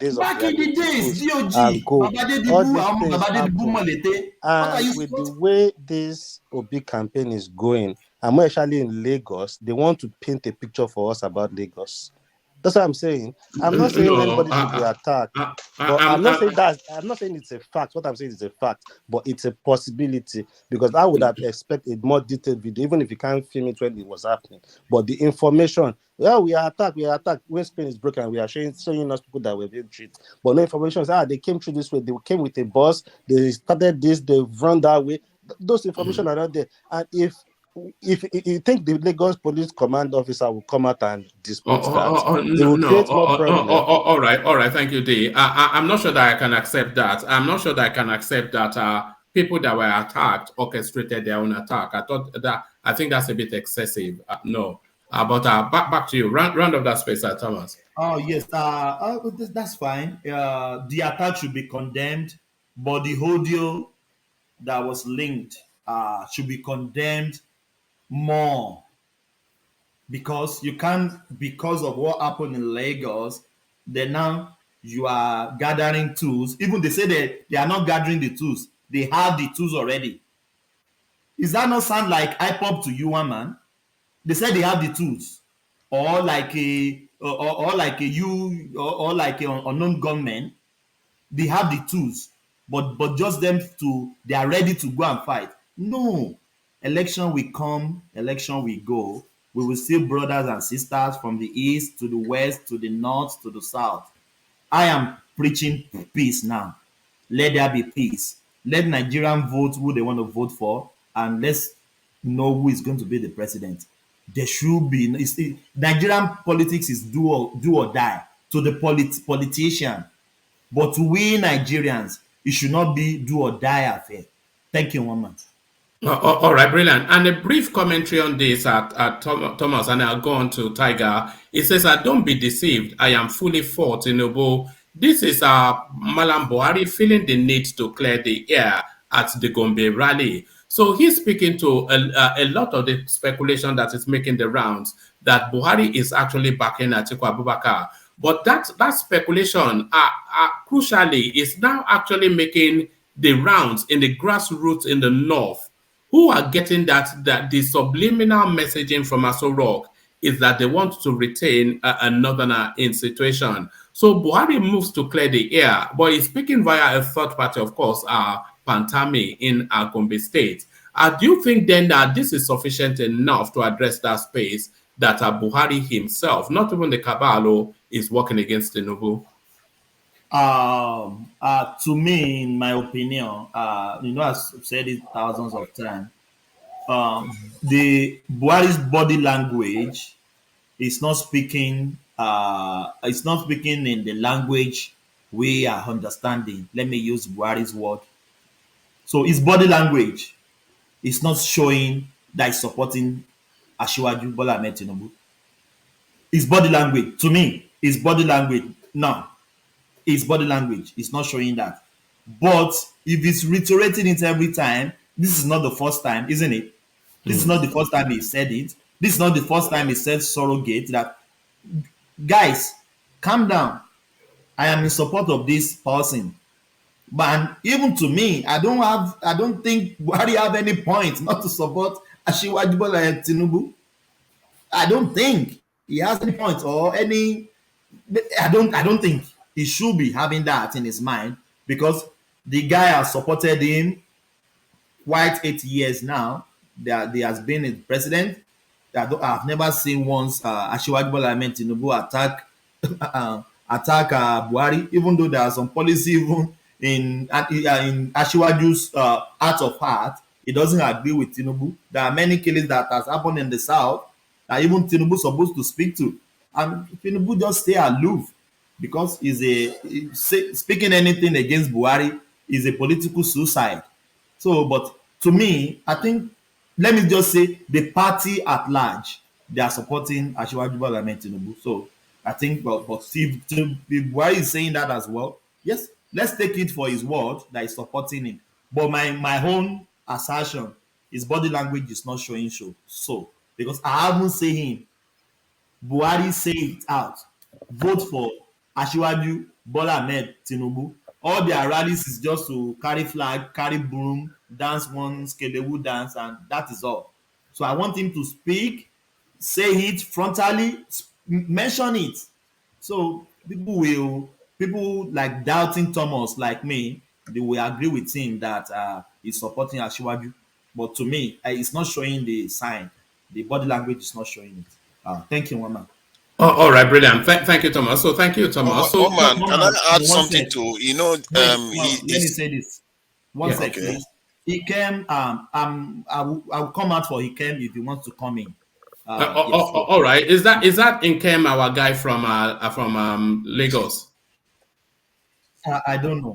I don't know. All right. I saw the comment section. Somebody all right. If you want, he's ready to come in. All right, do that and I'll send the link. So yes, Tunaja, you wanted to come in.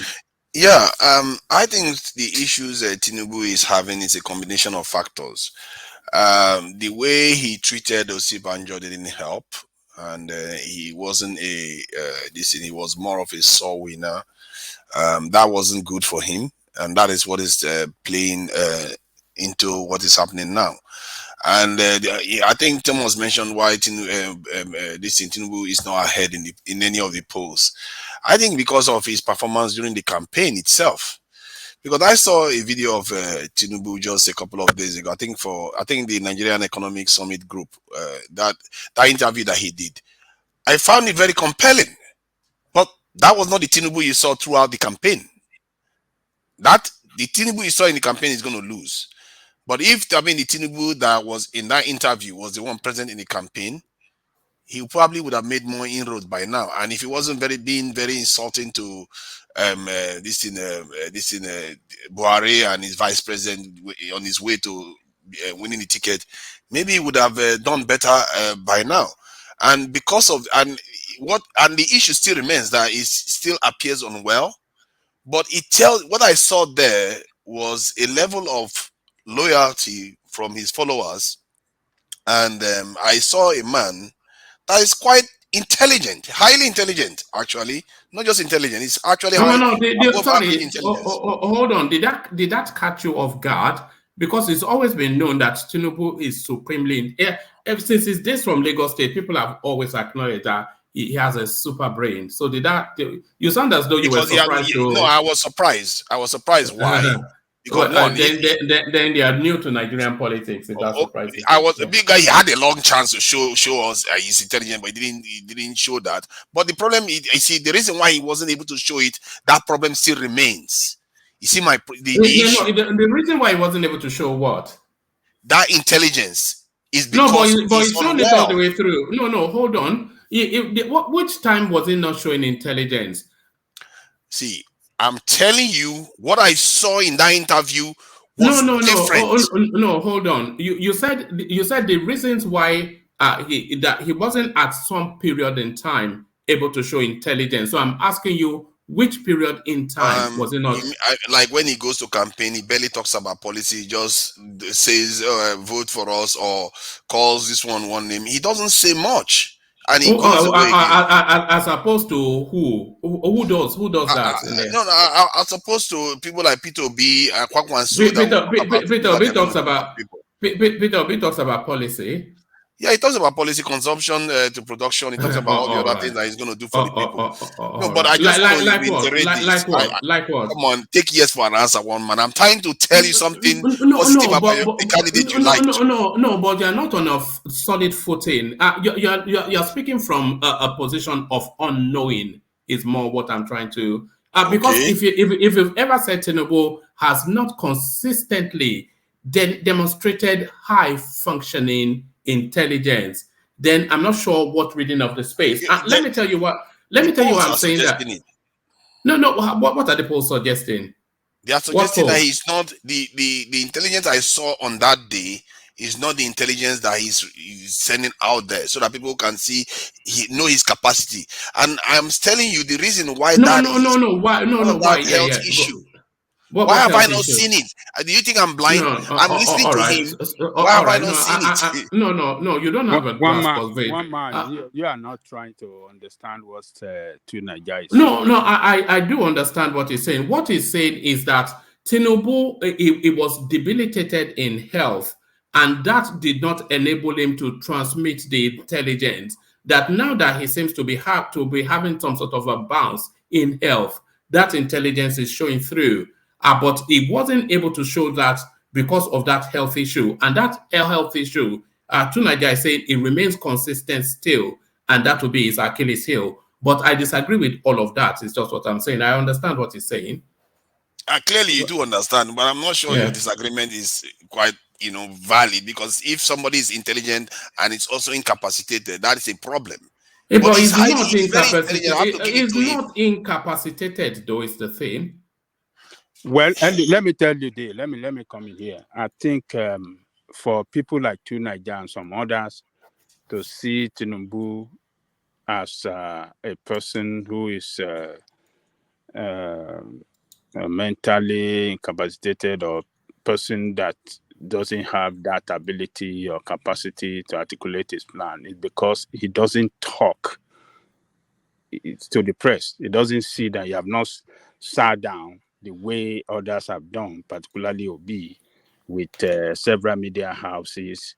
He has not done that. And so he has not really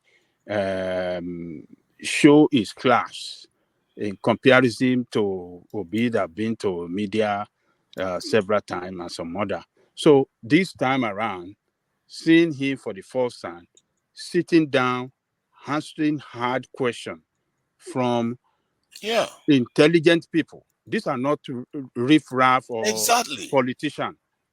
Intelligent,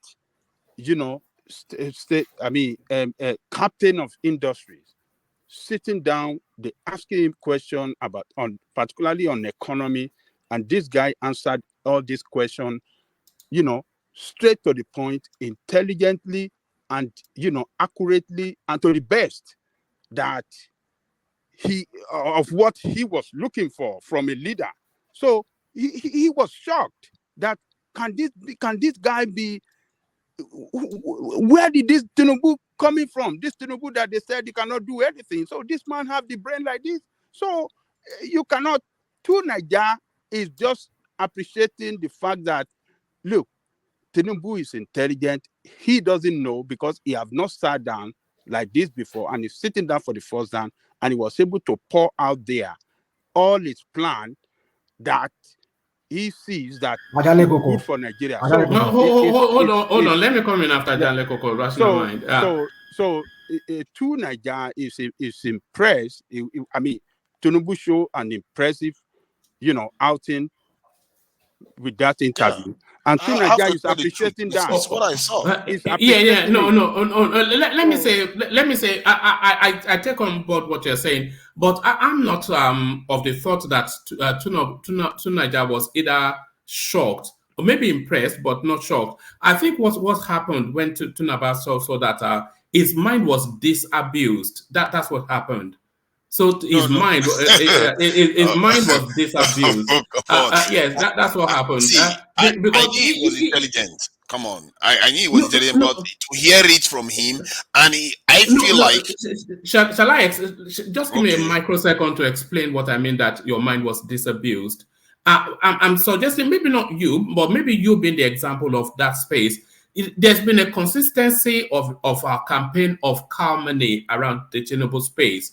And when Tinubu makes a nuance, like let's say, for instance, he made some church rat reference, which is a metaphor for higher thinking. But people will latch onto that space. And then by the time they spun it in that cycle that they spin these things, it looks somewhat silly. And then when it makes either a faux pas in speech, but then if you look at the elegance of everything that he has said, it's consistent with high functioning, but a misspoken word here or there, and is latched onto, and then they recycle it, ably embellished by people like Arise TV. So so that space, that campaign of harmony has been so aggressive and so well orchestrated. Hold on, let me land it. It's been so aggressive and so well orchestrated that it has subliminally messaged into the mind of a lot of people who may not have a rounded understanding of Tinubu, to bring him to that understanding that Agbado, handshake, and all of that. But now that Tinubu comes out in that, and Tinubu, he's not been avoiding media interaction. He's just been isolating from media spaces that he knows are hostile to him. But now that he has positioned himself in this manner, he's only presenting as he has always been. There's nothing that's changed other than people now see it as it always has been. If you go through Tinubu, you know that when Tinubu was running the primaries, he was running the please, let's move away from any idea that he bought the primaries. He did not really buy the primaries. No, a lot of money exchanged hands. Rotimi Amechi came with a huge war chest, as did. Remember when we were showing the clips of Oshibanjo handing out 300,000 naira in bags in Ibadan? So they all tried to buy their way through. But Tinubu, he politicked against all these high functioning people, and he won through. for reasons of relationships that they have formed over the years. So that's high functioning. And you're saying Tinubu, he owns Lagos State. If you look at Lagos State, you have people like Fashola, Ambode, all of these people. You say they are his acolytes.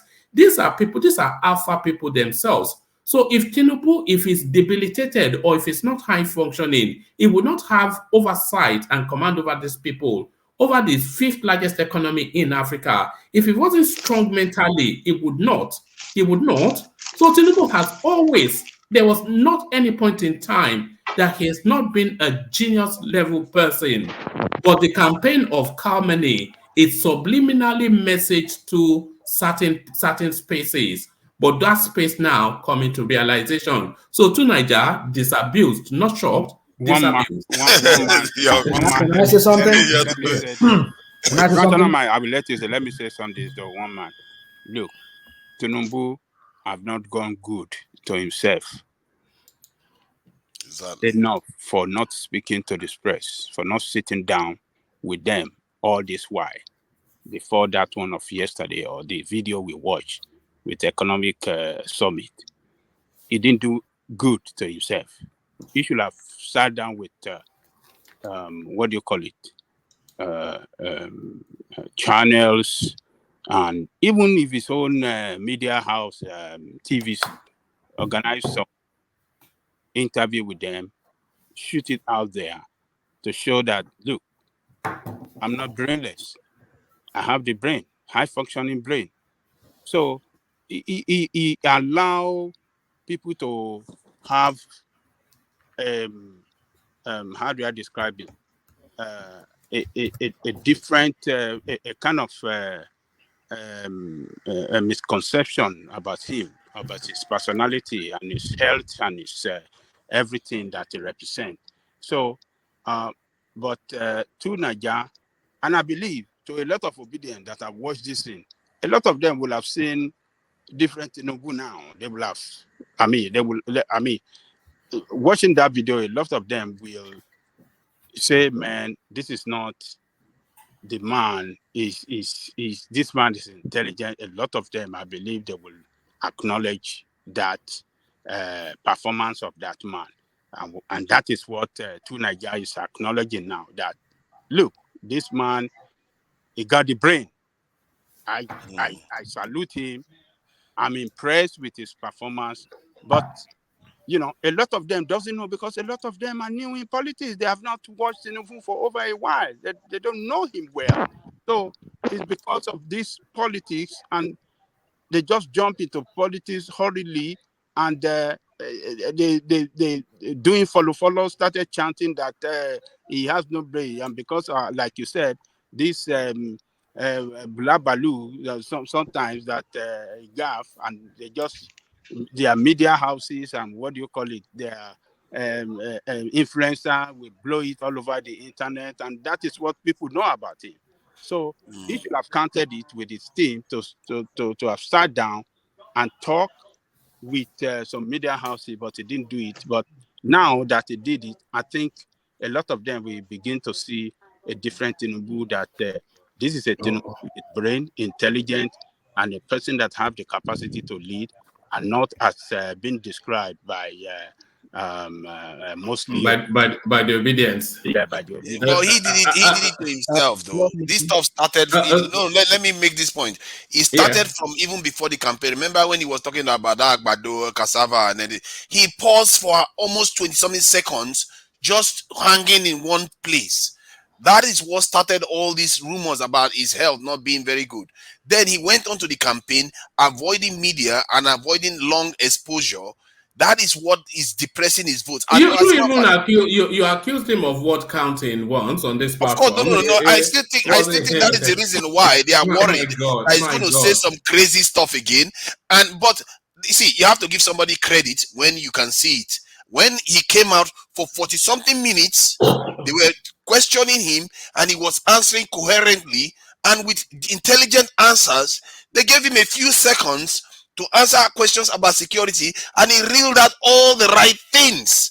It tells you that this guy is, when he's functioning fully, he can't really make a coherent case. But there is something that has hindered him all this while. And I think that's something, one man, you have to understand. That is why he's behind in the polls. It's not because people just campaigned against him. This is one of the most powerful politicians in Nigeria. No, that's not. It's not behind in the polls, by the way, because the polls that the landscape has dubbed it the Onitsha market polls. But rational mind, has your mind been disabused? Just like, are you here now to sing praises of Tinubu as that day come? Rational mind. I'm yet to watch that that thing you talk about. I think maybe when you showed it or you played it there, I wasn't online. I was busy. I've been busy for the past 2 days. Anyway, if I were to go by what you people already said, I want to hold on to that because I have my own. I know Tinubu, the Tinubu I know. I want to speak much on that, but the question I want to ask, which I think Ajaleko raised up already, was if it's this good, like people say from that interview, because I know Tinubu and his people to be very good at staging things. I'm not saying he's not intelligent, don't get me wrong. Like you said, if somebody could hold Lagos State to himself and in the midst of people, other intelligent people like Fashola and the rest of them, who I think they tried at some point, even to this very moment, I think they're still trying to plan some coup. Who's going to succeed him after he's gone, or even while he's still alive? Some people are still planning coup behind him. He's one of his boys. I think Fashola is one of them. Who's going to wear that mantle after his demise?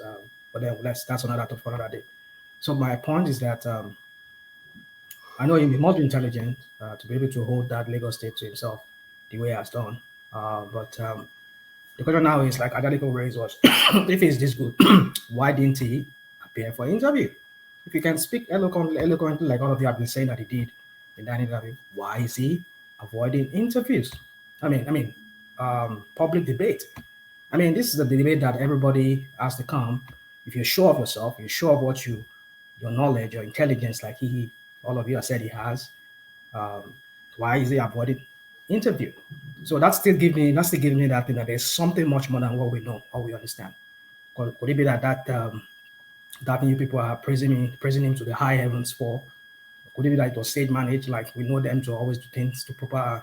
You've not watched it now, so if you watch it, then you have to watch it. This is not the conclusion. But like I'm saying, if something is not right, something is not right. You know, the thing is this. My point is, man. What is it? It was rational man. I've watched it, and I made some comment which one man is I can't hear you. Though he voted, he's the one who picked my. Yeah. Sorry. What I'm saying is that I did watch it yesterday, but I also went, because they were praising so much high, I went to watch it this afternoon. I would say he performed up to 60% if I would score him, because if you go and listen to that interview, just cool down and listen to his answers, you will know he was giving some wrong answers. He was giving. So, for example, when they asked him, I wrote certain things down here. When he was asked about what are your plans in scaling opportunities for those large population of young people who are unemployed, he said, number one, first of all, commodity exchange. How can you answer like that? First of all, commodity exchange.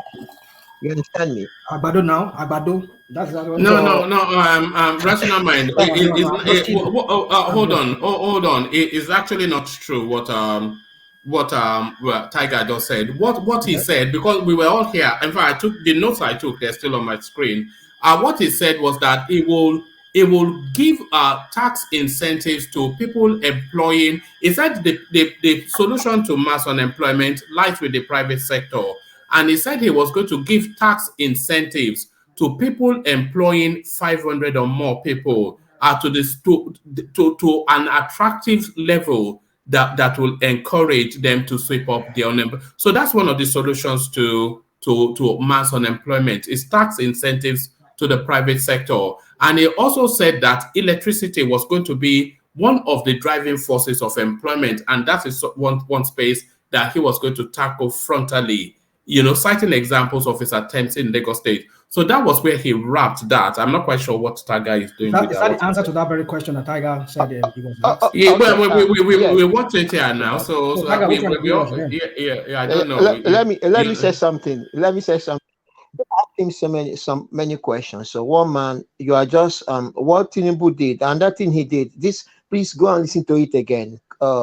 Listen to it properly. What I did was, when he answered a question, I stop it, pause it, roll it back again, then try to hear him very clearly. The lady asking is that, what are your plans in scaling opportunities for this large population of young uh, unemployed youth? And he said, first of all, he said, uh, this is what he said, first of all, commodity exchange. And that's okay. He didn't elaborate on what he meant by commodity exchange. Then he said, number two, make farming more attractive. And number three, and he said that the youth that can operate AK-47 can also operate a tractor to plant these seeds. You understand? That's not those questions, but it's not what I want to deal with No, now. I want to go that's actually not true. Also, that AK true one 40 by one. no, it's not true now, because we did 6 hours of it yesterday. When it was speaking to the AK-47 space, it was speaking to the insurgency space. And if, in fact, he got a round of applause when he made that comment. That this Youth, remember, all right, we don't want to re-legislate one it. man. Just go and watch This it. question, Don't yeah, worry. no, Let Rational Mind go and watch it It's yourself. okay. It's okay. What this guy is just doing is pulling together to pray. It's just I don't know what. no. Let's not go No, there. no. Let's just abandon. We did. You should have come yesterday to tackle it, and it's still on the platform for people Well, to for go and me, I watch. mean, my point is just general point. I'm just making it. Why is it not appearing for a debate? Because this is how you present yourself to Nigerians. I mean, I'm not saying what Rational he did. mind. Hold on. I'm not Sorry saying to what cut. he did. Hold on, bro. I'm not saying what he did by appearing, yes, with like people talked about. That's another way you can sell himself to Nigerians too, really. But we want you to be in the midst of candidates, other candidates, and then that's another way of doing it, whereby you can be that. But you've been avoiding this. So if you're this intelligent, why? You see, my point is just let me conclude on that. I've said it here when somebody was saying that he's intelligent. That was why I was able to hold Lagos. Yes, he's able to hold Lagos because, like I said, this guy is very good at politics. But when it comes to governance, being administrator of a country, there's two different things when it comes to that. So can this guy really govern or rule or lead a country as Nigeria? That's where my point is. And going by what I've known about his antecedent, what people try to sell us about his performance in Lagos, which for this very, very day, I don't even understand what people are talking about. If it's not maybe the same Lagos I lived back in 1999 to when he left office. Agreed, you can say he has, he plays the trail for how Lagos evolved over the years. With that, to me, is still debatable too. So, what just to sum it up, for me, that question still remains: why don't you want to appear for debate if you're this intelligent? I rest it there. One man, sorry if I may just chip into what I think why Bola Ahmed Tinubu won't have come out at that early stage was there was too many rumors about the drugs, about his origin, about his mother. And those are the questions. It will go to those places like Arise and channels to go and be answering. Oh, did you school in? And he doesn't want that to affect his campaign. So he diverted his attention to where he will answer the direct question that has to do with people contesting rather than the allegations. There was too many allegations there. And a politician like him would think of, okay, if I go to Arise, what are the questions they will be asking? They won't be really asking him questions about policy. They'll be asking questions about those allegations. And I don't think he wants to sit down and be answering that. So to me, I think it was How about wise, not even at the Kadaria one? The Kadaria. Everybody. I disagree. DOG. I do Yeah. disagree with you because Okay. those questions, Tinubu has been asked those questions. What you are just saying, he has been asked those questions before and he has answered them previously.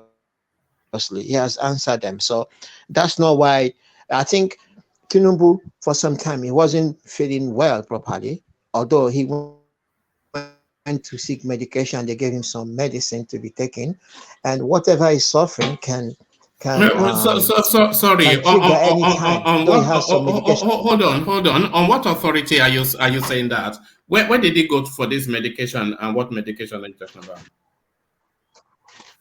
He has a doctor. He goes abroad to receive to see his doctors. Where are you getting that from? Where you getting that from? Time one, he fell, and two, you see two people whenever he's walking, they are nudging him outside so that he doesn't fall. We know that, and sometimes he says certain things. His speech is not coherent. They are nudging him so he doesn't fall. No, you could watch the old video. You could see they are by his side to make sure, and sometimes they put out their hand so that if he falls, maybe they can grab him or make him not to fall. I know he has some health challenges. Anybody can suffer that, but what I'm saying, his health has improved. No. What do you mean? What do you mean? You know he has some health challenges. On what authority?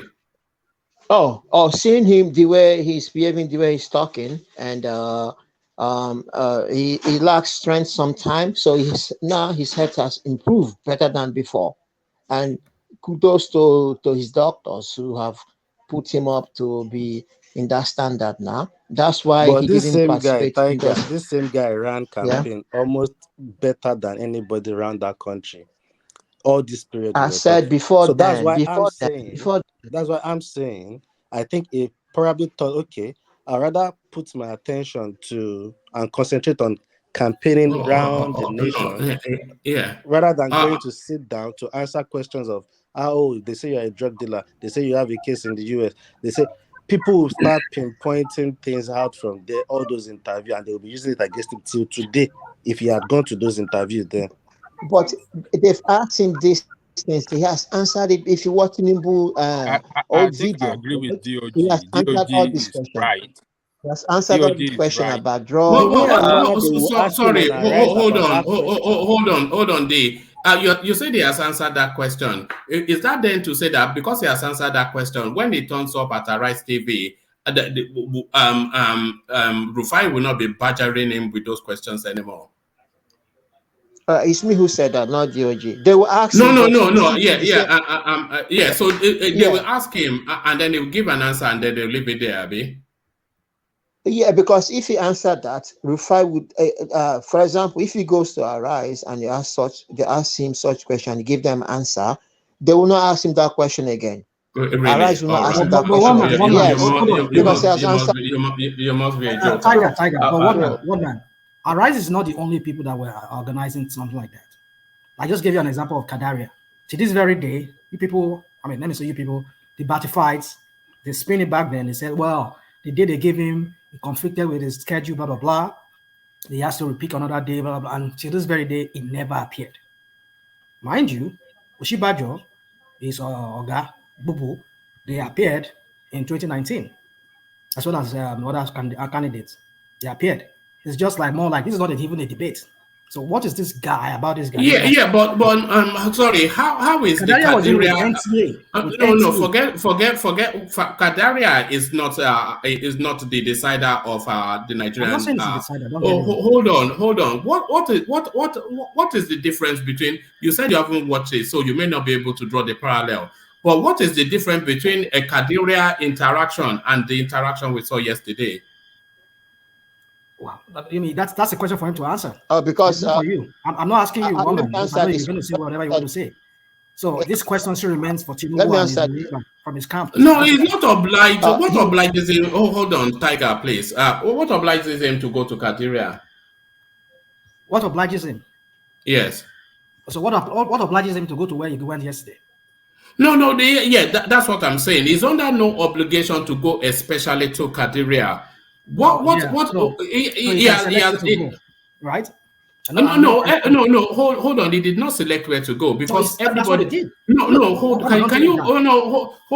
If you hold on, then you'll understand. He did not select where to go because all of the three leading candidates, they went to that same spot. What spot? Yes, the one that he went. All the three of them went there. So by not going to Kadaria and going to other ones other people attended, what did he do there? Did he not select? What do you mean he selected? Look, what do you understand that the word select? All right. No. What? I mean, I don't even understand what. I'm not understanding. Saying something that No. I'm not understanding what you're getting at. Okay. It was an. I can bring it up again. We reacted to his interaction with that space yesterday, and then we reacted to Peter Obi's interaction with that space today in this afternoon, and tomorrow we'll be reacting to Atiku Abubakar's interaction with that space. So it wasn't that though he went to some soft cell space that was geared towards him.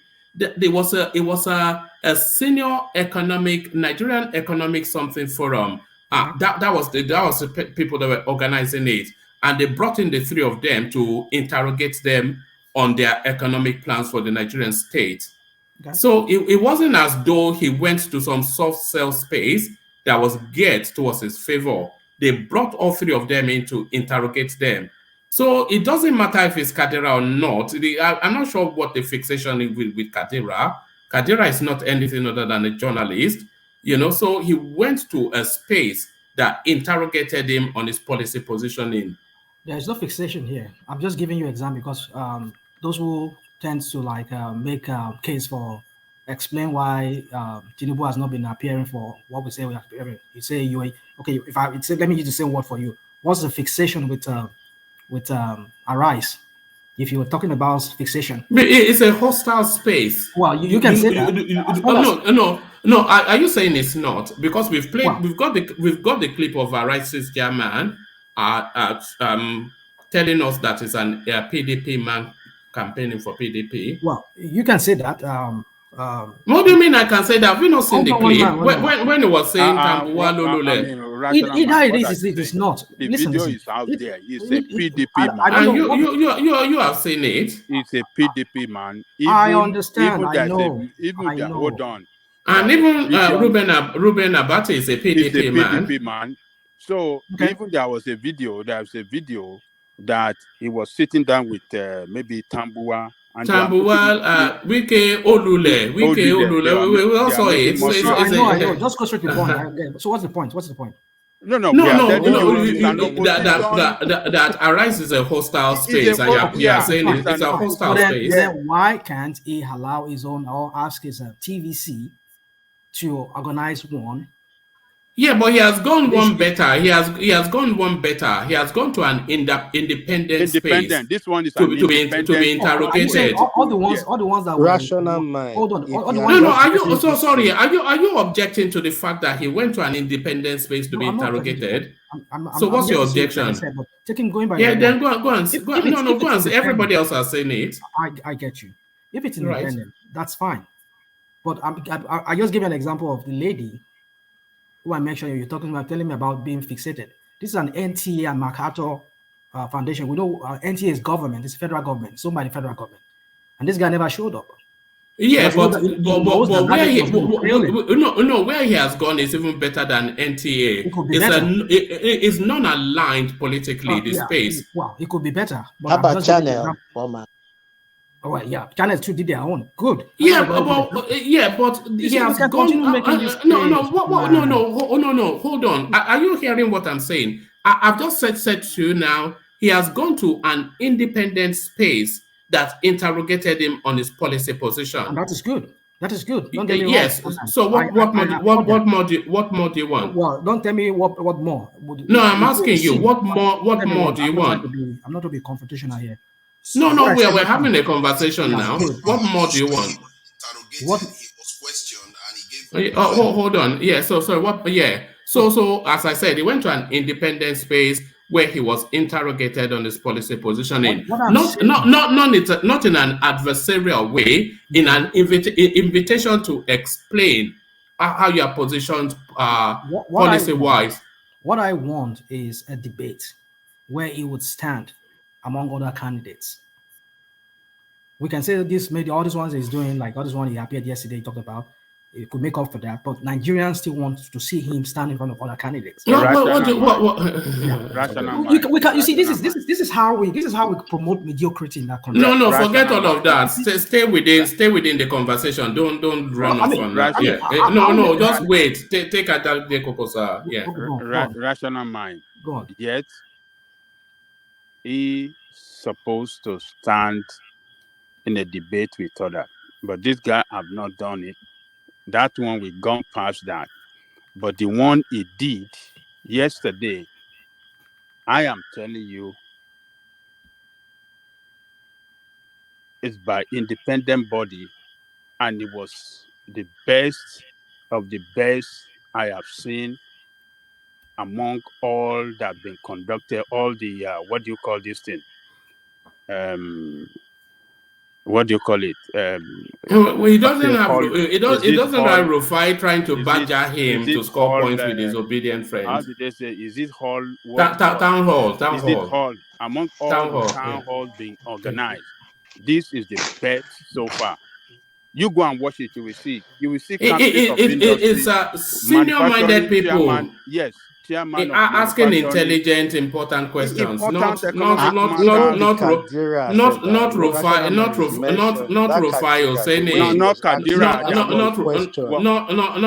Oseni trying to badger him and score points. I disagree, one man. And not Kadira I disagree. that was fighting Shore. Instead of interview, that one was even articulate. He was engaging in fight with you, like the CV came to fight him. Forget about Kadira. Rational mind. Hold on. Let me ask you a question. Rational mind. Are you looking to see Tinubu embarrassed, or are you looking to? Oh no, hold on. Let me ask the question. Are you looking to see Tinubu embarrassed, or are you looking to hear him explain his plans for Nigeria? Which one are you looking to see? I'm looking to see him explain what he has for Nigerians. He did that yesterday. Okay. Like I said, I'm yet to see it. I'm yet to see that. Maybe. It's easy for us to say things the way you just said it now, just to box me into a corner. Rational mind. No. I asked you a straightforward question. Yeah. Rational mind. Sorry, I don't know what you guys are all about. I don't understand. He came here. He did not come there. We have gone past all this. He went to TVC or he did not go to TVC. For Christ's sake, let's abandon that for 1 minute and look at the policy. I didn't watch the video, this thing live. I slept because Japan time we are ahead. I woke up this morning. I have a forum when I have some people like stakeholder between Nigeria and internationally, and gave Tinubu a prop up, and I was impressed. It's just that it's on my WhatsApp. I cannot read it out. People that matters in that country and internationally, they gave Tinubu a prep that with this he did. They are saying that guy still got it and he might win. That's the word they use. I'm not going to spin it. That he might win, and they say unfortunately he's the best among the three, and they were very disappointed in Atiku. Not impressed with Obi at all.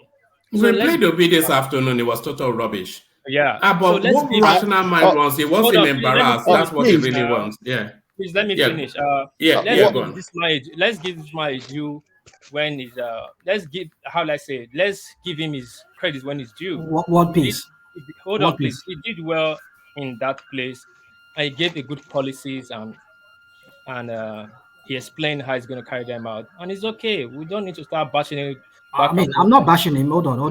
No, you want to see him embarrassed. That's what you want. That's the word you use. Rational mind to watch that thing before he says. Look, rational mind. Let me tell you something. Look, foreign investors, any foreign investor that watch those interviews,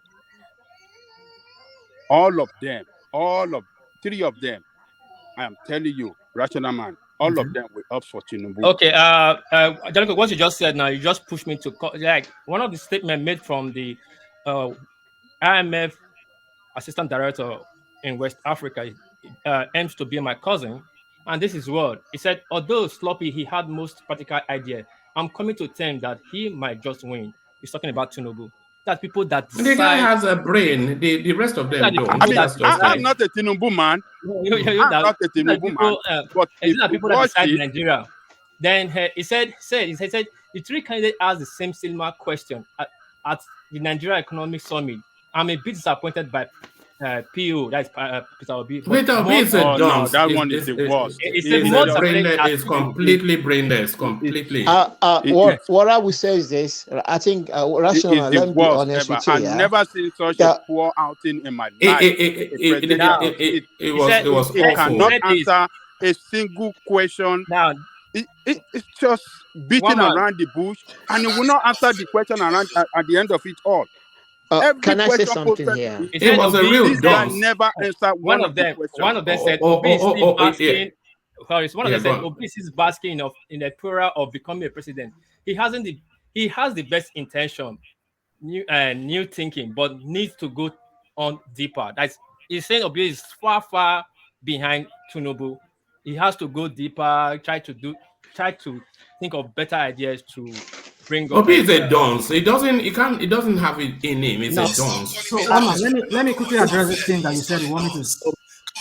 It's not true, one man. Let me tell you, right? Everyone here, they are basing euphoria of what do you call it? One man, you made a mistake. You made a mistake for not bringing that to be interviewed this evening. You will have. No, I did it in the afternoon. Now it was so shameful. No, you should have. The evening show. This time show is always the best. Then on a Monday too, on a Monday afternoon, one man. Everybody. I have Tinubu's answers here. I have brought what they asked today, Tinubu, and we will have analyzed it to point to the world how dunce that guy is. He's the most dunce ever presidential aspirant I've ever seen in the history of that country. Wow. Baba, maybe he's tired. Maybe he was tired. Anyway, now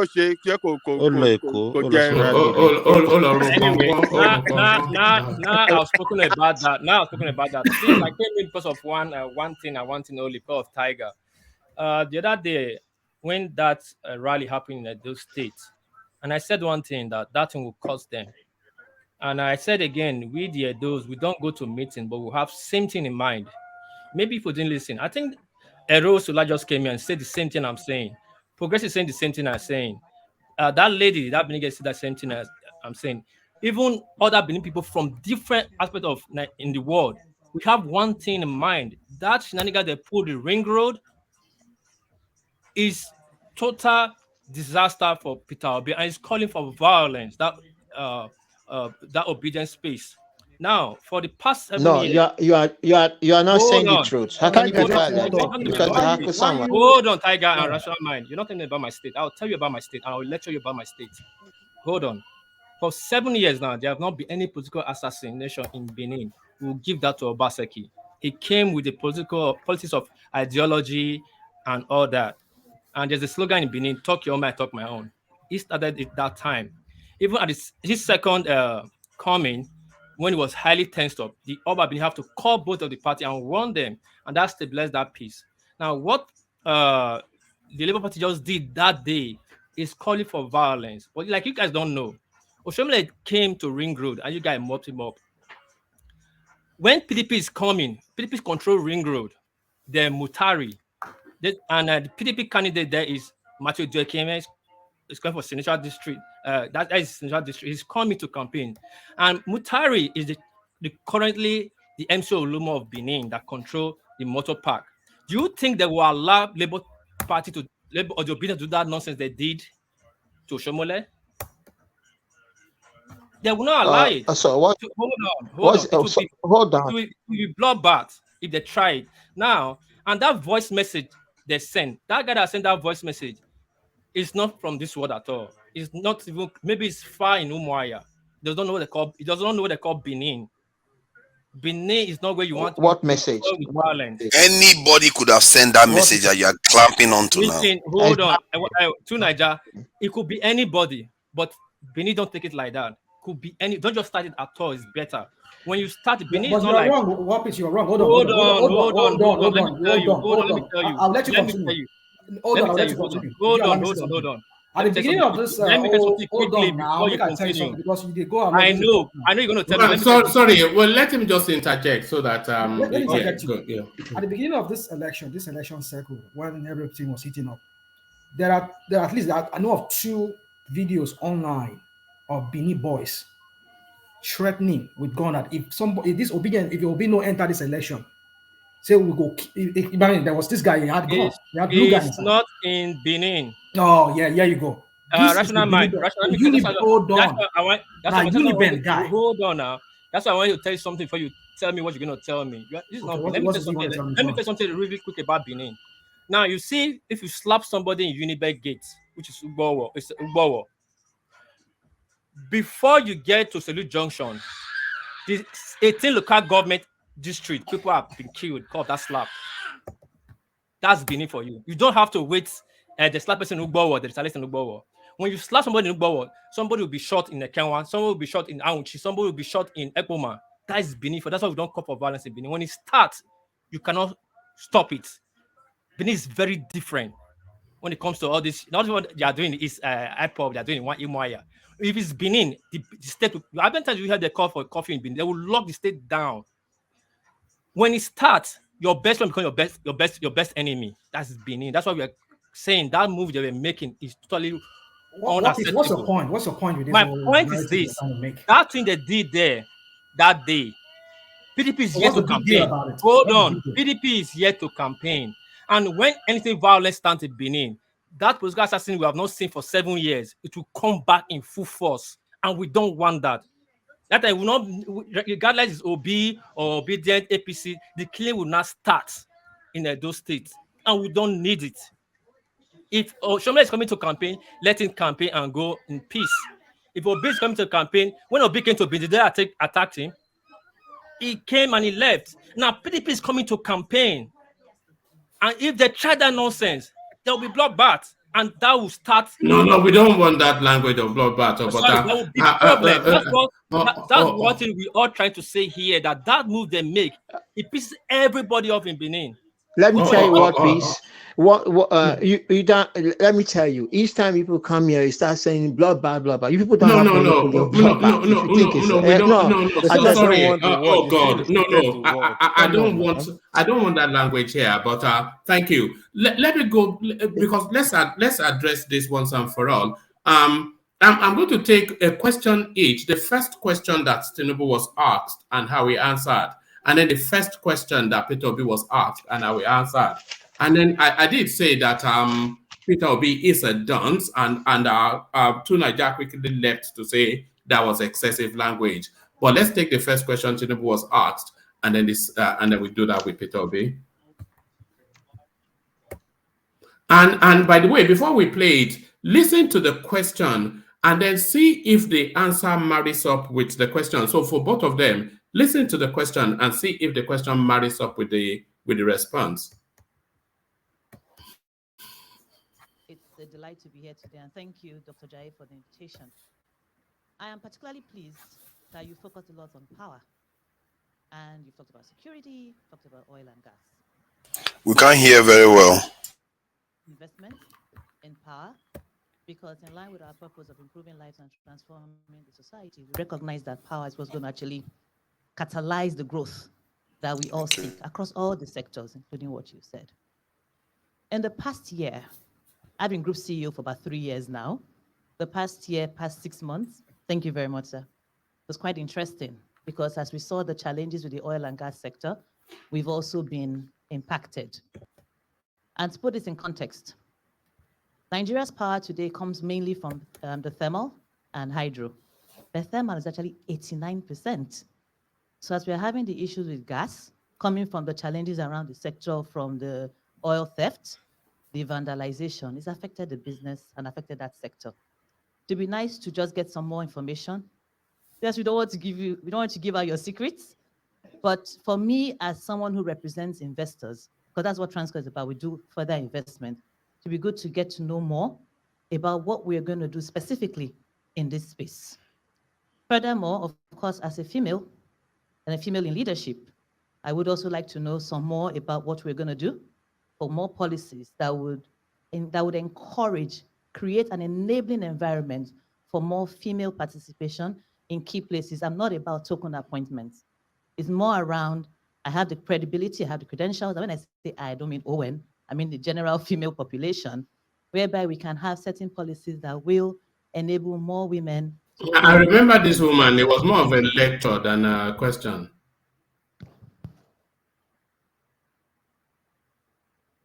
Thank you very much. The question of our oil sector, you will have identified the problems. Today, there's artificial intelligence, there's technology that can censor those areas of interventions, illegal interventions. Metering is another thing. Reform that is so critical. To me, having been in that industry before, I was the last person on the also condensate project. I separated it from OPEC countries. Amobu made private. Why are we commingling? And what is the problem? That we are not today at a great advantage to compete with Russia on gas. Because we have not invested.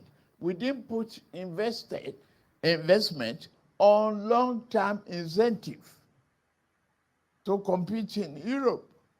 Our gas is in the ground.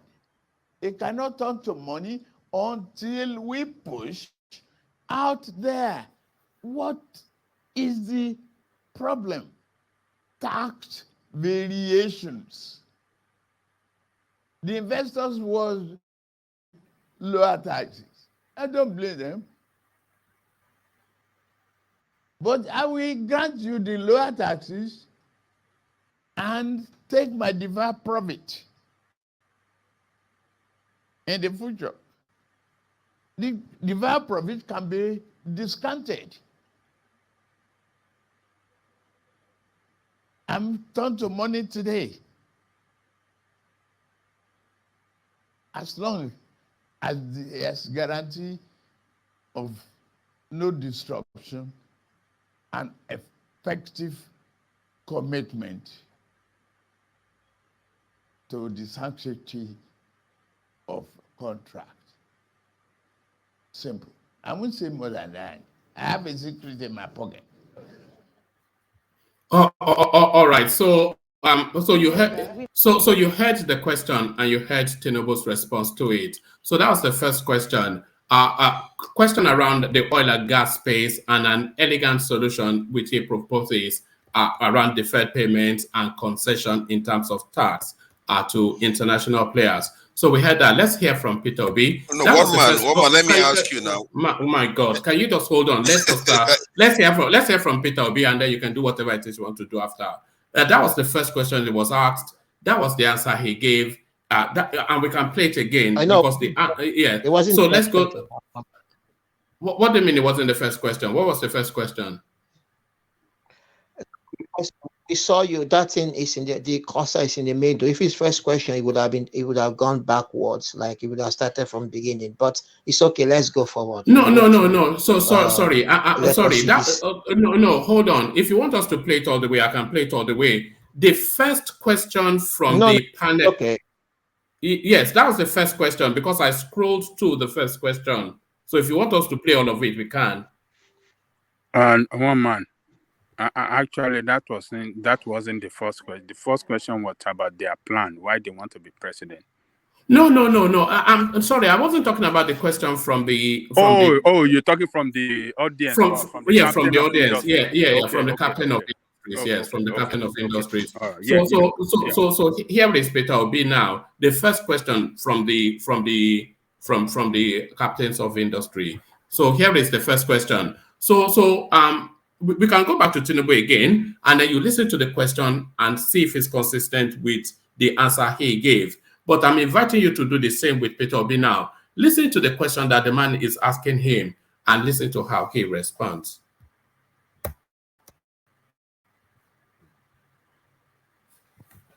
Good morning, Excellency. My name is Larry Akimbo. I'm a non-executive director of the Nigerian Economic Summit Group. I have a quick comment and a question. The leadership framework that you described, competence, capacity, I would like to add another C, which is courage, because it requires courage to push through the necessary reforms to move Nigeria forward. Now to my question. Given how jarring the data we've seen are, I've also read through your manifesto. To me, it's a bit light on quantitative performance indicators. But I also know that in your campaign, you use a lot of data points to buttress your point. What would be the top 5 quantitative performance indicators by which Nigerians, if you are given the opportunity to lead this country, should judge your administration? So what will be the top 5 quantitative measures which your administration should be judged by? You heard the question. Now listen to Obi. Thank you.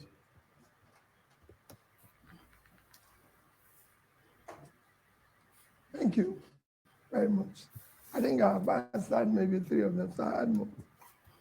Well, you know, Charlie, the reason why it is not fair, at least thank God they said it's the best manifesto among the others. So, but the reason why I didn't go into that is I was waiting to come here and learn more of what I'm going to add. Because if I put everything, I don't know what is going to happen. I'm serious. You must leave room because you don't know everything. I cannot go. I told you that. I gave you an example yesterday, and it happened yesterday. And I called him. I said, we can do it in 1 year. I said, no, give me 3 years. Because, you know, I've served. There are things inside there that nobody's seen. Because people live off that confusion. This thing you see, people live off it. They're not going to go away easily. So you need time to also manage them. That's why I added some years for the management and work. So I've said that talked about the issue of security. I've talked about the issue of uniting the country. I've talked about the issue of this. And I can go on. Those things you see there are light. I would like you to help me to add the things that I need to add that will make it work. Because that's why you're here. I'm being honest with you. I spoke to a former American president. We had a very lovely meeting. He said to me, Peter, I said, he asked me a question. What is the most important thing you think leadership? I said, listen and learn. He said, can you do that? I said, yes. He said, you would. Because I can tell you, when I became president of America, half of the things I did, I didn't know it before I came there. It was by visiting all those chambers, and it came out with the idea that was more superior than what I came with. The difference between what I'm going to tell you now, which I said before, is implementation. Even if the worst person had come to Nigeria who didn't know anything, and started implementing what people have been writing for 28 years, things would have changed. Just said, I was telling them a story last night about Abacha. How we were almost supposedly be arrested for not paying duty. The port was congested. Everything was. Under Abacha, you clear goods so faster than you can do today. And we did everything. So we're supposed to be under arrest because they said we didn't pay duty. We didn't do anything. So we went to Abuja to see Abacha. We were 100. They said they're going to lock us up. Only 30 agreed to see him. And when they said I should speak, I started talking. Halfway, the man banged his table and said, call I need the minister. He said, form today. What the congestion? You see this boy who is talking, which is me, chairman, thinker. That's how I got involved in the port. And when they finished it, everybody was coming for Apaja for clearing the port. But All he did, he took decision by listening to us. That's all. If all these things that I've listened to you, we won't be here talking. We would have been shown different data. So for me, it's a learning process. My manifesto is light on it, but all those things you saw, we will religiously follow it. Maybe increase based on what you're saying now. And I urge you, I'll be calling you to give me things to add. And be honest with you, I'm collecting that like I'm collecting to them because I was wrong with them, where people will say, this man is serious. Thank you, Your Excellency. All right, so there it is. I'll urge you to go and watch my afternoon session, but so there is Peter Obi. The way they are all looking at each other. Can I say something now? He didn't answer the question. He didn't answer the question. No, they didn't even understand the question. Just telling stories.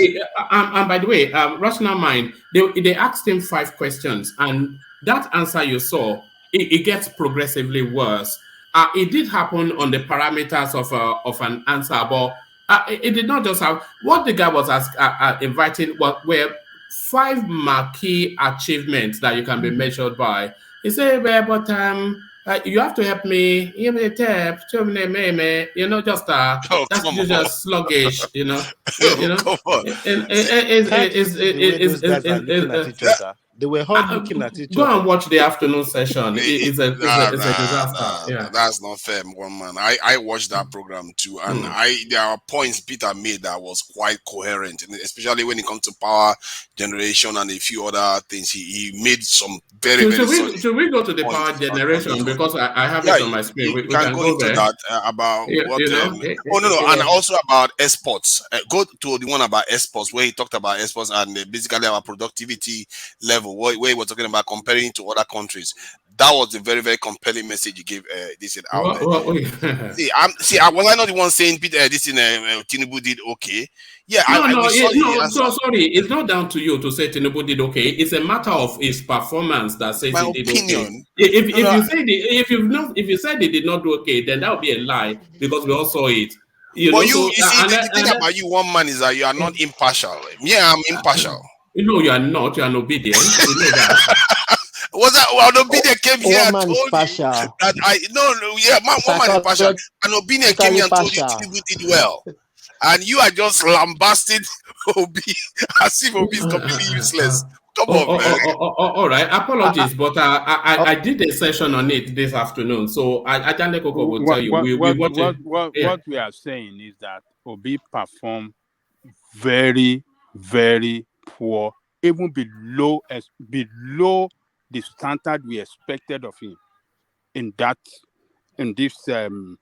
interactive session he had with this economic summit.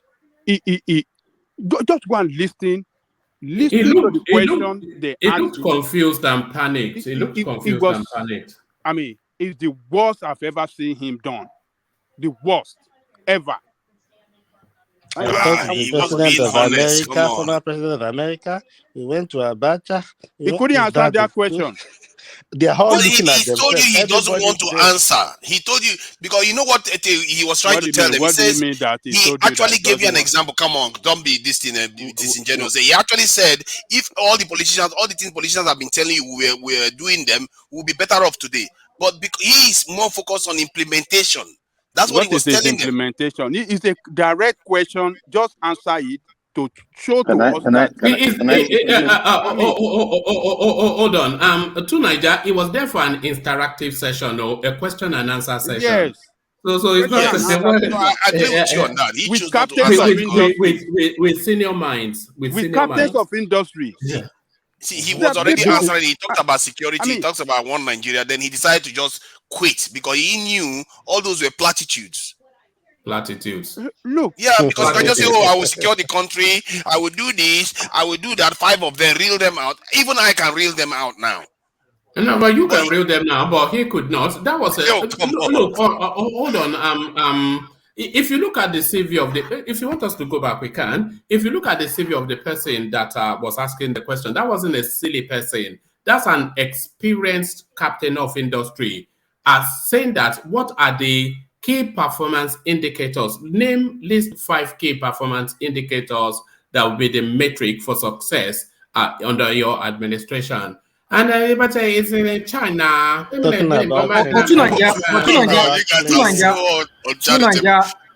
But if it were to be Tinubu that acted, they will slaughter him. Would have said the same thing, like, okay, why is he not answering this question, right?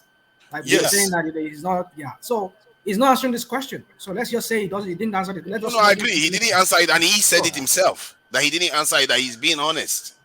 He doesn't know it. It's a simple question. That's so easy. Come on, man. He said he doesn't want to answer it. All right. Let's give him one more question. Let's give them each one more question. Hold on. We know what you have to say. One man, do the power one. No. I'll just go. No. Okay. Just hold on. I'm just going to go to the next one that comes up. Why don't you put TINUBU'S one man? Why you? No, sorry. I'll play the next question. This is the follow-on question from that question that confused him. So I'll play the follow-on question for Peter Obi, and then I'll play the follow-on question for Tinubu. Thank you very much, sir. My name is Emmanuel Ijewere. Agriculture is my new life. So, Your Excellency, we know that you'll be president of Nigeria at the federal level. The federal government really does not own any agricultural land. They all belong to the state governments. The plan they have to now develop agriculture and make it a more productive sector of the economy. How will you, as president of Nigeria, be able to get this done? What is the plan? Because when that time comes, you have a situation where you might have governors who are anti-federal government. How do you handle this? These are the realities we are seeing in front of us. Thank you very much. So these things were actually already defined and in our own constitution. The reason why you have National Economic Council is that the federal government is supposed to meet monthly. You know the same things that have gone wrong in this country. The federal government of Nigeria is supposed to meet monthly with all the governors. Apologies, I'm taking it back only because I forgot to invite you to pay attention to the question that is being asked, only to then see if the answer bears any relationship to it. But apologies for that. Pay attention to the question and then listen to Peter. That you'll be president of Nigeria at the federal level. The federal government really does not own any agricultural land. They all belong to the state governments. The plan that you have to now develop agriculture and make it a more productive sector of the economy, how will you, as president of Nigeria, be able to get this done? What is the plan? Because when that time comes, you have a situation where you might have governors who are anti-federal government. How do you handle this? These are the realities we are seeing in front of us. Thank you very much. All right, so that is a question that Peter should be able to answer in his sleep. So the question is around his marquee policy positioning, which is an agrarian policy positioning. And what this gentleman is inviting is that you are predicating your campaign upon this agrarian revolution, but the state governments own the land in Nigeria. And of course, there will be state governments hostile to your administration. How are you able to negotiate that space in order to evolve this, your marquee policy, which is around the agrarian space? So that was the question. Now let's listen to Peter. So these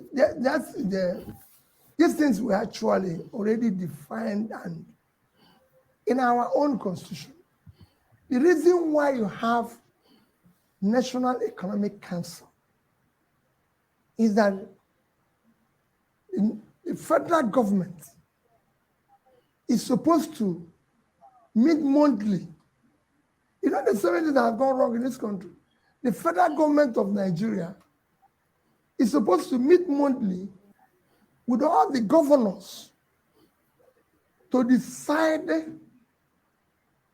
economically the way the country will go. And that their decision is supposed to be binding. That is why that while we were signatory to MDG, and part of implementing our MDG was the reason why our debts were cancelled.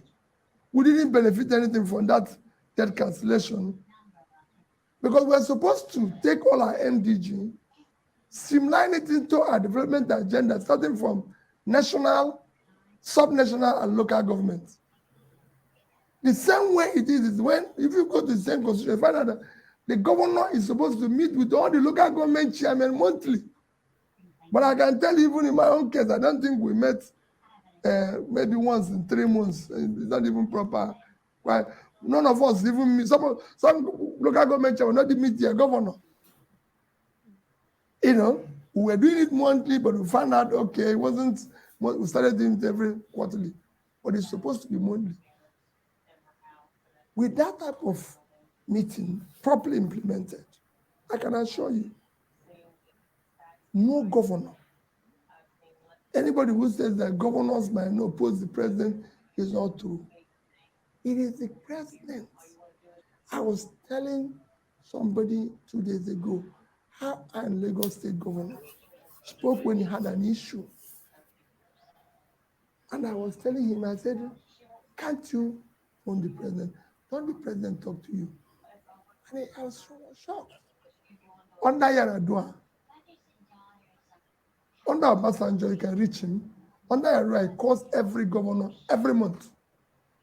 He must call you, Mr. Obi. I think the state, okay, in your state. Is your state working? So there's no way you can have that, no matter which party. I governed Anambra State with 30 members. No, none of them is from my party. No local government chairman from my party. No senator. No House of Rep. And I work with them. It's a question of how you deal with it. Even Niger State governor told me who is now, they need to give everybody land. But nobody can go there if there's no security. If you give somebody land where he will go and he will come back alive, will he go there? No. So I can tell you, the North is willing. They know it themselves. Whenever I talk about the vast land in the North, they know. And they are willing. And their communities are willing. Because you're not taking their land. You are saying, for example, we're doing ad growers. Am I right? The thing is that when you go, you don't see that thing they announce in TV.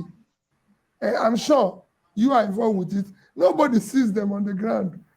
Everything they announce, SME support. I went to Aba, no SME got the law. I went to Newi, so I don't know. I went to Alaba. So I was wondering where the SMEs.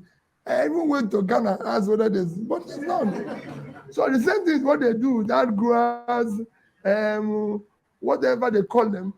But if you go where it's working, because all this is we learn it from somewhere else, before we bring it here, if you go where it's working, there's usually tied to a major facility, who is the miller, who now needs these people, who is actually the person they give the loan.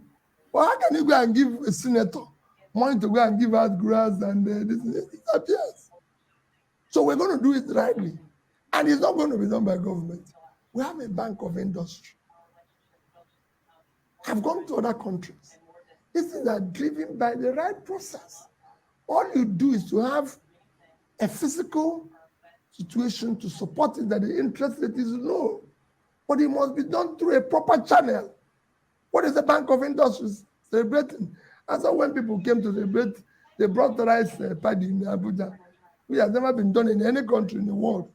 And the rice people were celebrating this CBN governor instead of the Minister of Agriculture or Bank of Agriculture MD. They said, what has CBN to do with rice? So these are things, we do things properly. We'll get it to work. All right, just that question again. Let's hear that question again. The federal government really does not own any agricultural land. They all belong to the state governments.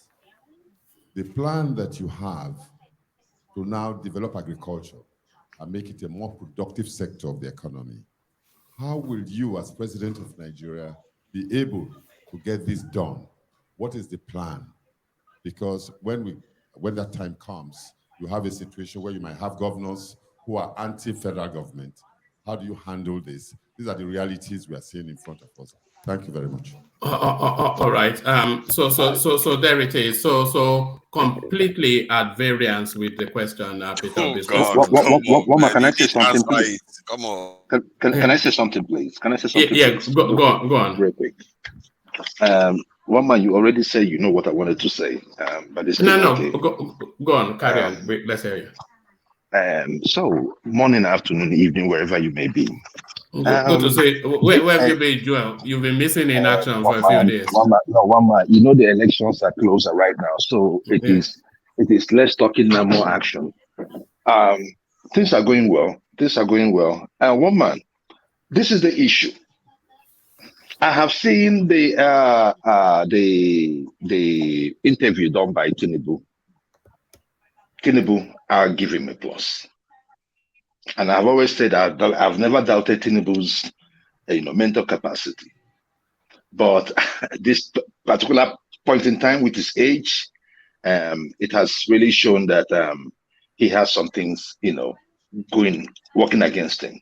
So I'm not giving it to Tinubu because of the way Tinubu has really portrayed himself.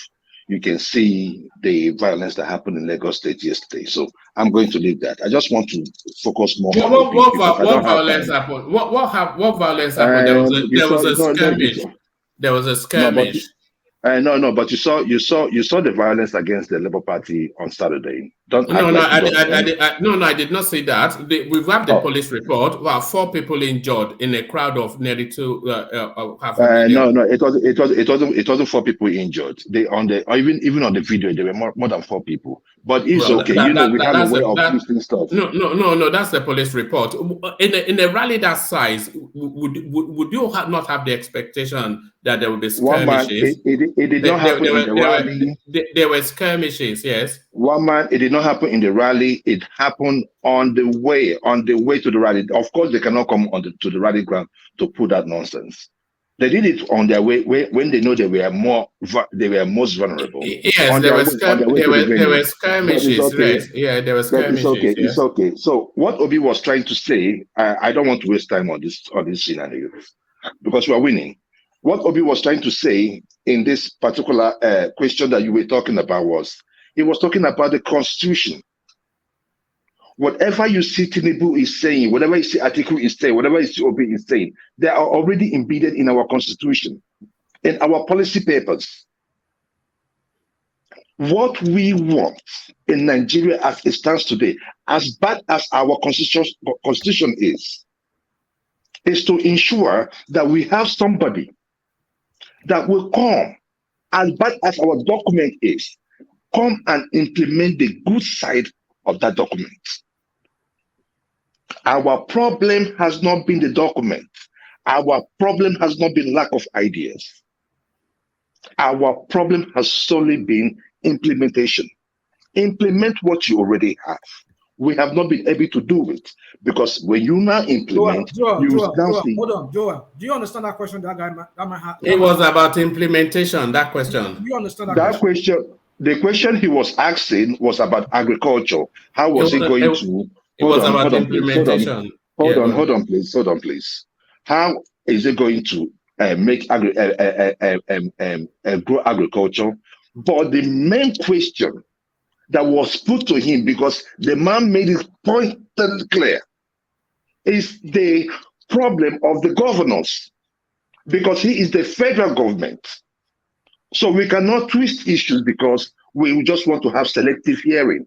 The main question, if you are given a question, there is the main point, the main idea. The main idea of that question that man was asking was did he answer the relationship. Did he answer that main? He answered the question. He answered the question. He answered what he said. Now let me tell you. This is what he said.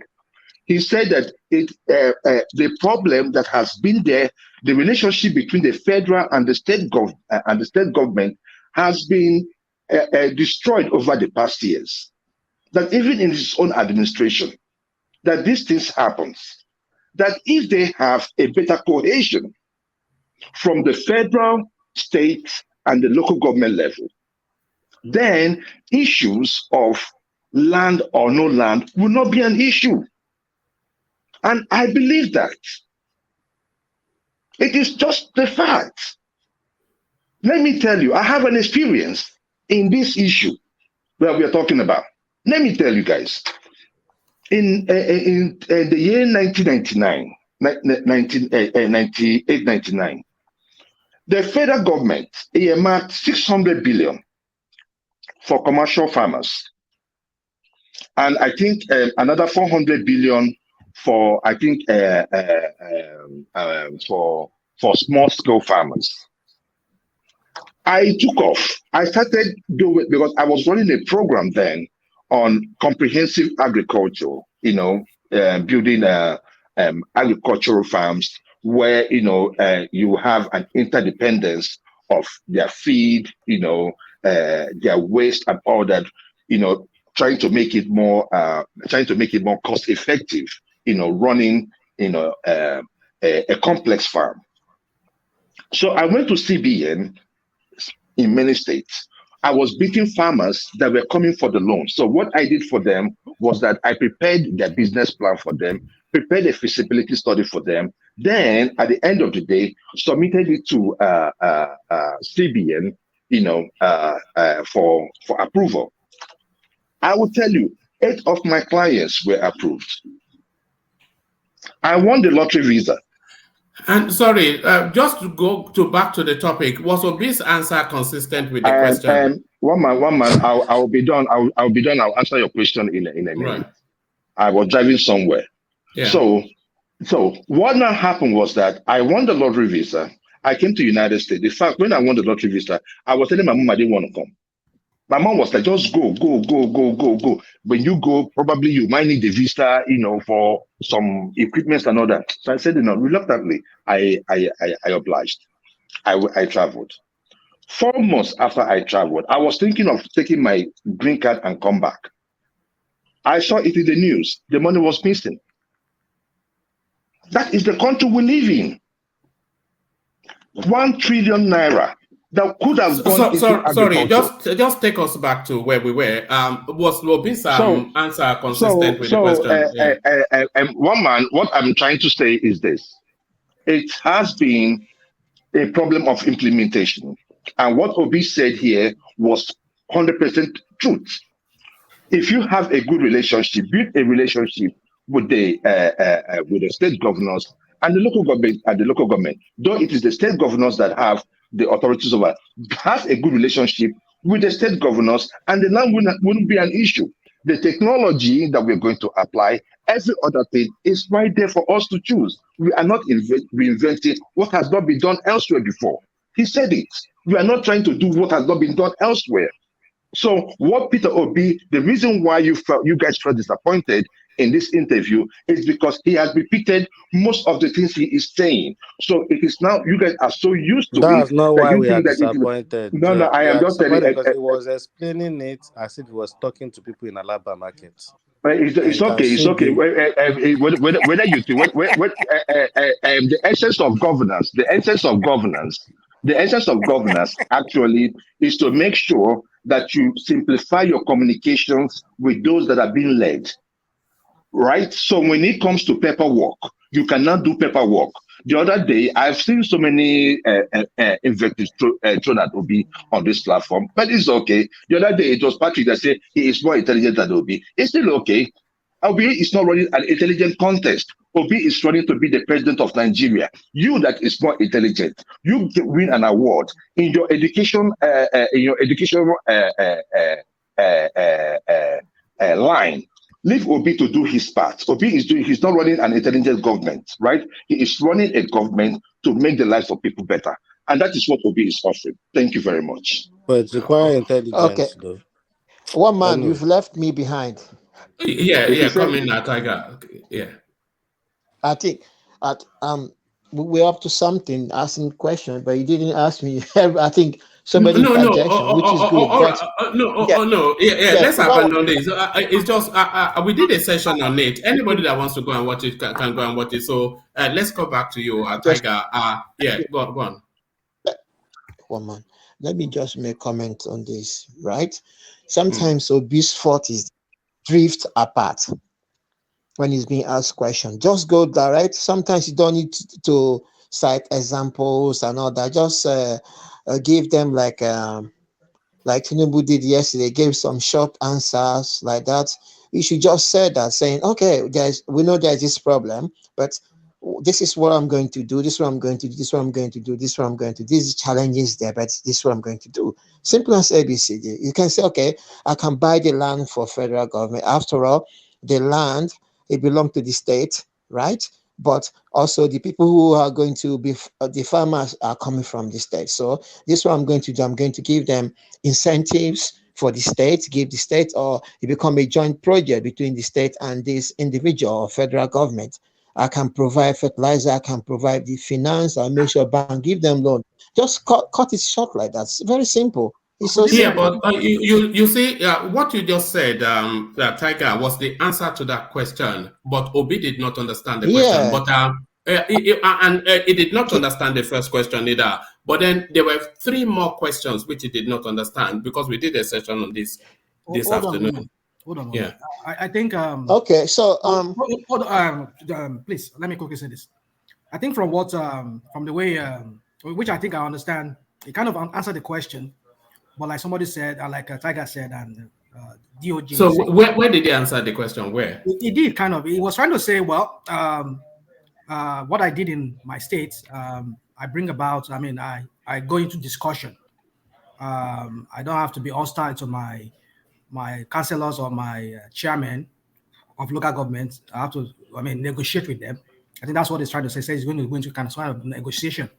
But for me, it strikes me as somebody who is not. He didn't understand the question. Even what you said is not. What you said is not the answer. What Tiger said is the answer. What he should have said is that he will incentivize. Yeah, it will just like Tiger said, but he did not just understand the question. Because the people there were superior to him, and he was intimidated. No, that's what. I don't think that's what it is. I don't think that's what it is. But what I think it is he needs to have a clear understanding of what he wants to do, how he's going to solve those things he talked about. Because that question that man raised, that's a very key. It's a key question. Because which needed a detailed answer, not just abstract. Even though it doesn't go into details, like what he asking, because he's saying production to consumption. You usually go to North, you use Nigerian, land mass of Niger State, comparing it to that of Netherlands. Sorry, rational mind. Should that not be his best topic? That question. That's what I'm saying. That's a key question among all these things he said. So you should have by now. You should have a clear path as to how he's going to achieve this. It's not just enough saying that. Oh, I was able to do it in my state, Anambra State.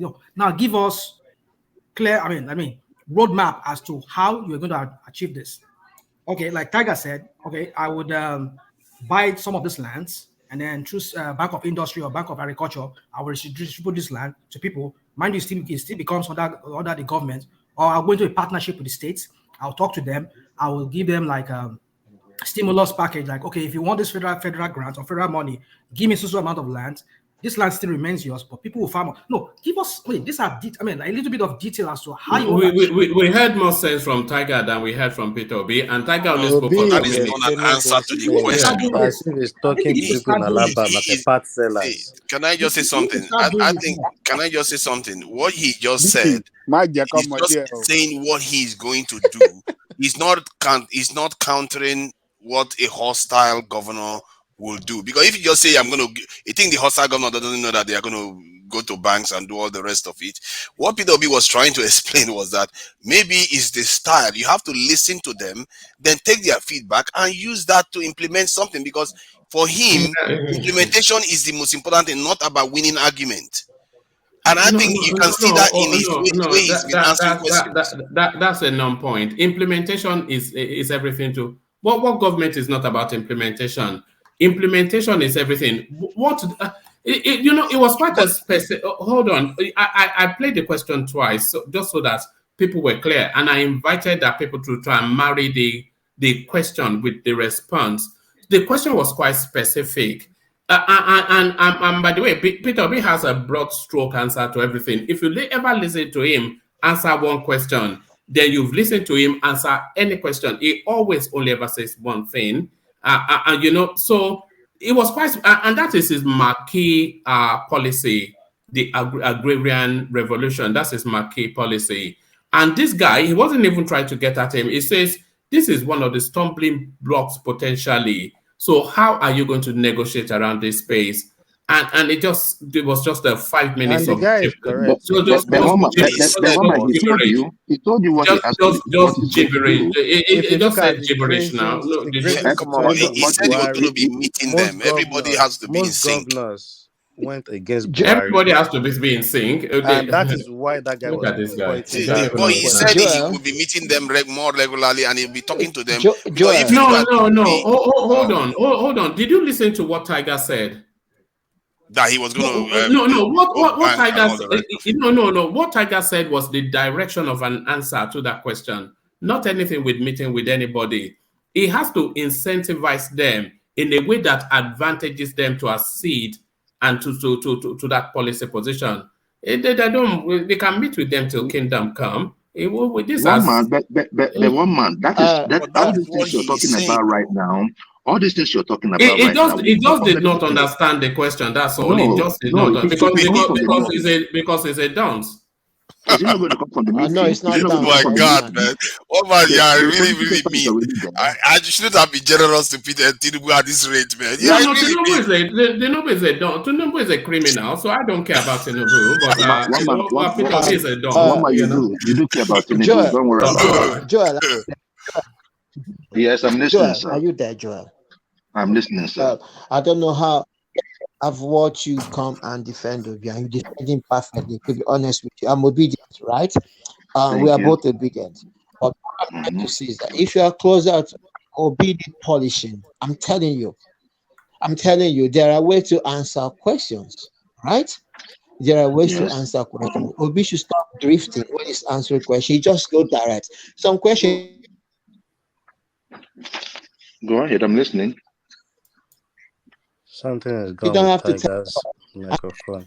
after he puts point across, then he can drift a bit. But first of all, just these questions are not difficult. Trust me, I'm not even a governor. I can answer this question because both the one Tinubu answered though and the one who been answered. If you wake me up from sleep, I can answer them.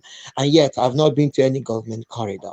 You understand what I mean? So these things are so easy. He can study them before come because they're going to ask him about this question when he's coming to those places. I'm telling you about agriculture. I think what you are missing is that Peter Obi knows all these questions. I've seen him when they've asked him these questions. He deliberately tries to answer them and he just but it doesn't make why him he does that? No, hold on. You know why he does that? That's what you don't understand. That's why people like him. Hold on. Let me just give you the reason why. That's why some people like him. Other people are hating him for it. He says this is what all the politicians tell you all the time. That he just is focusing on trying to find a way to make something work. That's why you see him be a little bit loose. But when he just gives definitive answers, you are defending indefensible. He never asked. I can take you to the next question. It's the same thing. No. One man, just deal with me. I don't excuse mediocrity. If he was doing that, I would call him out first thing. Should I take you to the next question they asked him?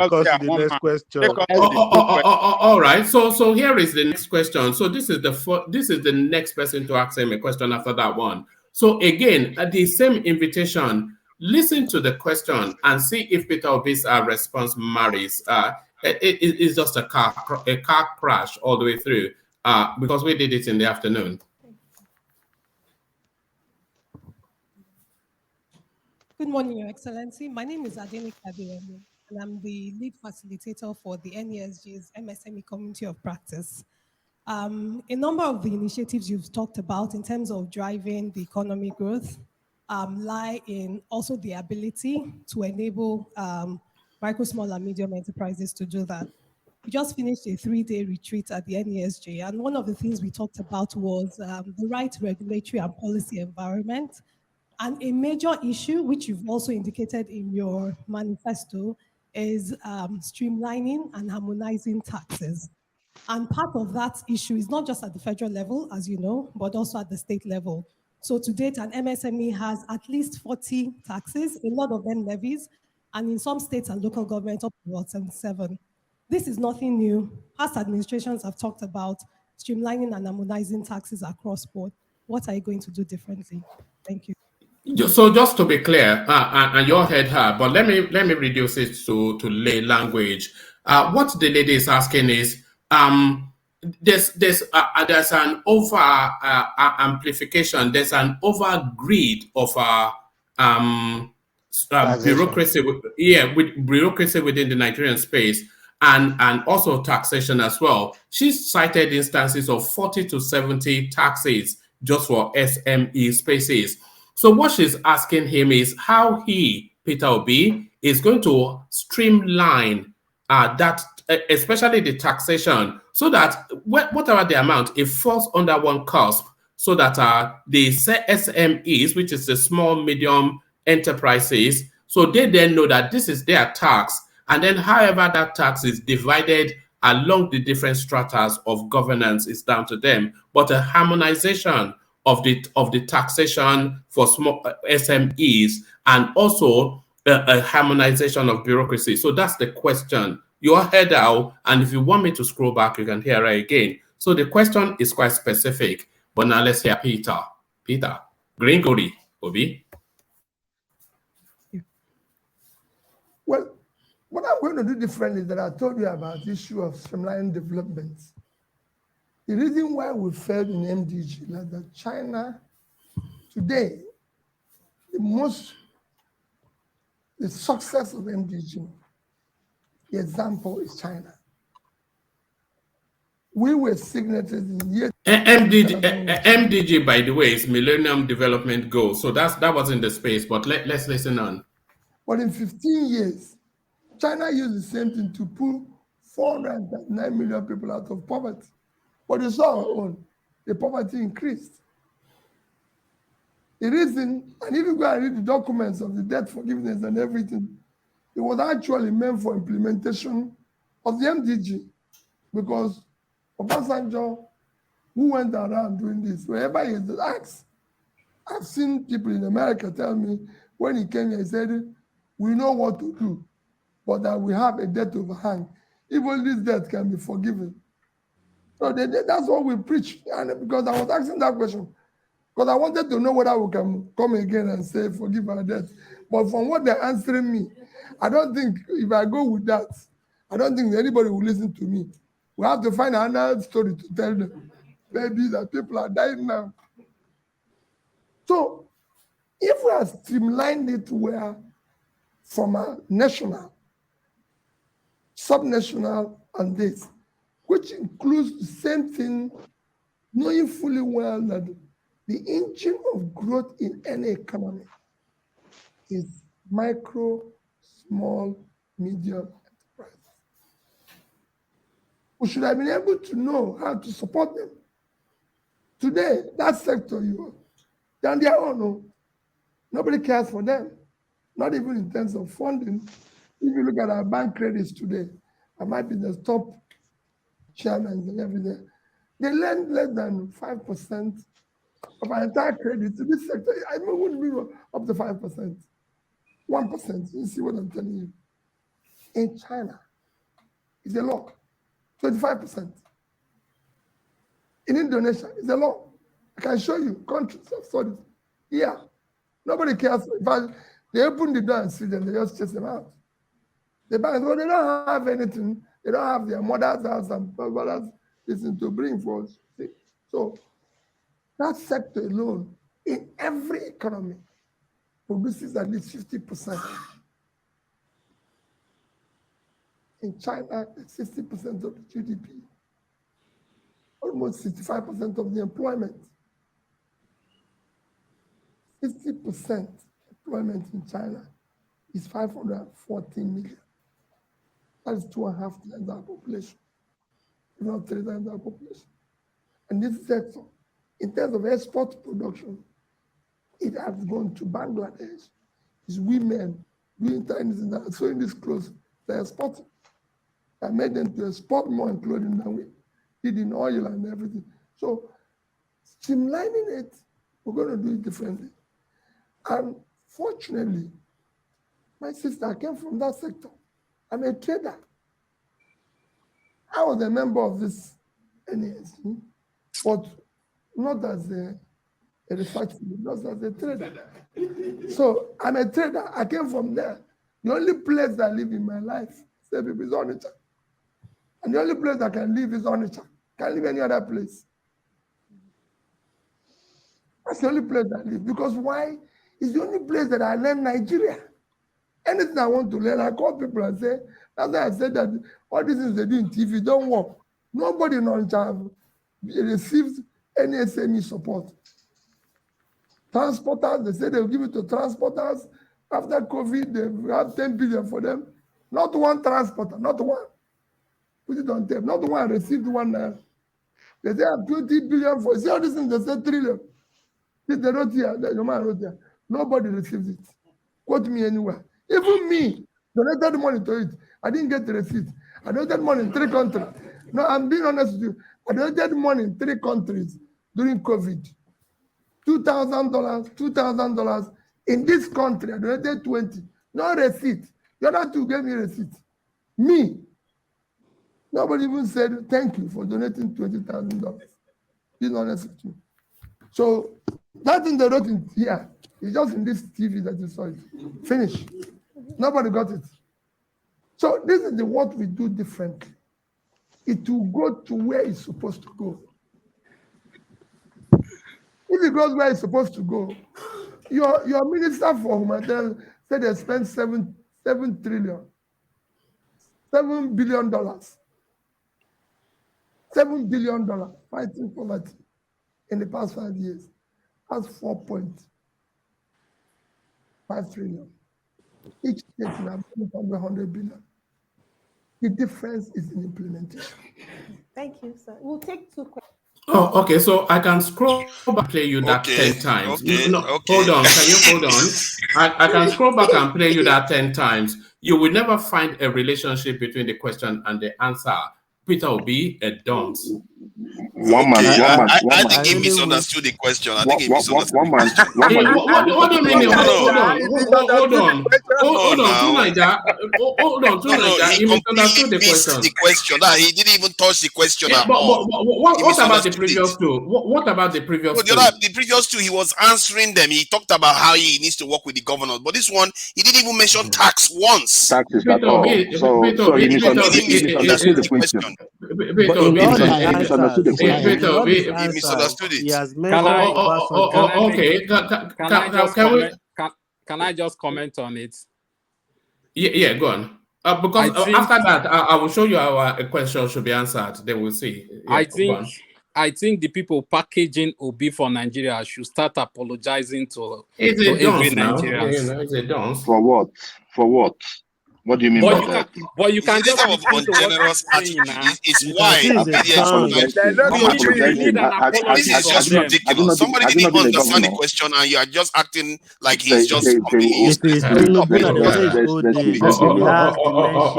right. Would we have Tinubu for that? If you don't know. All right. You mentioned Tinubu DOG. Let's see how a question should be answered. This is the next question from the last one we saw from Tinubu. Why don't you go to the first question? They asked him one man. No, we've been to that. We did that already. We just did that now. When the lady was asking him, the host. No. What we are doing is we are going to the questions that the panels are asking. We didn't go to the questions that the host asked. That. Which question do you have? If you tell me, if you have it on your screen, scroll back to the minute you want me to go to, and I'll go there. I have a whole page of paper here, but that would be for. Are you doing afternoon session? All right. Afternoon session. I'm very glad to be here. Okay. My name's Tumba Frank. Question and just for the for the benefit of there was an interaction with the host, and then just like we saw in Chatham House, and then she opened up to the panel to put the questions. So the questions that we're seeing both for Obi and Tinubu are questions from the panel, because we did a whole 6 hours on this on yesterday. Otherwise, we will not be here. We will not be able to live here. So here is the first question you saw from this lady here who asked that. So we saw this, and then from his answer we go on to the next question, which is from this Otumba, whatever it is himself. No. One man. This one of Otumba is just an advice to Tinubu. So go to the next one. No, let him have his say. No, I don't want them to feel like somebody is skipping. Oh, yeah. So let's go to this one. Yeah, it's just an advice. He didn't even answer. He just said thank you. All right. So let's get his response. So going over what is very, very obvious contribution. I take it.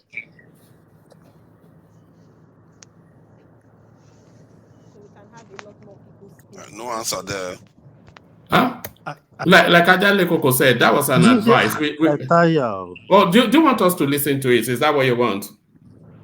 Yeah. Maybe we should listen to it. Oh, yeah, let's just listen to it. Yeah. All right. To let the government understand this, and get a response. Why we are churning for the knowledge from the knowledge the government wants to offer? Because we suffer the pain. We can explain that this, before this pressure, this give the plane. Number two, deriving from this, is the fact that at many attempts policies rarely sign on, just like we sign off the one you just mentioned before the Russia problems or whatever it is. When this is signed on, the effect on the specific sector were not known at times. Why signing generally? We should know that policies should be national spec, meet the specificities of the nation. It is on this note that we want to play with you once again, using this forum, to find time to encourage your economic management team to give all the time. The time frame we gave have lapsed. So we can have another one. We'll be able to spell out, and I'm sure you'll be able to analyze properly at that kind of a forum. Thank you very much. A good advice. Noted. I don't have to waste your time going over what is very, very obvious contribution. I take it. So we can have a lot more people speak. Thank you. I would stand on existing protocol. My name is Frank Aibogun. I'm a director of the Nigerian Economic Summit Group. You alluded to the global economic crisis, and I agree. So sorry to pause it. The same rules apply. Listen very attentively to the question, and then see if Tinubu's answer bears any relationship with the question. That to a large extent, it serves to impact local economies around the world. But when I look around today, the greatest problems that we face, you could say, are self-inflicted, very disentangled from what is happening around the world. In a crisis, some people suffer and some benefit. In this crisis, it's for Nigeria to benefit, but we're suffering, without any question. And I like the point you have made about being part of also Condescent and the role you played in Mobile. And I wanted to just ask you, increasingly I hear that people in government see IOCs and others in the business as privileged people. In fact, a senior government official asked the IOCs, if you are complaining so much, why are you still in Nigeria? The truth of the matter is, it is only their body we see, their soul is gone. There's absolute, and I'm sure you know more than I do. What would you do in terms of attitude change? Would your priority be to re-attract private capital from the IOCs back to Nigeria? Because it has little to do with energy transition. Those companies that are leaving Nigeria today, every day we see them take set up operational base, sometimes in Africa, if for gas, mostly in Guyana. So I ask, what would your attitude be to attracting investment from IOCs? And I'm talking about energy, and that's all I'm going to talk about. The other question would be, Olokola LNG and Brass LNG, I was told recently by a diplomat that if we had prosecuted both projects, today Nigeria will be earning $500 million weekly from exporting gas. What would be your attitude to that? Again, to energy. Nigeria has proven reserve of gas, 200 TCF. Russia has 300 TCF. So if you like, we are 66% of Russia.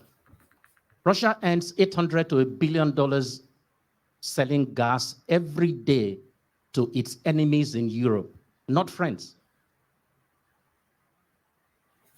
So we should be selling on a daily basis $600 million from gas. That has nothing to do with global crisis. It is a proper Nigerian failure. What would you do to turn around Nigeria's energy prospects? Thank you, sir. All right. All right. Before Tinubu gets to his answer, let's just recondense the question. So it says, what will you do to retain IOCs? So that was the first question, to retain and attract IOCs. IOCs are international oil companies. So how would they stimulate that space? And he also asked for his strategy plan in terms of the Nigerian gas reserves. So those were the questions being asked of Tinubu. But does he understand the question? Never mind being able to answer. Let me treat this in the best way possible. First of all, look at the stack of the model arrangement we had when there was oil and gas scarcity around the world. Isn't it? We were the king. Even our leaders boasted then that money is not a problem, it's only how to spend it. Now you are broke. So you own 60% of both the gas and the crude on the ground. 60%, and you are not the operator. Why not take a critical look and evaluation of that? Could changes in ownership structure or shedding weight bring more revenue to you? These are questions. I don't want Mr. Selito to get my idea.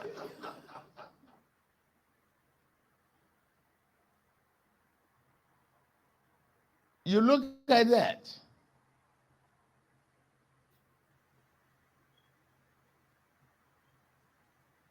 To catch the rabbit, you got to give a bait. What is taking them to Guyana? There's some incentive in it. Maybe taxes. But instead of having to dig ground and build a city in Guyana, you already have the infrastructure to some extent here. So we'll negotiate. Give up some of the pork belly areas that Nigeria wants.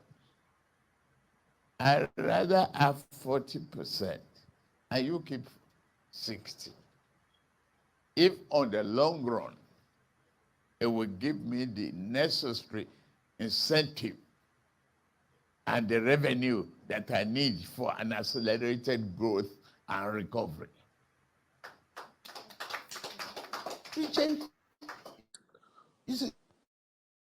You find it, there are certain things I know I can't say now. I am the first speaker. But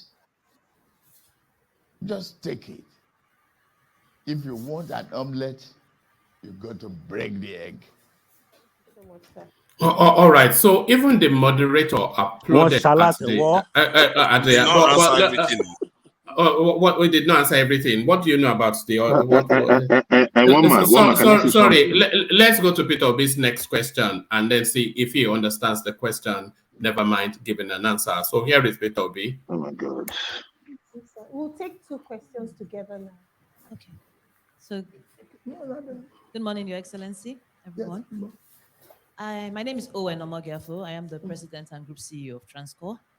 I'm glad you've talked about power, because indeed everything we're discussing is kind of like the foundation, whether it's security, manufacturing, the MSMEs. When I used to run the entrepreneurship program of the Tony Lulu Foundation, it's one of the things to complain about Nigeria. Earlier in your campaign, you visited Egypt. You went to see what was there. And last year, I met one of the people that you met, and they talked about it. We have three key players: generation, transmission, disco. In your 100 days, I know Dr. Sasuyi asked you that question. I just want you to pick one. What should we look forward to? My company is a key investor in that player. And we also are accountable to the shareholders. My AGM is coming up in March. And it will be I want to hear from you more on that sector. So that's one. Number two, oil and we've talked about Nigeria's debt. I like what you said about we're taking the funds, we'll clearly invest it. Let's see. Because truly there's nothing criminal about borrowing. OPM, other people's money. You borrow, you invest, but then let's see what is coming. Last year, Nigeria's oil production dropped. I'm happy to see my big brother up there. We missed an opportunity. What are we doing? Oil theft. What's going to happen? Now, for me in the power sector, I'm particularly interested, right? Because I need gas to power my turbines. Last week, I was in Afan to commission another turbine that is meant to bring 138 megawatts of power to this country that can power up to 100,000 homes. But guess what? I can only produce about 70 megawatts, 60 megawatts, because I do not have gas. So how is this being sorted? Then last question, which may be more like a comment. Let's not take it as a question. It's about, I like this talk about Nigerian economy. I like what your question, Adenike. Policies that would encourage more inclusion of more women, not in politics, but in promoting and increasing the Nigerian economy. Thank you. We'll just take one. All right. So the question she's asking that out of the stratas of the electricity space, what has Peter Obi identified as the pivotal area of focus that will accelerate electricity within the Nigerian space? And then she also talked about gas turbines to power individual investors within that energy space. And she also talked about oil theft and all of that. So that was the question. But does Peter understand? No, so it's power, Oil and gas. And women. Your Excellency, my name is Emmanuel Ikazubo. Your Excellency, you know, major problem we have, one of the problems we have in Nigeria today is that all the foreign investors have taken their money out. No one wants to bring in money because everyone is waiting. First of all, February 23rd. And by the way, this question is quite similar to the question that TINUBU answered last. 5th, the result might make some of them take a final decision whether they really want to be in this country or not. But beside that, the exchange rate, exchange difference, what do you think your government will do? Because we have this black market and the official market. No one wants to bring in his money into this country at an official rate, and you are asking them when they're taking it out, they can't get the official rate, they have to take it out at a black market rate, which means they're running it at a loss. What can we do, or what will your government do to ensure that we harmonize the black market and the official market? Or we should have one rate which everyone, all businesses will use for bringing in and taking out their funds. Thank you. Okay, let me even start with I won't take your question away when it talks about the issue of race with even what my sister asked about multiple taxation. Because you say multiple rates, we will not have a multiple situation. Just like we do with taxation. If we have SMEs, we should be able to say, because these three levels of government sit together, we should be able to say, this is where we stand. So this is now to the previous question, not anything to do with what the woman was asking, but there it is. And people will see it implemented. I was governor of Anambra State. Oh, God. You can go and check what happened there with the issue of, say, multiple taxation. Same thing goes with what you're saying. There will be one rate. This nonsense cannot continue. Cannot continue to allow people, we work, countries' rates have changed. Several countries have needed to have bad rates. And because they did the right things, the rates came reversed. Last year alone, because Angola did the right thing, their rate came down from almost 600 to below 400 when the oil price was there. We didn't, our own headed the other way around. After election in Zambia, the question went from 20 to... Should we carry on with this or just abandon it? I can show you Abandon it, Let's carry on. What is this? Like, let's carry on so we get to the end. Let's carry on. Let's carry on. Okay. People should know better. Maybe I'm talking at the trader now. And what drives a reserve? You export. What did your country export? A country as big as Nigeria, 2something million people living on 923,000. One man, let's move on now. Let's go. Let's no.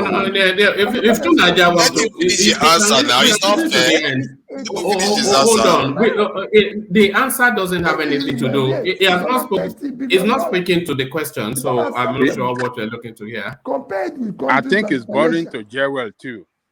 Same here. I think he was answering the previous question, then wants to then he will go back to the current one. About 290. I think he's answering the question. Let's just wait. Kilometers. All right. With about 34 million people, their export is over 250 billion same year. Compared with a country like Vietnam, 331,000 square kilometers, a third of our land in half of our population, export over 350 billion. We couldn't do 10% of what Vietnam is doing. 95% of what they export is manufactured goods. Vietnam did more in footwear. Just to remind you, the woman is from the energy space, and her question was around what is going to focus in terms of the electricity space, and then the gas to turbine her electricity generation. So Peter Obi takes us on his usual journey. No, that was not the question, woman. That was not the That we question. did not hear. All right, that wasn't the question. Okay, don't say That was the anything. question No, now. hold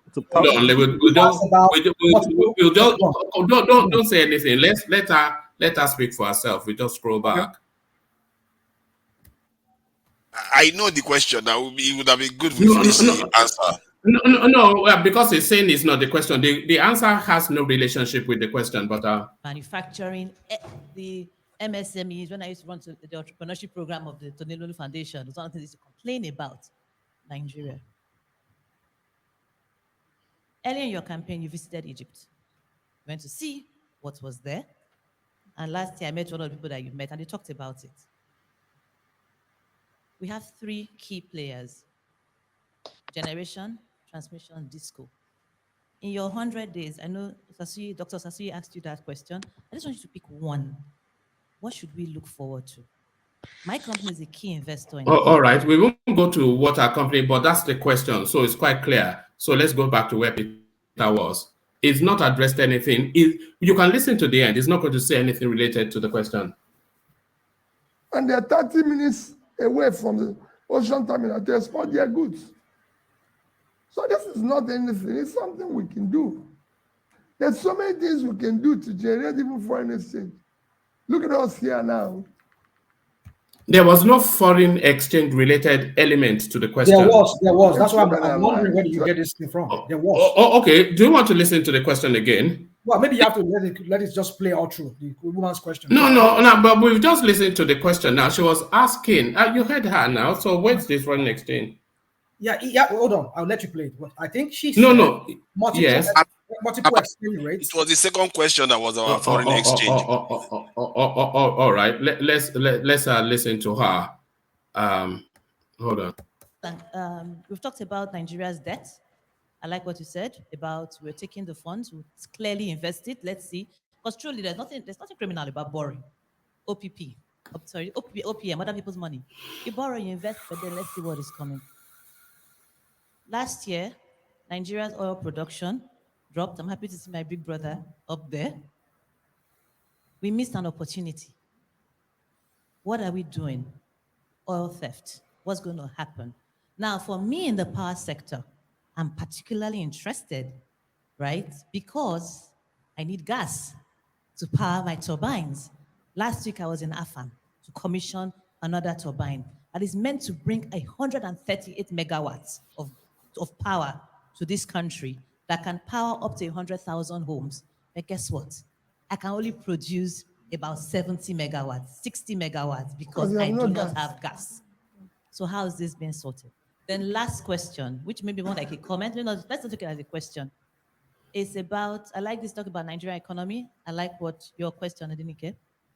Policies that would encourage more inclusion of more women, not in politics, but in promoting and increasing the Nigerian economy.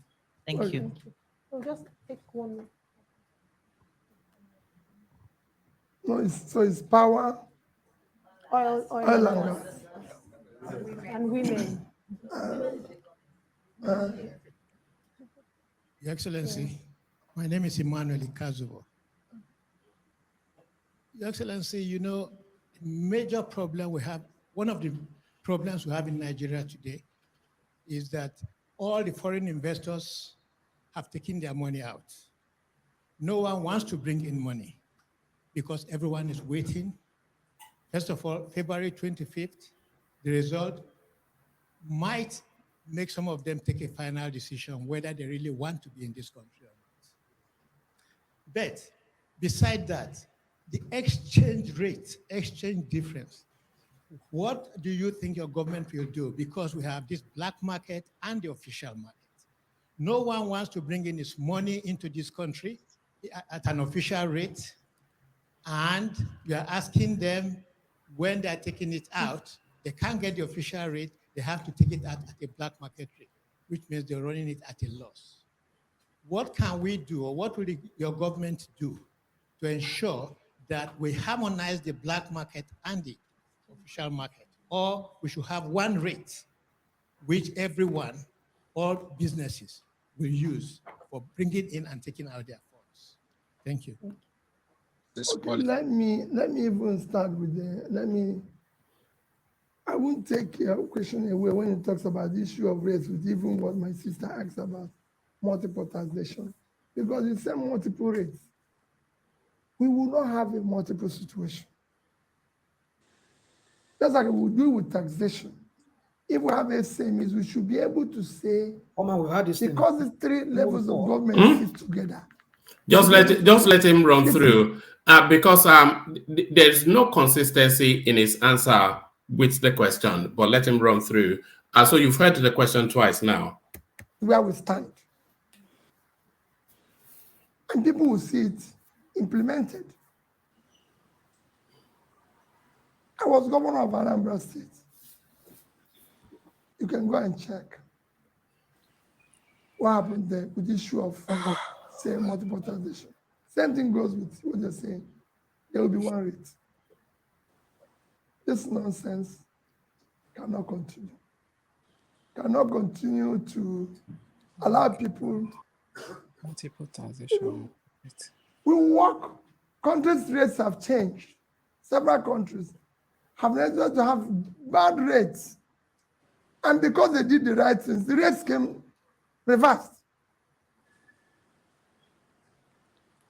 Last year alone, because Angola did the right thing, their rate came down from almost 600 to below 400 when the oil price was there. We didn't. Our own headed the other way around. After election in Zambia, the kwacha went from 22 to 16. And I can show you so many other countries where that changed. What is driving our rate of exchange? Rate of exchange of any country. All right. Where it's going to go to next was what really vexed Fatai. It's a complete lack of understanding of economics. He's going to tell you that what drives the exchange rate is foreign reserves and all of that. It's just the dawns. He did answer the question. People should know better. Maybe I'm talking about the trader now. And what drives the reserve? Your export. What did your country export? A country as big as Nigeria, 2something million people living on 923,000 square kilometers of land because we're not producing anything. Our total export in 2021 is 18.9 trillion naira. If you use my rate, it's under $30 billion. It's unacceptable. Compared with countries like Malaysia, less than a third of our land, about 290,000 square kilometers. Just to pause it for a microsecond, the second question was about arbitrage, which is the two parallel or multiple parallel exchange spaces that you have, Nigerian currency versus international money.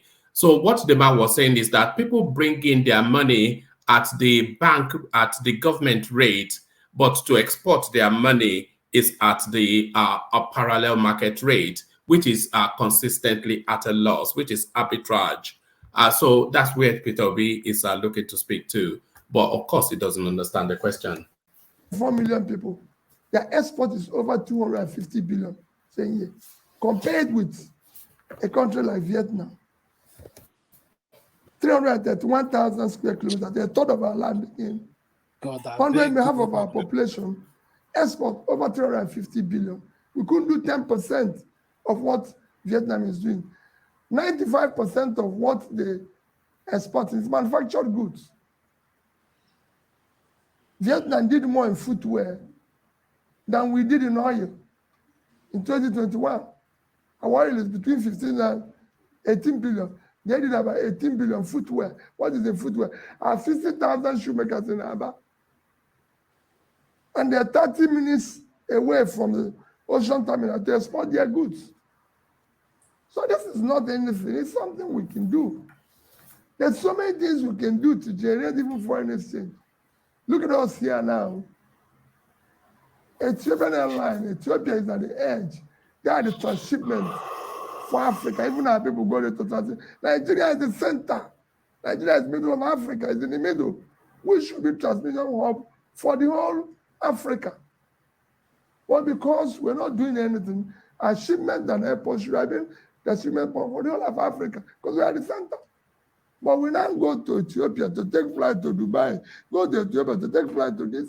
There's so many things this country have that if we explore properly, can change the country. What we need is implementation. I've been governor. Anambra State was one place nobody wants to touch. Schools were closed. Things were not working. We didn't do anything different. I tell people, they say, oh, people who are working. I said, it was the teachers who were teaching when we were number 26. They were teaching when we were number 1. We didn't change the teachers. All that they changed is that we brought in new leadership that wanted to do the right things, and we focused on doing the right things, and it changed. What you said about, my dear, about oil and gas issue is a very sad that Nigeria is sitting on gas. Gas alone today, if well managed, can give us more money, no, more than we get from oil. Thank you. So we're going to, I won't tell you what I'm going to do in 100 days. I've said it to people. I'm not talking about 100 days. I'm saying that we're going to change it.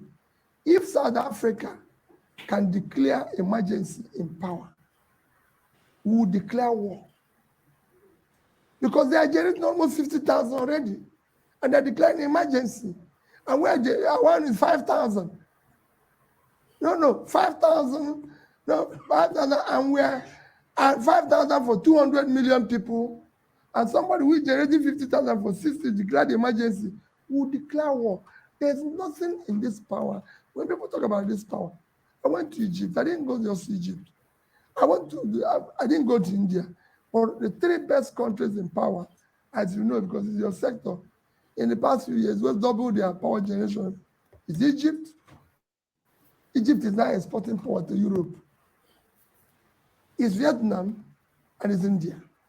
So luckily they're all third world countries. That's why I went to study them.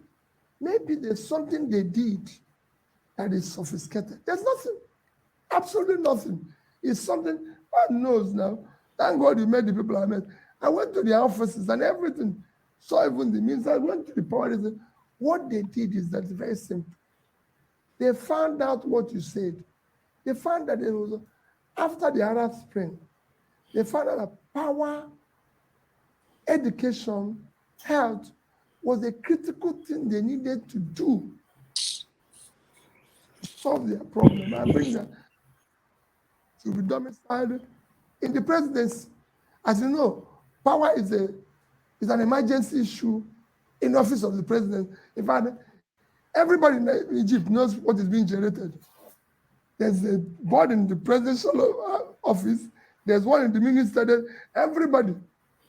I went to the three places. They will say, this is power we're generating. This is what we are consuming. Yeah, we don't even know. Every Nigerian hears every day. Generation. Which one? The other one collapsed. The other one up. No, we can't. We will invest.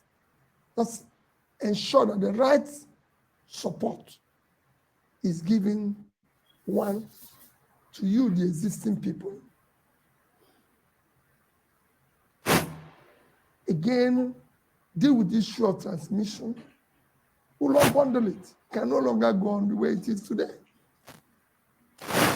And then deal with the issue of distribution. I believe that the right support can change it. Even in our manifesto that said, we'll ensure that we finish what is existing with Siemens, because I discussed with them what is happening. We believe that if properly implemented, supporting you people, we'll be able to do this by the end of this year, maybe 7,000. And then we'll put in 15 million, because what they showed me in Egypt so that these things can increase annually. It's not going to take years. It's a question of the rights, doing the right thing. That's what we're going to do. Yeah. Back 30-something years or so ago, Shell had led a process that was concluded that hands of our country. Into power generation, everything was approved by the Federal Executive Council. And then 2 meetings after, Nura Imam comes with some policy thing about how NEPA was not happy and this was not happy, and all of that died. Can we return to smart thinking like that again? All right. So there it is, right there.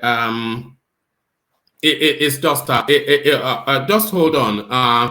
So that was the question, the question, and that was Peter Obi's attempt at an answer.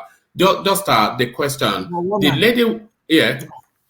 Go on. Yeah, no, you can come in. Did you see any marry between the question and the answer? Yeah, it did answer some part of the questions that were thrown to What do you mean some parts? What does that mean? Hold on.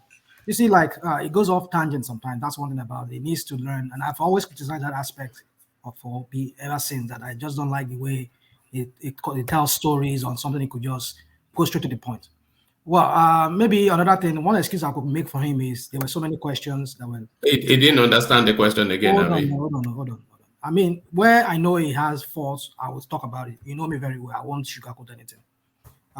No, in fact, he went before the other man had to ask his question. He had to reiterate those questions so that he doesn't forget. But somehow I think he forgot that it's at some point.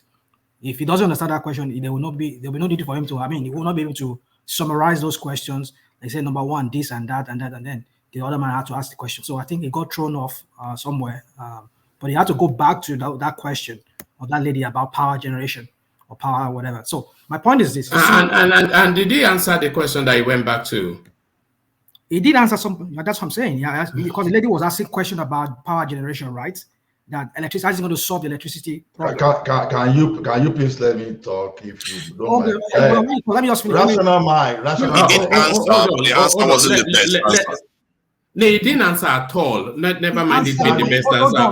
But let rational mind go first. Yeah. The issue on multiple exchange rate, he said that's what it's first. I mean, after he said something, the first thing is we're going to make sure that there's no multiple. There's going to be one single exchange rate.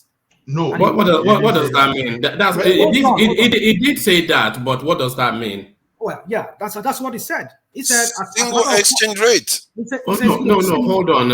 It's a bit more complex than just what you said. But rational mind, what does that mean? If you want him to flesh it out, that is where maybe he didn't flesh it out, but he digressed a little bit. You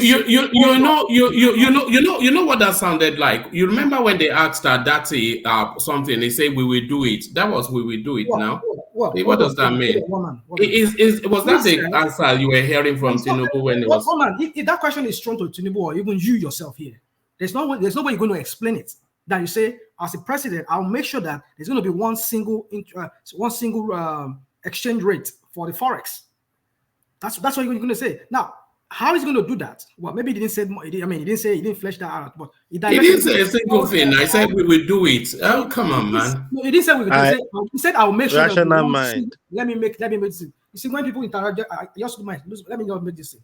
Now, it digressed a little bit, and when it digressed a little bit, he started talking about still on the exchange rate. He said another reason why there's the multiple exchange rate, which is I think it's trying to tell us that this is how I'm going to solve it. He said that our foreign exchange is always down because we don't export anything. We don't even produce anything. He started comparing like you always do, China, Malaysia, and whatever. Oh no. But hold on, rational mind. That is nothing to do with the multiple exchange rate. No, hold on. Just hold on now. Can you hold on? Hold on. That is nothing to do with the multiple exchange rates.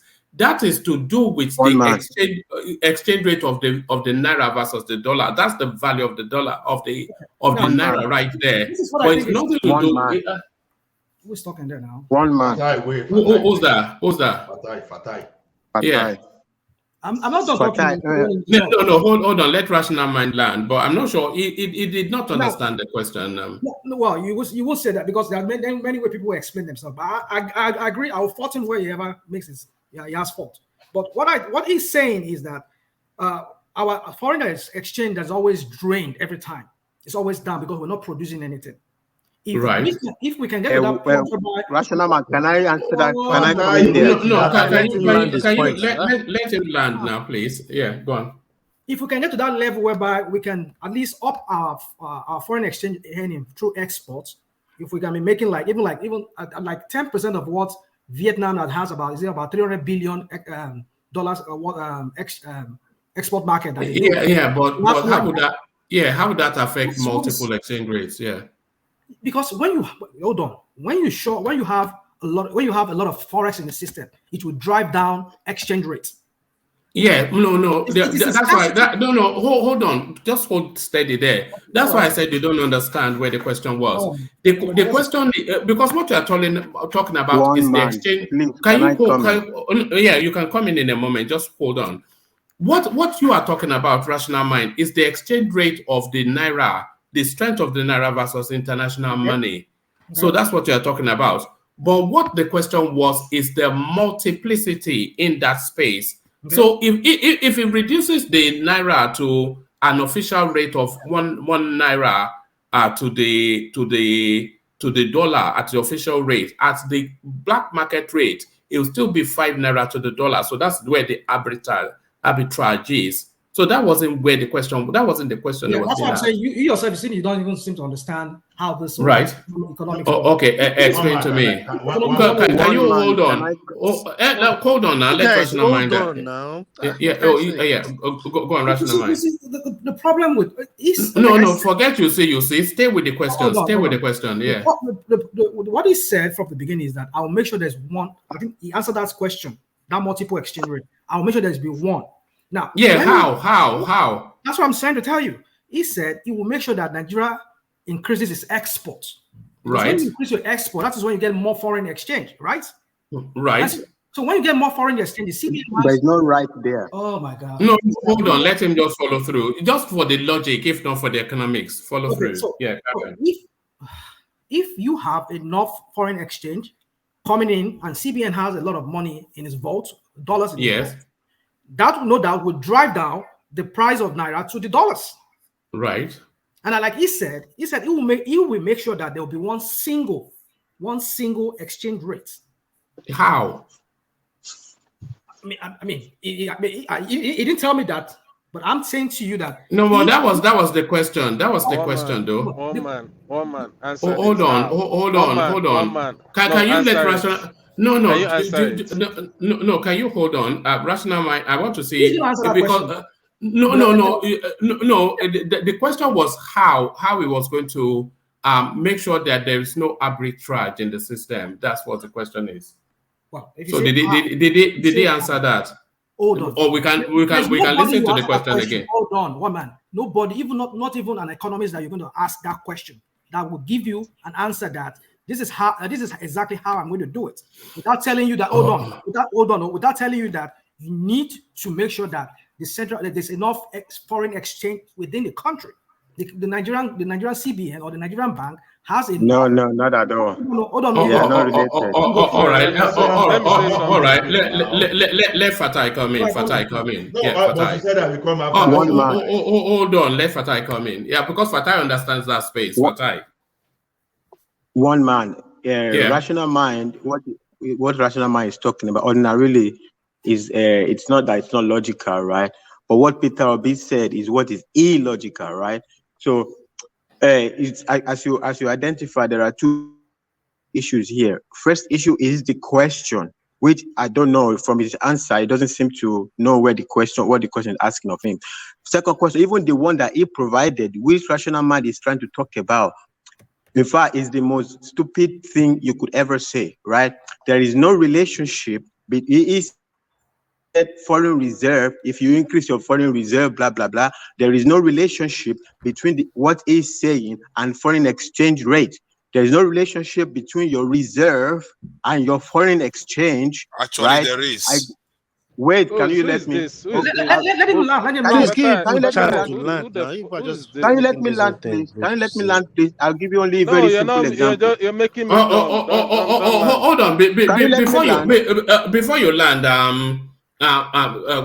Fatai, to Niger, what is your area of expertise? My area of expertise is not in foreign exchange, but I'm very Is clear. this Foreign in reserve have economics? fixed exchange rate. All right. So you Let me, one man, I would even, Fatai has expertise there. So let's hear I from will somebody even, who I knows. will Yeah, even give carry on. him basic. I will give him an answer he will understand. Yeah. Russia, right? This Russia-Ukraine war situation that is going on, the West froze Russia foreign reserves, right? But what happened to Russia currency, the Russia exchange, Russian ruble? It went up, not only by little. So you are telling me a scenario that is similar to zero foreign reserve, but the exchange, the Russian currency is going up, against dollar, against euro is flying. So what is the relationship? Can you explain to me there what is the relationship? What are you talking about, Fatai? What are you talking about? I am talking about no foreign reserve. Frozen doesn't mean up. no foreign reserve. Hold on. Oh, what does it mean? It means to have it. Let me answer Fatai. No, it means to have it. Hold on. Guys, maybe you should allow Fatah to land his point. No. You see that's the frustration. People that don't have the expertise in an area, they want to argue from more knowing that somebody that has an expertise. Yeah. So let's listen to somebody that Fatai, you can't hold on. Let him paint the picture. How can you not use it? That's what I'm wondering. No, I will tell you, you've frozen Russian foreign reserve. You should know a country that is having demand against itself is different from a country that is having demand against the international community. Now they've frozen their reserve, but they are still buying their gas. What does that tell you? And they pay them in rubles. Excuse me. Wait. They pay them in rubles. When they freeze their excuse me, when they freeze their foreign reserve, does it mean they have the foreign reserve? That's not the issue. I don't understand what you said.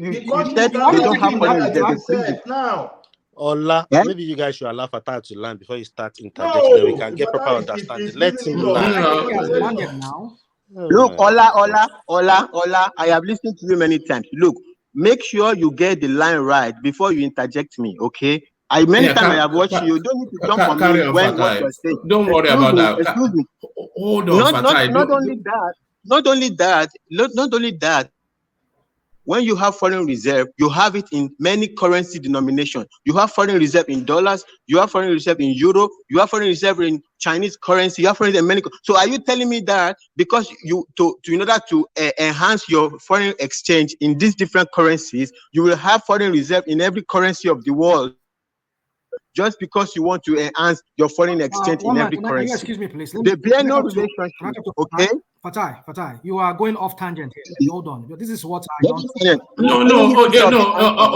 Hold on. He's painting a picture only if you let him land. Carry on, Fatai. I'm telling you that Peter Obi's answer that it's your foreign reserve that drives your exchange rate is bonkers. Right? He has no understanding of that space, which is fine if it's not his area of expertise. Do you understand? If you can explain to me why a frozen foreign reserve and then a jump which gives a jump in foreign exchange, then I don't know.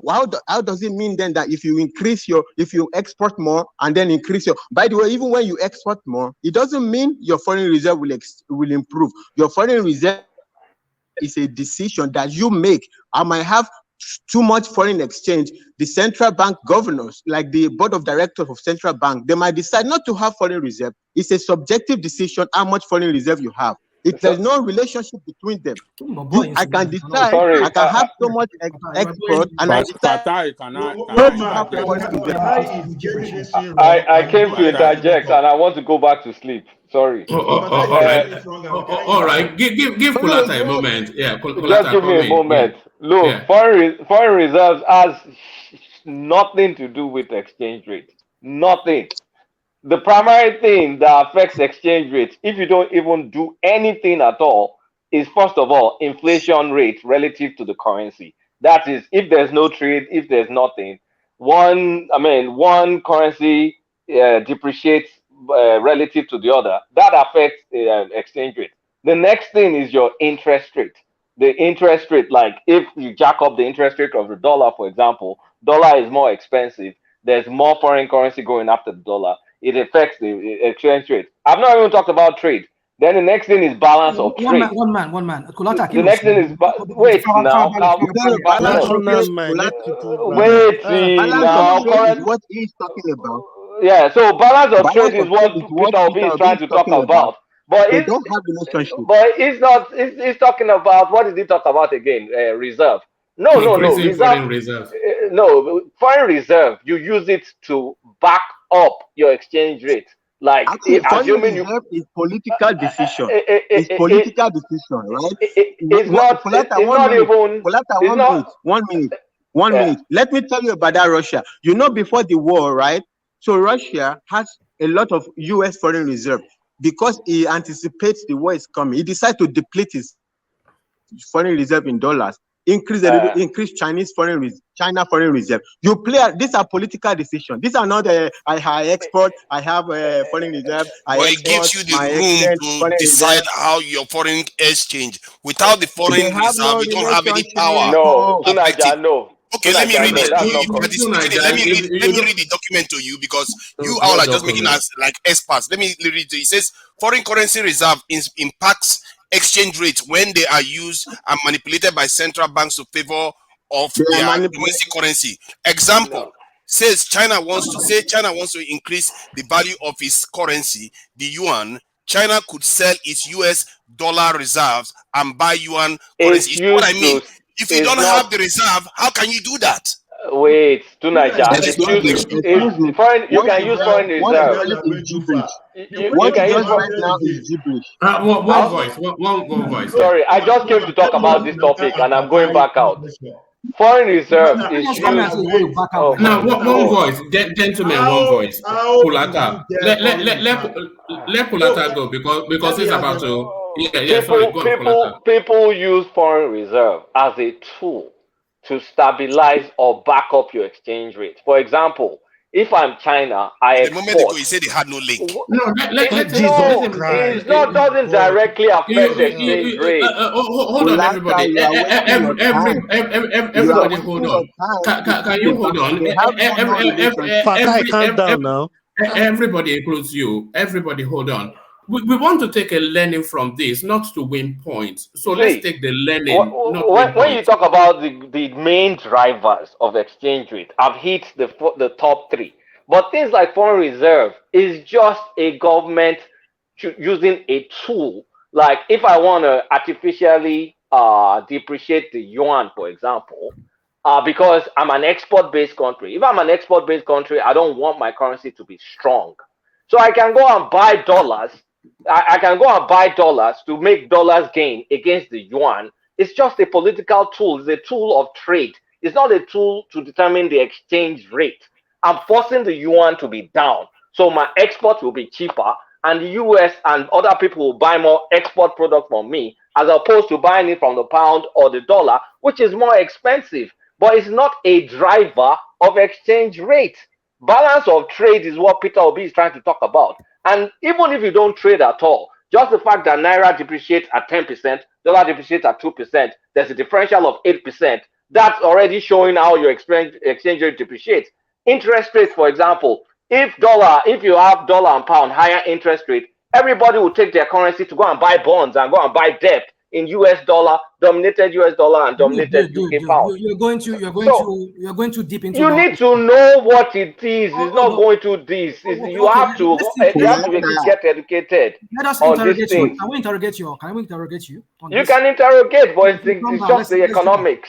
Let's do that. Because you've spoken now and then you are going back on what you just said, because initially you said there's no. What did I go back? Ask your question. Yeah, hold on. Let him ask. You said there was no link between foreign reserve and the your local currency gaining, appreciating. That's what you said. Yes, categorically. No, foreign reserve has nothing to do with your again. That's what you said. But then you went back on your word again and you said, well, I did not go back on my words. Maybe you don't understand what I was saying. Obedient. That's why. It's trying to be a little bit obedient. Balance That's of why. trade. If you talk about we're having look, if you talk about balance of trade, which you can also call balance of trade, which is current account deficit, that affects exchange rate, but not your foreign reserves. Hold on. You see, you're making this so complicated. Maybe you don't understand the difference between balance of trade and foreign reserves. You're making it so complicated. The point I'm saying here is this. You see, sorry guys, I'm not learning anything here. I'm not learning anything from you guys. You guys are just talking. Foreign reserve, not foreign reserve. Don't worry. The rest of us are learning. But carry on. No, you're not learning one man. Do you guys understand the difference? Do you guys understand? You're not learning nothing. Do you guys understand? Do you guys understand? Hold on, Kolata. Hold on. I am learning because I'm listening to people who know better than me. You are being to one side. Like I said, to one side. So that's why you say you are learning. I'm not learning. I'm a neutral person. I'm not learning. Like everybody speaking here is right, but I don't know who to pick from. So who is right? Who is wrong? No. They are presenting an argument, and then the logic of it. What's the point of the argument? We must have a base of the argument. Hold on. The basic of the conversation, not an argument, but a conversation. The basis of the conversation is if an increased foreign reserves impacts on the exchange rate in the manner that Peter Obi confused delivery was. Why are we still on this topic? The word expert on that area. We still don't say that. What is not? We know Peter Obi say don't now, but I'm not saying it because I'm saying it. I'm saying it because my cousin who works with IMF in charge of West African region just sending the message. We talk and said Peter Obi has no clear idea of what he was talking about on that this time watch period. And I think that guy doesn't make anything. Doesn't make any sense. Why listen to such people? So because we have that doesn't mean anything. That wants to explain this thing to us. And people can interject one by one. I don't know why everybody wants to talk at the same time. I don't know why they talk. If Obi didn't do well, he didn't do well. This one doesn't mean he cannot do well the next time. When Obama and Romy had conversation, Obama goofed. Then he came back again and he cannot have scores, cannot win everything. I'll be fucked up in this. No, language. Sorry, he goofed in this. Cool, he will come back next time and come prepared. In this, clearly, he goofed. We know he did. We know he did. Okay, what is one man? Please, can you let Lata land his point? Then we listen from Fatai. Then the rational mind and Ola can interject them if they want to. Okay. But you are not letting us listen to anybody at all. Everybody's just wanting to interject. Let the person land their point. Then we can hear from you too. Rational mind, I was saying the same thing when people were interjecting you too. So give people a chance to talk. Ola, please, Fatai. If Kolata is talking, let him land. Then you can chip in. Then other people can interject. This is just not making any sense anymore. All right, back to you, Kolata. Just exactly as DOG said, let's have a structured conversation. Have we lost Kolata? He's gone to bed. I'm sorry, I muted myself. Yeah, carry on. Yeah. So, see, the basic, if you don't trade anything at all, the ones that affect exchange rate, first thing is inflation rate, relative inflation rate between two currencies, and then the interest rate. If interest rate is high in a valued currency, more foreign money will go after because you want to invest in that currency. Example is pound or dollar bond because you will get more return, is more guaranteed. So by the time you take your own currency to go after the dollar, your currency will lose more value because there's more demand for the dollar relative to the supply of your own currency. Now, the next one, which Peter Obi was trying to articulate, is trade deficit, balance of trade. Meaning, if I'm using Naira to chase after the dollar to import and all, there will be more Naira going after a few dollars. So Naira will lose value. So foreign reserve is totally different. Foreign reserve is me, Nigeria, buying dollars for whatever reason, political, it may be strategic political reason, it may just be I want to edge or something. That directly does not affect affect exchange rate. It has nothing to do with exchange rate. It's just how do you want to invest. So buying foreign reserves or keeping foreign reserves, no. The only thing is if you want to be using your foreign reserves, like taking out of it to back up your currency. Let's say you want to stabilize your currency by hook or by crook. You invested in foreign reserve. You can use that foreign reserve to artificially inflate your currency, but it's not a direct driver.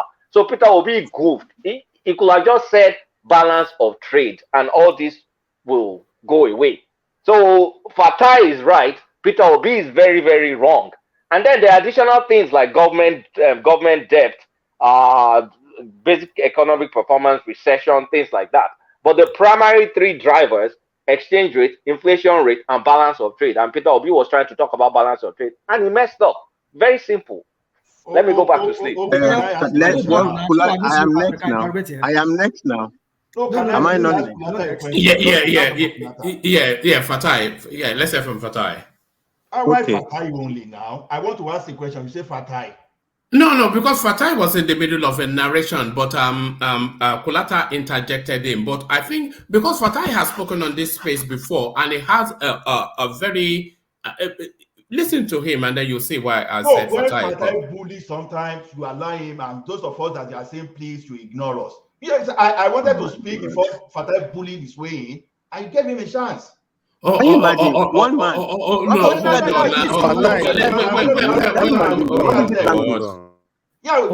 man. Hold on, Fatai.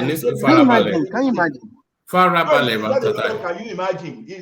I'm saying. Hold on. Who are all these people that I never met in my life? I said Fatai.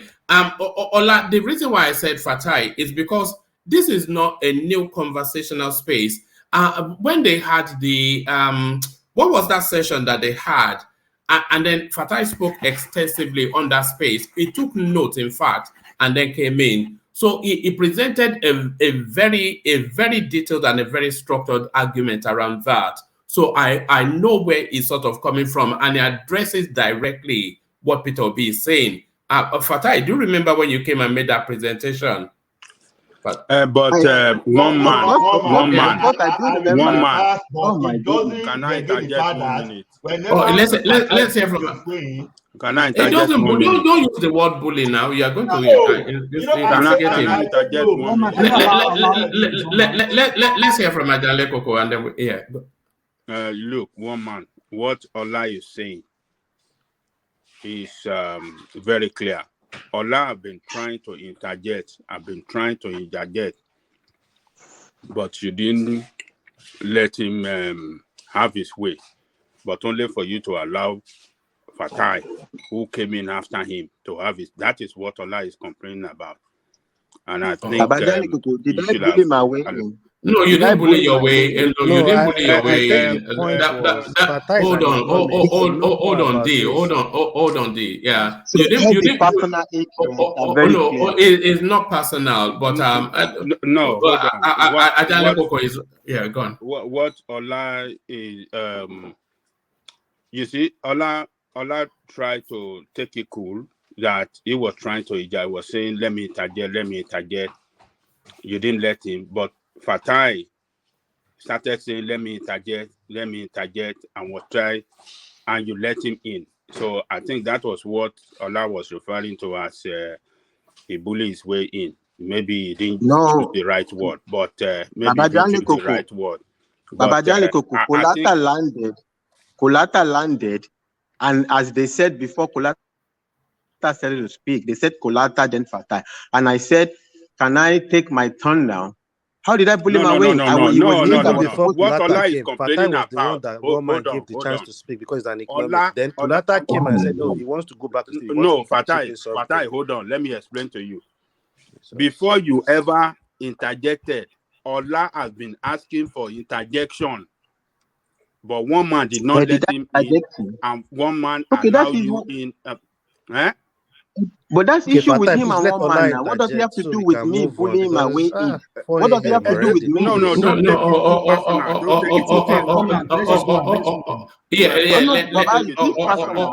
All right, Fatai. All right. Thank you, Ajale Koko.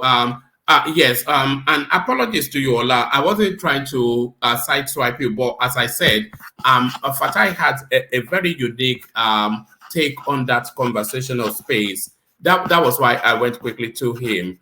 Even to Nigeria wanted to have a say, but I quickly went to him because there was a session we had.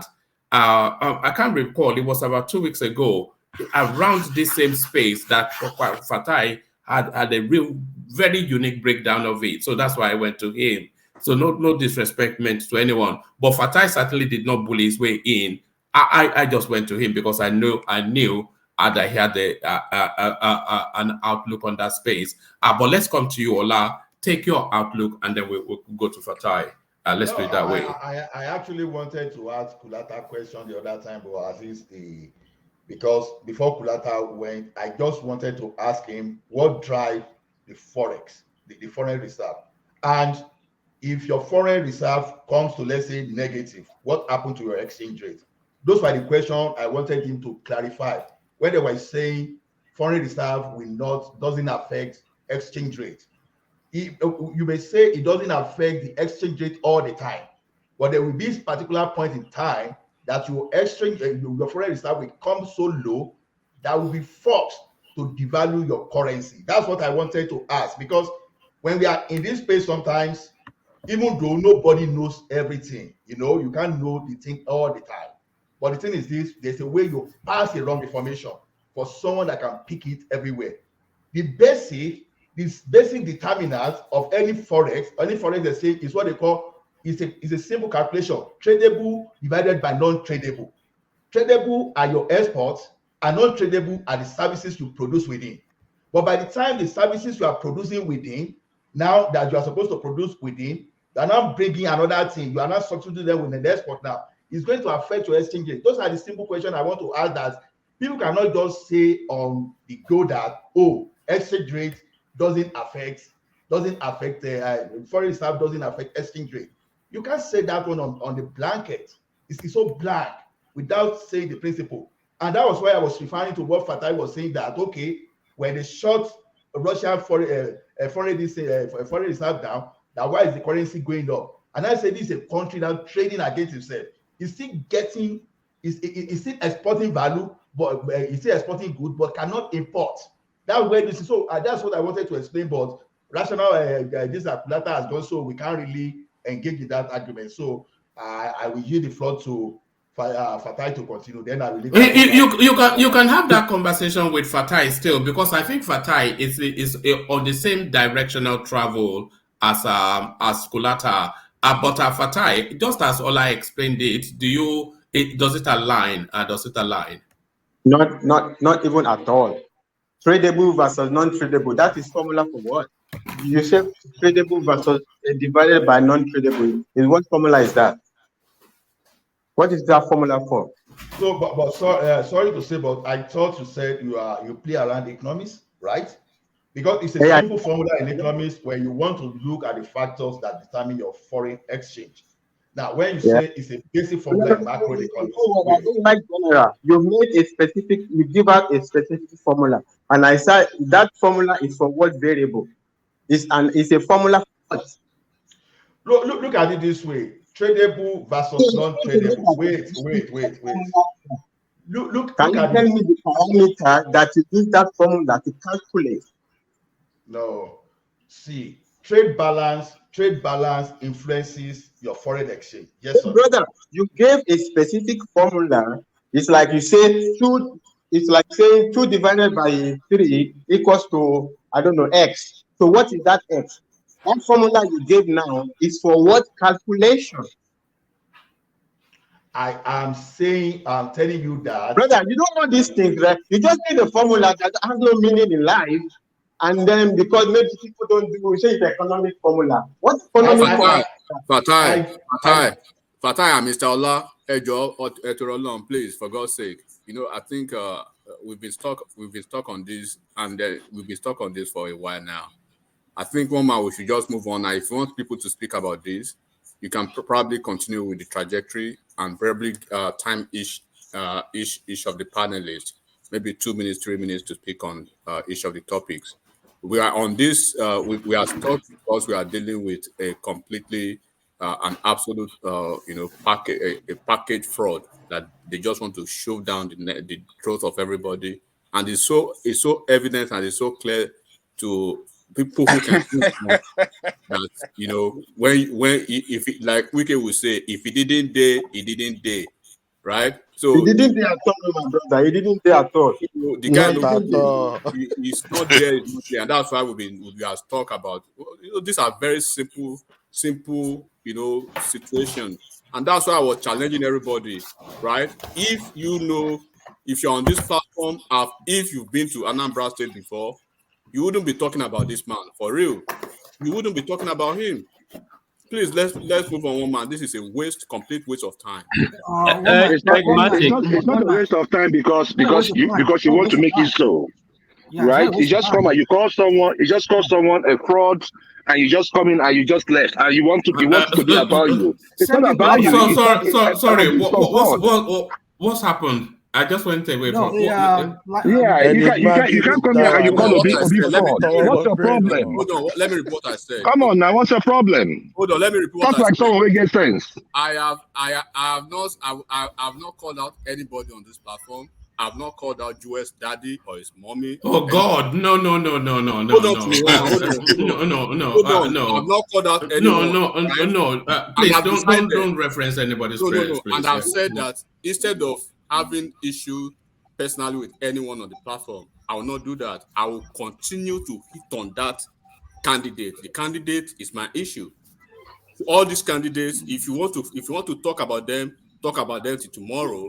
But I'm not going to hit you directly. I'm not going to hit anyone directly on this platform. I will hit on the candidate, and I will say it again, right? When you have over packaged a fake item, right? It has a threshold, so you can it's glaring now, right? Is so clear, and that's why I'm challenging everybody. Even though after this election, everybody on this platform, whenever you have a time to travel back to Nigeria, please visit Anambra State, and you will stone anybody who is packaging this nonsense for Nigerians. That's what I'm going to say. Stop it, man. Stop that. I'm not calling anybody. Can I say something, please? Can I say something real quick? Hold on. Okay. You don't have to go to Nigeria. We can go to Anambra State now. Oh God.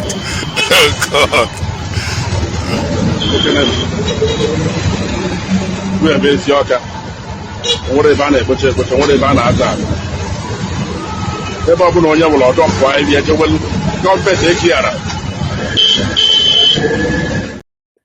So there it is. You don't have to go to Nigeria. What year was that, one man? That was Obi. I don't know, but that's Anambra State. Let's talk reasonably here. There are parts of Lagos I will show you today. I'm not going to blame Tinubu on it. Let's just leave this matter, please. Let's just talk like people. Like election is only 12 days ahead, right? So it does not really. The issues that those candidates are talking about. That's what we're discussing, and I don't know why. No. Rational mind. It has gone from issues to insults. And so insult, but you I don't know anybody. No, you can't come. All right, settle down, everyone. Everyone settle down. Let's hear from Tunaija. Let's hear from Tunaija. So Tunaija, give us your take on Peter Obi's economic blueprint. Yeah, thanks, Woman. I think this thing, Peter Obi's economic agenda is quite sound. I understand that people are concerned that he doesn't necessarily go into minutiae details and stuff like that. And I think he has this resentment for it. I've seen when he's been pressed for it and he tried to go into it, then he would just back off and say, because people have been sold these goods before, that it doesn't matter, because he can tell you everything, but he still doesn't. So he goes into the reasons why he believes what he believes. He gives you several reasons. And I can understand that, because the reason why I relate to it, because that's how I also understand something. It impacts on you. Like when you go to this country, you see this country do the same thing, that country do the same thing. It's everything you think about focuses your attention. That's why when I focus on security, because I've looked at so many different countries, I say, this is crazy. Why are we acting crazy? So that is how he comes across to me. I relate to that because when he paints those other pictures, and I can see why he does that. People don't like it's not for everybody, because clearly human beings don't understand things in the same way. Some people can literally not visualize stuff. So when Peter Obi paints a picture like that, they'll be like, what are you talking about? And other people that can visualize stuff will feel like, why don't you understand? It's clear to me, but it's not clear to you, because not everybody understands things the same way. That is why I don't fault people that don't like Because not me comes everybody is across. a trader. Not everybody is a part seller. I think it's not about trader. This is something I think The, it's the a guy, condition. the way the guy was explaining, talking as if he's explaining things to people in Alaba. You can see the way all those people were looking and so tired and worn out. You know what? And I want to make a point here this night, please.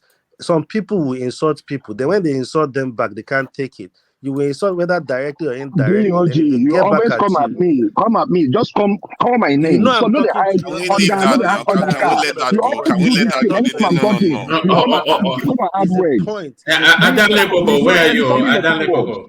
Can we let that? Sorry, Then when they sorry, insult everybody. you back, you take Sorry, offense. everybody, because Hello. I'm the one that people don't like. But I've said this before. We should move on from this topic. It's not making sense. And Let's not be personal about this. Come on. Wema is trying to be one side. I don't know why Wema is flogging this issue. We all agree it didn't do well. Let's move to other topic. My state is at stake here. People came out online, issuing threat. Obi is coming to campaign a few days time, and you said I should not say anything about my state. I'm not concerned. Elections happen everywhere in Nigeria. It's not happening only in Lagos or in the east or in the south. No, hold on. War peace. Hold on. I believe every one of us here are looking for Southern candidates to be our next president. And this is the opportunity to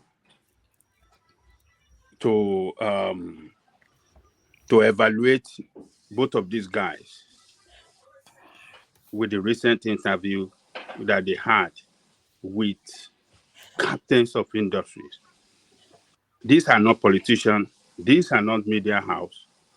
So it'd be very, very unfair to a lot of our people that are watching us back home and around the world to have this opportunity. And we cannot compare and contrast these two guys on what they have for us, their plan, and who among the two of them that have the capacity to lead us and take us out of this economic problem that we are facing in that country. So don't let us just say, let us do away with this thing. Let us compare and contrast this them on every issue and question they ask them. Let us evaluate. I mean, this is two Niger. Two Niger came in. He said, "Man, this is the best." He commended Tinubu. Said, "This performance is what I've been looking for." He didn't downplay him. Nobody is an obedient. Nobody's downplaying anybody. Nobody downplaying. So sorry, at least let Adale Koko speak. Come on. He didn't downplay him. He's an obedient, but Tinubu was able to convince him that he have the capacity and he have the best plan, better plan rather over the others. Look, let us compare these two guys and let us see their areas of strength, areas of weaknesses, and then we can move forward from there. And our people at home can really see things very clearly. Yeah, can I just say what I understood? Hold on. Can I just say what I understood? Hold on, Tunaja. So I'm going to insist that let me call you in. If then you let's say one man. Let me finish here. The only problem is that we don't allow one man to direct the affairs the best way that everyone can enjoy it. If we can allow one man to direct this affair tonight, I think everybody here will enjoy it, and as well as our people back home. So let us give it to one man is biased. So you cannot say one man. No, So one man hold on. How can you say? We'll call him to order. No, we'll call him to order now. I may have to let you go. I may have to let you go. Joel, because we're trying to bring order in, but you would never allow that. So please, but carry on, Ajale Koko. Yeah. So let us give him that. Let us allow him to direct the affair, and all of us can enjoy it.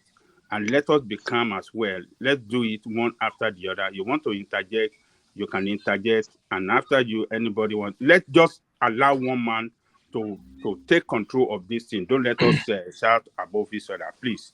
Let us do that. Okay, let's go. One man, please. Let me just finish. Let me respond to Ajale Koko, please. Sorry, because I don't was really. the one talking. I know it's your turn, Niger. I know just interjecting. Hold on. Hold on. They just told it to follow order. He disobeyed I know again. we are following order. I'm not. It's your time. Sorry. Okay. Yeah, carry on now, Bob. I know, Tuna, sorry, not disrespect. I know it's your time. I don't. In this topic, it's not my area of expertise. So I listened to you guys, and when I was a bit confused, I charged in. I said, "Man, I'm not following it up anymore.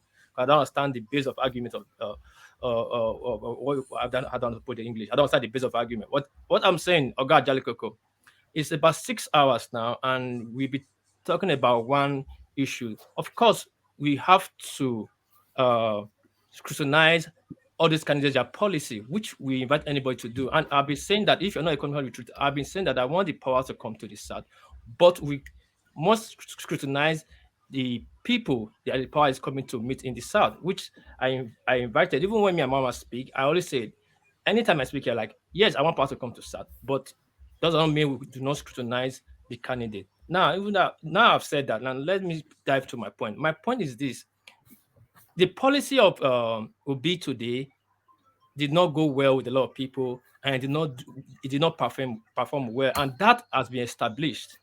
Now, I don't understand the flogging all over and all over again. It's becoming talk too much. It's becoming talk too much. That was just my point. It's becoming talk too much. 6 hours now we'll be on one point, and one more we shut down in the next 1 hour. I never thought they one shut down. I can't talk now. We have to move to other. We have to. We cannot agree. There's no way we can agree. The opinions are here. They cannot agree. The participants are here. They cannot agree. And we can never land at any point. So at least let's treat other cases. This case can go tomorrow again. Sometimes we have treated some case for 1 week in this platform. We cannot treat this case today. This case cannot get to the bottom of it today. It's impossible.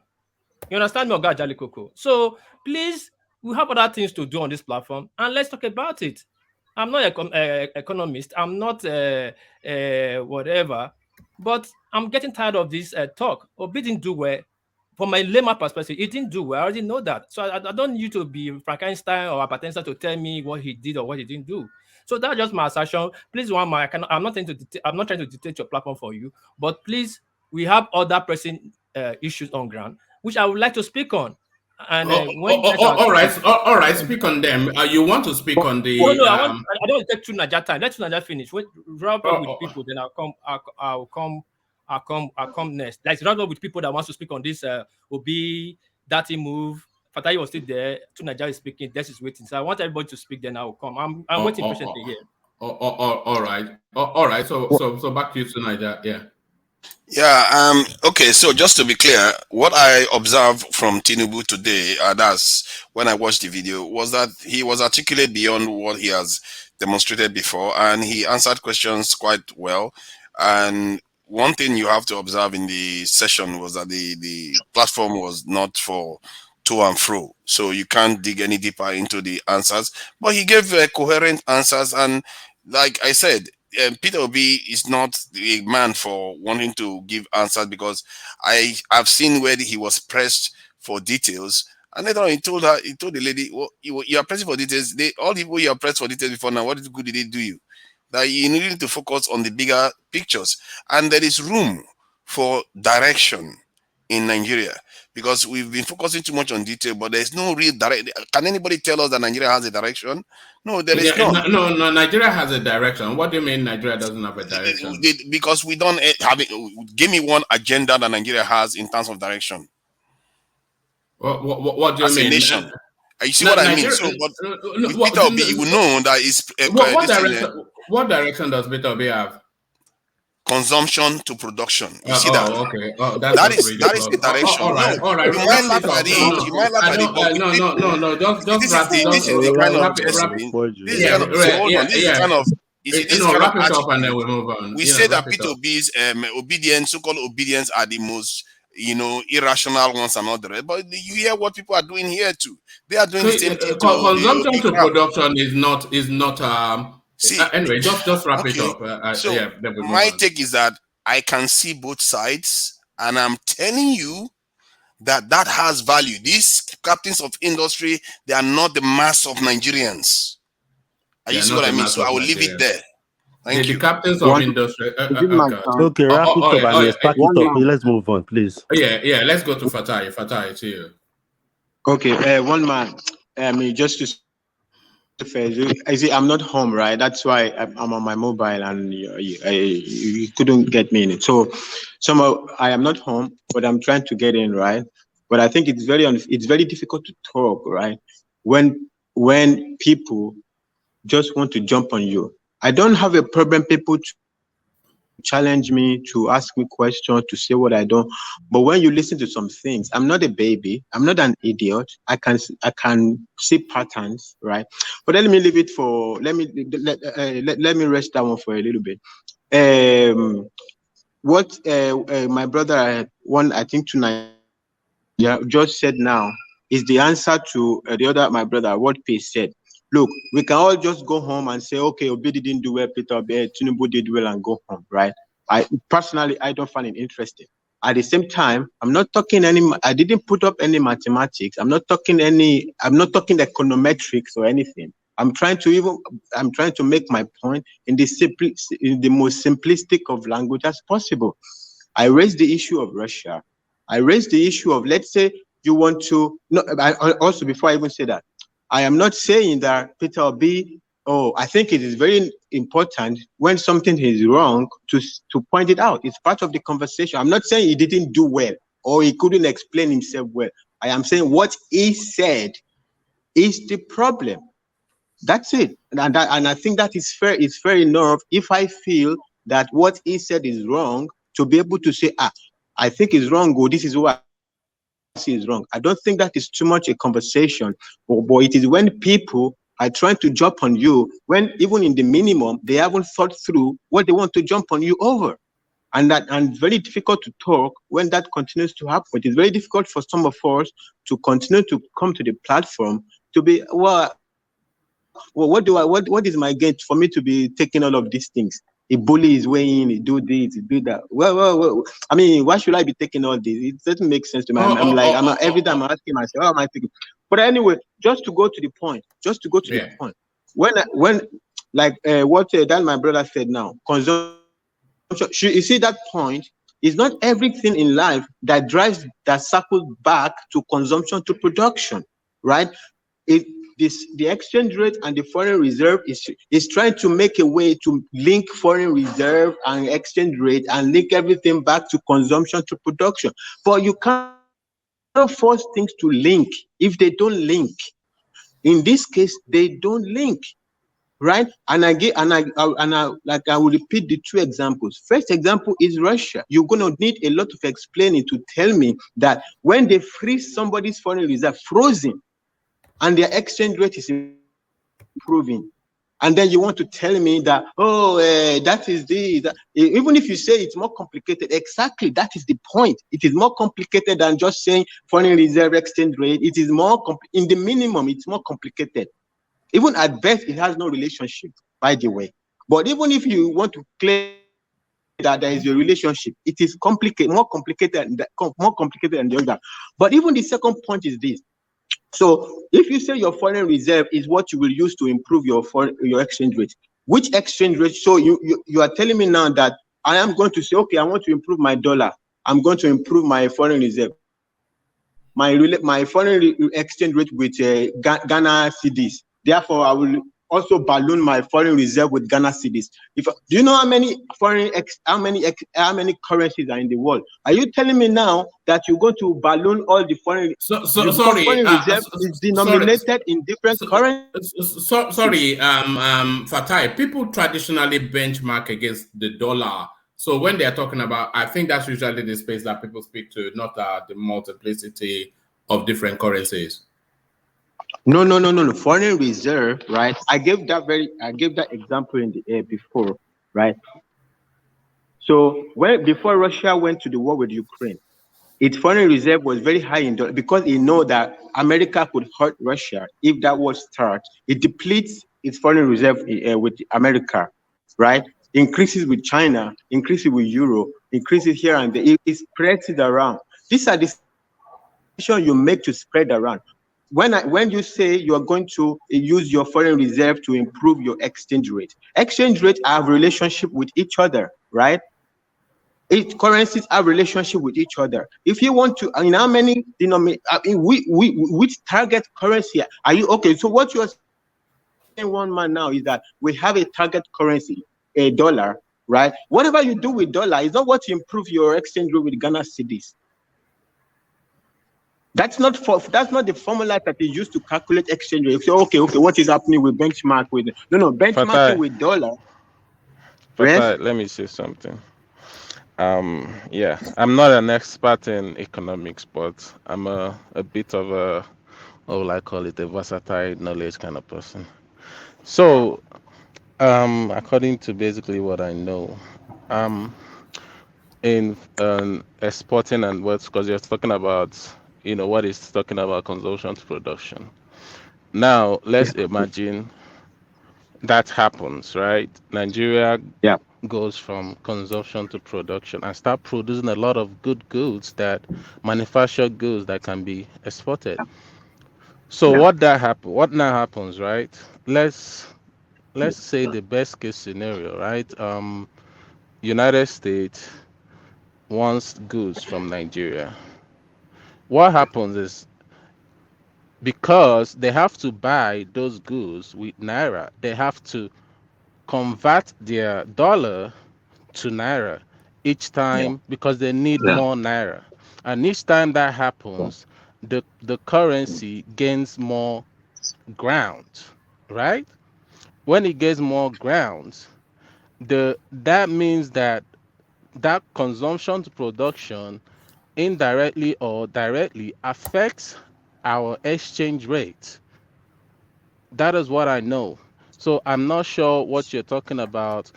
We already got it that foreign reserve can actually align, whether it is political, whatever, is already acknowledged that yes, it can still affect foreign exchanges. So I'm not sure where this economics I don't know where it's coming from, to be honest with you. Okay. I don't want to talk like I said, I don't want to talk econometrics even. But let's even keep it to the example that you gave. See, if I am a big manufacturer, as a matter of fact, I will let my foreign reserve, I will manipulate my foreign reserve, like China is doing with dollar. China will destroy its foreign exchange. So you understand? So that because it's a big manufacturing company actually deliberately destroy their foreign reserve against the target currency. You target currencies in your thing. That's the point I'm making. It will make no sense to give this overriding point that once you improve your foreign reserve, which foreign reserve are you even talking about? Right? Which foreign reserve? Even if you want to say you want to make the claim that your foreign reserve is going to improve your exchange, which one? If you have a foreign reserve in dollar, what does it have to do with your Ghana cedis? Fatai, Your exchange rate with Ghana cedis. Hold on. You are just convoluting this whole thing. When we talk about, I'm not I think one man just said to you, when we talk about hold on. When we talk about foreign exchange, in international market, when they buy oil, they pay with dollars, right? Yeah. Dollar is the currency of trade in the world market, right? And so I know some years ago, I think what you see under Jonathan, they were trying to do a currency swap with Nigeria was trying to do a currency swap with China. I don't know how that went. They were trying to keep Nigerians foreign, some part of Nigeria's foreign reserve in yuan, in some China yuan. But I don't know how that went. I don't think it materialized. If it ever happens, I think something along the line will happen. But I know, of course, what must have happened is that they figured out that it is of no use keeping Nigerian money in yuan because of the manipulation of China. So oftentimes it is the US dollar, the greenback, that they use. As if so I don't know what you're talking about, trying to like make it look like, hold on, like make it look ridiculous that when we talk about foreign reserve, now what are we even talking about? I mean, when we talk about foreign reserve, IMF, World Bank, they go by the US dollar, which is the currency of. Can I answer that? Can I answer that? That is another space. Go on. Can you? Okay. Do you want me to explain to you? So the reason I left one man there is because that is another space entirely. Foreign reason, because US dollar is the reason is a benchmark. It has nothing to do with foreign reserve. The reason it's a benchmark is because of stability of dollar. It's because it's because dollar is a predictable currency, right? Every other currency, if you denominate, if a naira is used as a currency of exchange, look at what just happened to naira now. That means the whole world, the trade of the whole world will be destroyed by today. So dollar is because of the stability of dollar. It doesn't have even to do with the strength of dollar or the exchange rate of dollar or the foreign reserve of America. It's because of the stability of dollar. That is even why they tell you, look, American dollar will defend its currency, even a currency printed in 1801 with the last blood of its citizens. We understand all of this. The stability of dollar just has nothing to do with foreign reserve or exchange rate. Has nothing to do with it. Nothing. Zero to do with it. It's because of stability of dollar. The currency of that reserve, is why it's hold on. The currency of reserve for many countries is the US, the greenback. Do you know that? What? Do you agree with me that the currency of reserve for many countries is the US dollar? Preferred, but that's political decision. You could have in euro. Many people have it in euro. Hold on. Japan has their reserve. Yeah. In greenback. Political decision. Oh, what is this guy? Not economic. What is this guy talking? It's political decision now. Let's make this thing so simple. We know you are an economist. You have so many economic terms. Let us make this simple for our listeners at home. That's why I'm trying to speak in a layman language so that we can understand. Me too. Okay. Hold on. What we're talking about here, we're talking about the reserve versus the strength of the local currency. A few minutes ago, came here and just baboozled and talking, and then he left. He didn't even let us even query his thinking on that, whatever he knows about that. Now, from what I know, if you listen to Bismarck Rewani, when they were asking him some months ago about what can be done, this multiple, which Obi was addressing, this this multiple exchange that we have here and there, what can the CBN do to curb this thing, to make it look as if we have one single currency, at least even something close to what the CBN offers? Bismarck, from what I remember what he said when he was talking to Shimo Kwebaloyi on that, he says there is no one size fit all for all of this. That's what I'm quoting him. I remember using me. He said there's no one size fit all for this. But what he thinks that the central bank should do is that they need some kind of monetary policy in that area, whereby when they sell this money to, when they give this money to banks or to these bureau de change, that they need to make sure they monitor how much is selling this dollar or this foreign exchange. But the point is trying to make again is that how can they even make it when even they themselves, they don't have enough? He was talking about the airlines that they were owing. They could not even pay some of the airlines in dollars because they say they don't have enough reserve to pay them, and that is why it's driving the cost of dollars in the market. All this Aboki that has it, they kind of drive it up because they said CBN is not giving them much to sell. So the least one they have in circulation, they will just jack it up. And then when they jack it up, your ordinary man that wants to go to China and buy goods, or wants to go to Taiwan or whatever to buy goods, is buying dollar at a higher price. When he brings the goods back, there's inflation, and he has to sell it at a higher price. And the dollar, the naira seems to have naira is useless because of they're selling dollar at a higher premium. So all of this is what you need to understand, that if the reserve, if we don't show up our reserve to make sure that our local manufacturers, they have enough dollars to go buy, and they can buy it at a cheaper rate because there's an overabundance of dollar or foreign hard currency in circulation, which can, because if I know I can go to a bank and I can get a dollar because dollar is everywhere, why would I go to an Aboki to sell it for me $700 when I can get it in the bank? Bank will sell it for me. Can I, just before we miss it, but your foreign reserve is not available in your bank, in your Zenith bank, for you to go and take it. Your foreign reserve is locked. But it's available in CBN now. That's we know how it works. Fatai. China, I don't have to How is take it available? What do you mean how? Fatai. No, Fatai. Fatai, please explain to Rational. When you have a foreign reserve, it's not with you. You don't in your hand. It's with other countries where you keep it. Let me explain. Fatai, please explain to rational mind what happens when Nigeria buys up dollar. So naira here, dollar here. Nigeria buys dollar reserves. What happens relative to the naira? It stabilizes the currency now. It depends. I asked Fatai. Calm down. Okay, you're not asking me no problem. I use my naira. Vatai now. I said I use my naira to buy dollar. What happens to the naira? Does it get weaker or it gets stronger? Naira chasing after the dollar. No. Let me answer you now. I did not ask you. I asked Fatai. It's simple economics. I use my naira to buy dollar. What happens to naira? What happens to dollar? Which one is chasing after the other? It's just common sense. It's just self-explanatory, my brother.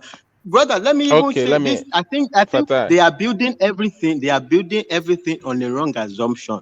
I think I'm getting something from my brother Rational, what you are saying now. So you are thinking that when we have a lot of foreign reserve, then the person wants to buy Gary in the market, who needs dollar can just then get dollar. When you have foreign reserve, that money is not with you. Do you know that? If I have dollars foreign works. Go on. reserve, America has the money. I know. I understand. You don't have it. Listen. I understand how it works. Because listen, as a manufacturer, I want to buy a machine in Asia. I don't have to say, okay, CBN, give me $1 million, and I have to put money in the bag and enter a plane and go to China. No, that's not how it's done. I know how it's done. But my point is this. But that 1 million is not. You don't have it. If you have too much foreign reserve, you don't have that money. Do you know that? If you have too much, that is why it's a political decision. Foreign reserve. It doesn't mean you have. Look, you can even if you succeed in. Wait, can I just let me make this point? Let him make a point. Yeah, carry on, Fatai. Even if you succeed in consumption to production, right, and you have a lot of export, right, you might decide to have zero foreign reserve and has nothing to do with your exchange rate. It's a political decision. It depends. It can even be military decision. It can even be national security decision. How much foreign reserve you have, in which currency you have it, anywhere you have it. These are political. These are decisions. But now between Obi the is telling you that's or whatever, gonna be his decision now. Listen. Forget Obi now. Yes. Can you just let me finish this explanation? I was just getting along with this man, and you just jump in. What are you? They're talking about clever ideas, so don't introduce Obi. Let's hear clever ideas. Rational mind. Let's use China to explain this phenomenon. Consumption to production. China is consumption to production. Thank you, my brother. So crashes China by himself, or he crashes his own currency by himself. China Yes, sells now. a lot of. Let me say something. Wait, calm down. Hold on. The conversation if you want to come in at the level of the conversation, yes, that's what I'm saying. But don't take it to Obi because they're talking let me just talk this China matter, and then you can say what you want to say. All right, so China exports a lot of goods. That means they have a positive balance of trade. So normally the yuan should be gaining against the dollar. But the Chinese, so because when you're selling, that's a positive balance of trade. The China exports more than what America sells to China. That's positive balance of trade. In theory, the yuan should be gaining value against the dollar. Thank you, my brother. Now, But China doesn't want. let me finish now. To your long, Jesus Christ. No, thank you. I'm just supporting you. I'm just supporting you. Is agreeing with you. Carry on. No, I thought it was this. Sorry. No, it's not this. So what China now does as a political tool against America to increase the advantage against America, they purposely go and buy dollar-denominated debt. That is the so-called foreign reserve. They buy dollar, they invest in dollar. Why? Because they want to keep the yuan low. So when they do that purposefully, that means they'll use yuan to chase after the dollar and then weaken yuan on purpose. So the fact that you have own 500 billion gazillion foreign reserve doesn't affect your currency. It's the movement you do with that foreign reserve that you own that may affect your currency. Can you explain? Hold on. Tangentially, even that is tangentially. Tangentially. So if I want to temporarily strengthen my currency, I can sell my dollar. I can sell my dollar foreign reserve. That will strengthen my currency relative to the dollar. If I want to weaken it, I'll just go and buy more. The same thing Japan does, because Japan is an export of. Why did you take my question away from my mouth now? Eh? Oh, I want to explain Japan. Why Japan is keeping their yen artificially low. For me. It's exclusive for me. That's what China copied from Japan. Japan is 1,000 yen to $100. You know what they call 1,000 yen?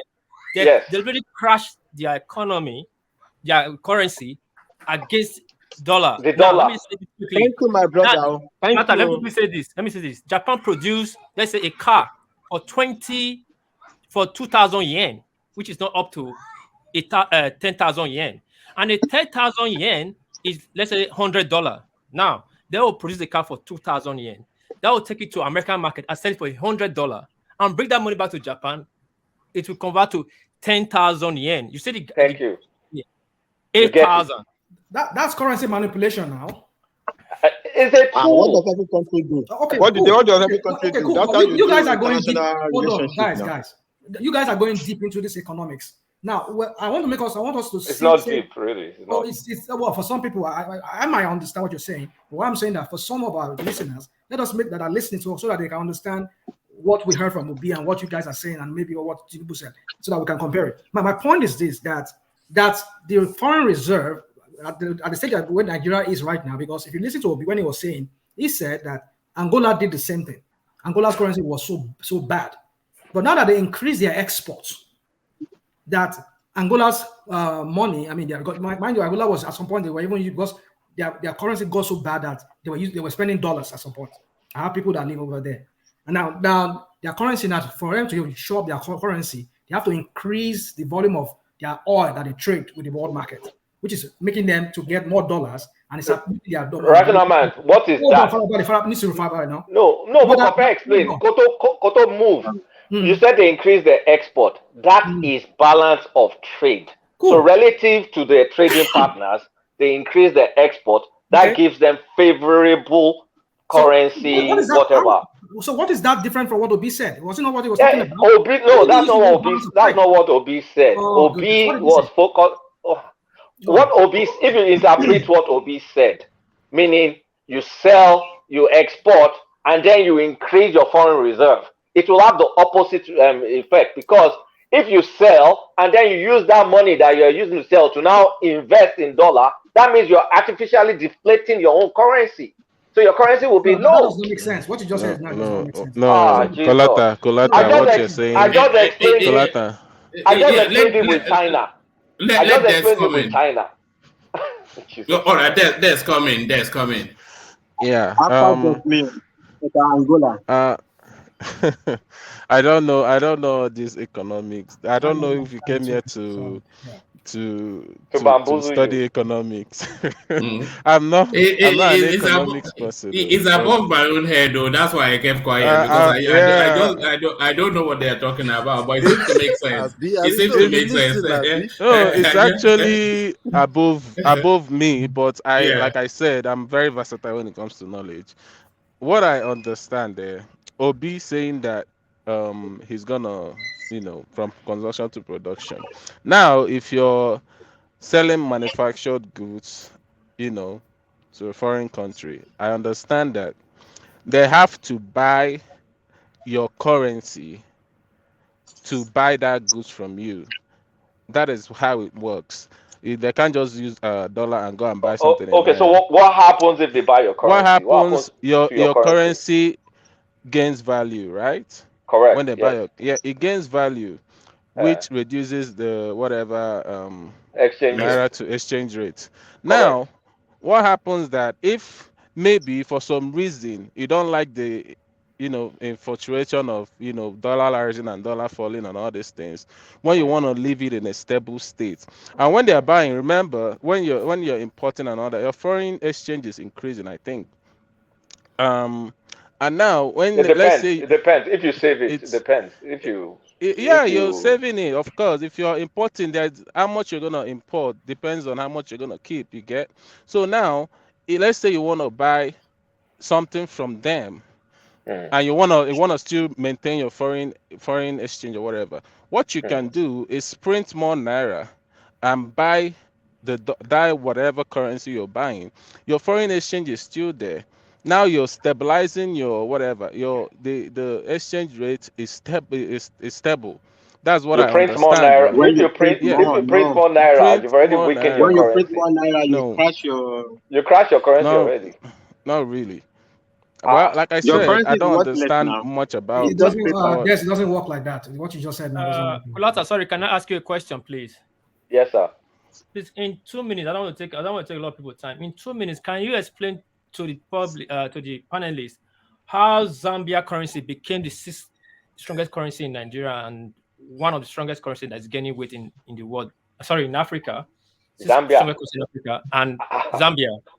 I don't know And about one, Zambia, to be honest. Honestly, I don't know about Zambia. okay, Honestly, now I I'm don't know just about letting this. Zambia. Fatai, can you explain? Do you know about it? Can you explain?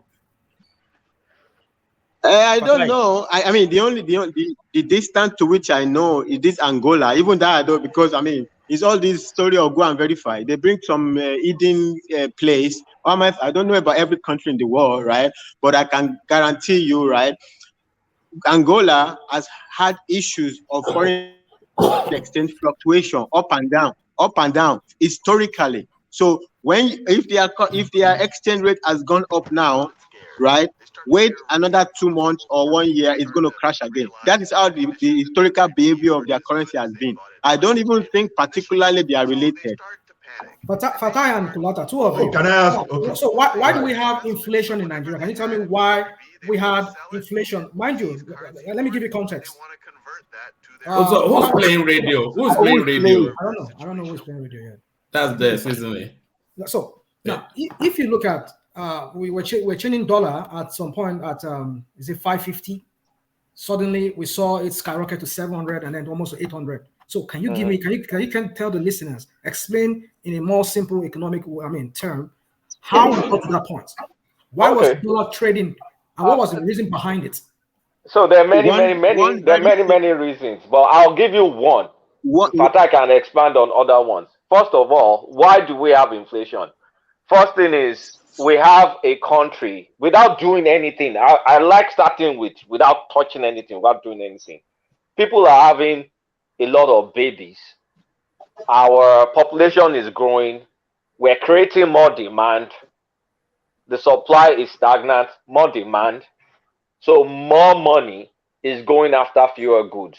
So by the nature of us populating an unproductive society, our inflation is automatically high. That's just by default. Then there are tons of other reasons. But I just want to start with the first driver without even doing anything. Just people having sex and having babies, and we are not being productive. That's already driving up our inflation. Then there are other reasons. Maybe Fatai can expatiate. But I just want to start with the basic. Yeah, let me even look. All of these things, you can key them into it and they fluctuate the relationship. But let me just give one fundamental relationship. It's called investors' confidence. If I am interested to keep your Naira, I can keep your Naira for 1 year. Your Naira is going to have value. If your Naira is so junk that I don't even know what behavior is going to exhibit tomorrow morning, right? then your naira will, the value of your naira is going to become junk as well. Nobody wants to keep naira. That is what is driving mostly the inflationary situation. Now there is also the domestic situation of the insecurity and blah blah blah, how what it takes people to produce or whatever, everything. But the fundamental thing when it comes to foreign exchange relationship is investors' confidence. Do foreign investors, if I'm trading, even as everybody is saying, okay, I am a manufacturer in America, and I want to buy, and and my material is made in Nigeria, right? I can buy a lot of naira so that anytime I want to buy, I don't need to go to every time to Central Bank of Nigeria and they make me all these shenanigans. I can keep a lot of naira. So when people are interested to buy naira, that is on the fundamental level. That is what drives the value of naira. But when people are no longer are not interested in buying naira, okay.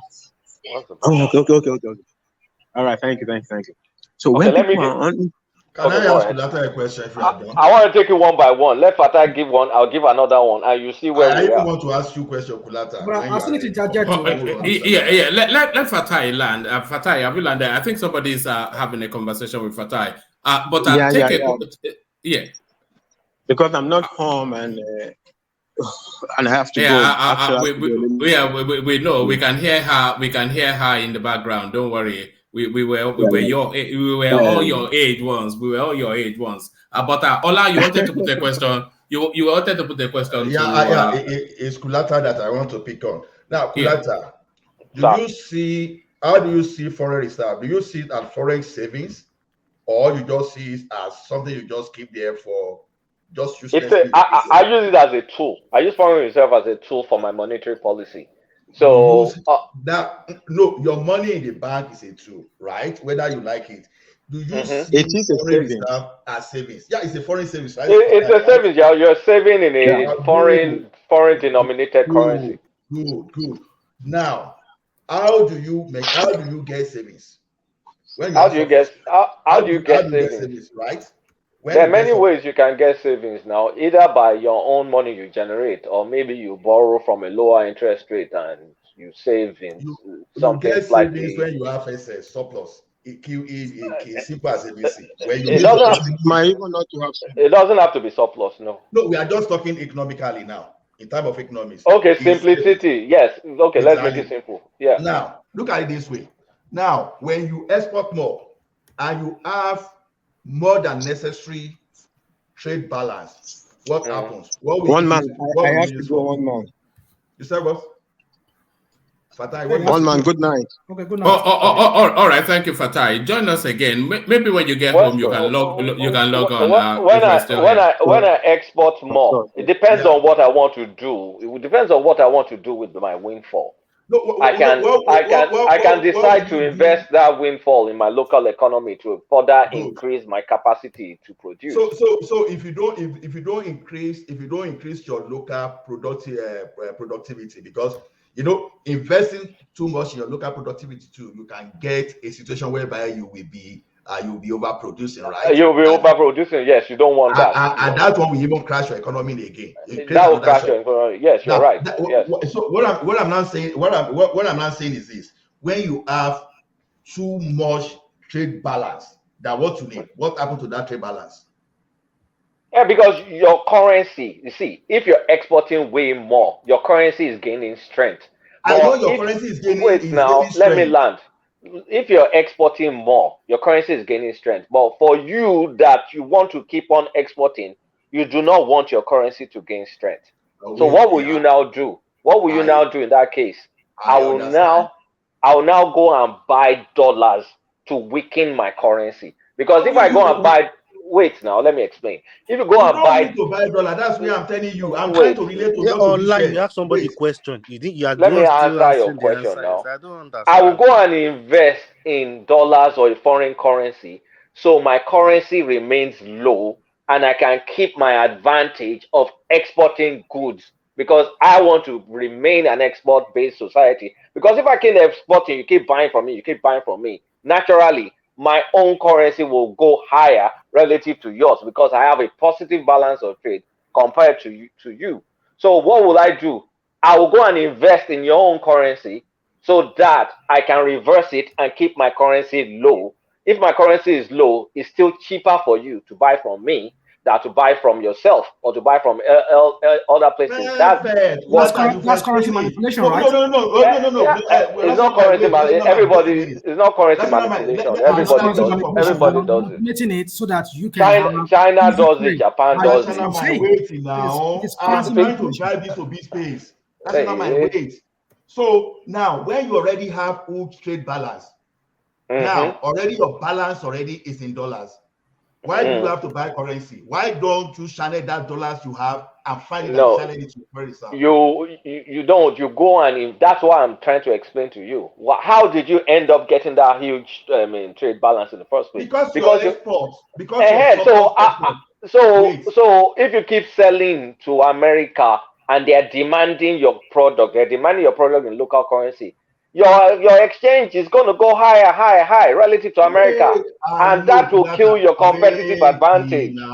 We know that is what. Okay. No, that's not my wait, so that it won't miss it. Look, when you get to a level of surplus, it becomes surplus like of what? Surplus of what? By trade surplus, right? You reach an avalanche. After that avalanche, what will happen is that you start gaining weight now. You start gaining, your currency start becoming stronger. Then you move the balance, you move the excess to your reserve.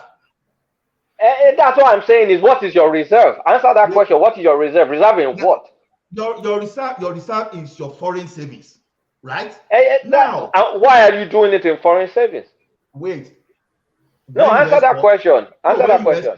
When you export, you earn forex.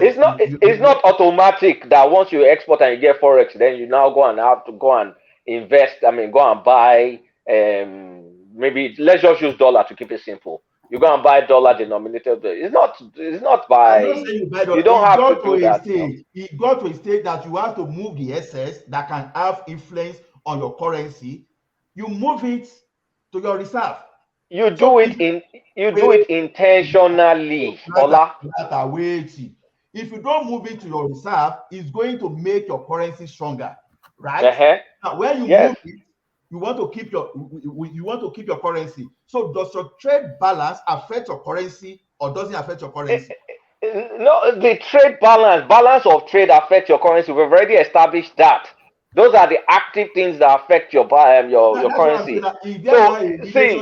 Is there not a relationship between your trade balance and your reserve? That's what I'm saying. No. Wait. Look, if you have a 500 billion foreign reserve and you do not do any action, your currency will not change. It's the action you do for the foreign reserve that may change your currency. Even not the fact export is an action.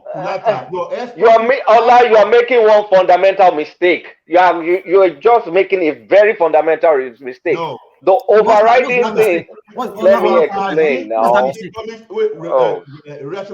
The overriding mistake you are making. I don't think we will get anywhere with this way. I don't think so. No. And I think this is why Kulata called foreign exchange a tool. There is a point in time you will have a reason to do that. Not like you just have money in your foreign exchange and just go and put it somewhere else. Your balance of trade. Your balance of what Obi said. Wait, I'm driving what Obi said. DOG, you are correct. Okay, what did Obi say? What did Obi say? Wait, you are correct. You are correct. I'm just telling you that Obi was not totally wrong. That is my point. What did Obi say? What did Obi say? When he's talking about boosting your foreign reserve, right? To balance your local currency. So wait, if I borrow to boost, if I borrow to boost my foreign reserve, then what happens?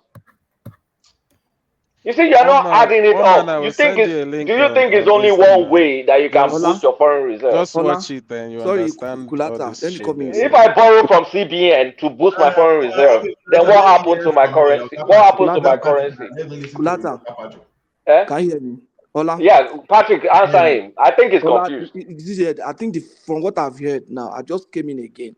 The fundamental factors that drive your foreign exchange are your interest rates. Trade balance. Simple. Wait I know. now. It's not just the trade balance, your interest rate.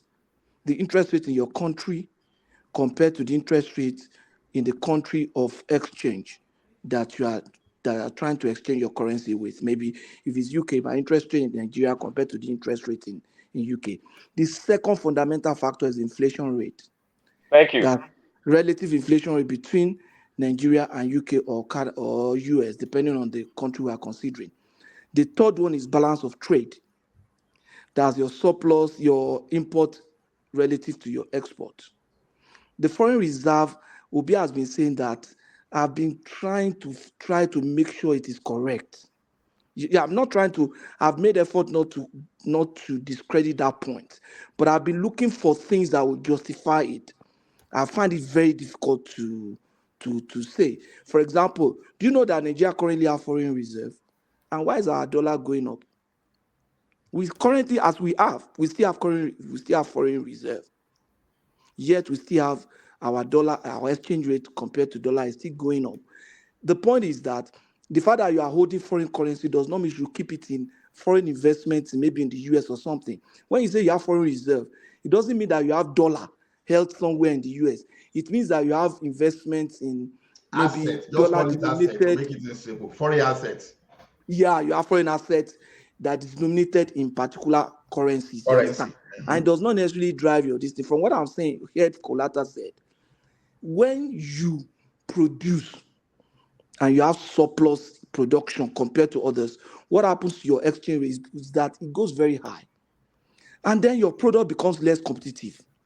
Because initially, as we are now, we are at an advantage, assuming we have the capacity to produce things that the world needs.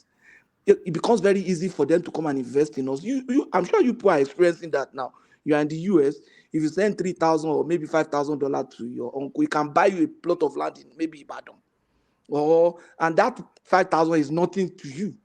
You understand? So it's easy for you to build house at home now because the exchange rate is low. So the same way it is easy for foreign country companies to invest in Nigeria now because the exchange rate in Nigeria is low. The dollar is Patrick, sorry, before you proceed. Now, do you now see that that interest now is a tool? If you see interest rate as a tool too, as a tool. Interest rate is relevant. Is it a tool? Is it manipulated? Of course, interest rate can be fixed. Now, is foreign reserve manipulated to stabilize currency during a shock? Foreign reserve, you see, foreign reserve. No, that's not the question. Wait, what do you use foreign exchange for during a shock? When you have a shock, what happened to your foreign exchange? There are two things that can use my foreign exchange. No, that's not my question. What happened? Hold on, where are we going to with all this? Because half of us are confused, and most of us are asleep already. One man, I told you before, you are getting confused. You don't need to discredit Obi totally. Obi was not totally wrong in what he's saying. It's only the way he put it. Now, see, economics is not a mathematics. It's a combination of function and relation. Okay, what I want to establish. Wait. Let me answer. Just a minute. What I want you to prove so that we don't confuse others is just a minute. I've been hearing you people before I came in. What I want you to do now is use foreign reserve as a tool to improve Nigeria foreign exchange. Just come up with a policy to do that. How do you drive that? This is what I'm saying. This is what I'm saying. Now, where in economics you have interest rate as your tool, you have foreign reserve as your tool, but export is a matter of export is just a matter of response to your economic activities locally, right? But now I'm saying when there is, because in economics, all right, we're starting to tire of this somewhat, but I'll round it off. I think Ola, you're getting something wrong. If I see, let me just explain. Let me explain what Patrick is trying to say. Let me land. Let Ola land now. He's making his point. Let him land. Let's hear what he wants to say. Let him use that foreign reserve to Let me land. Accurate. Now, what I've been saying is your export, when you have huge export, you can use the balance, the surplus that will cause crisis on your currency to shop off your foreign reserve.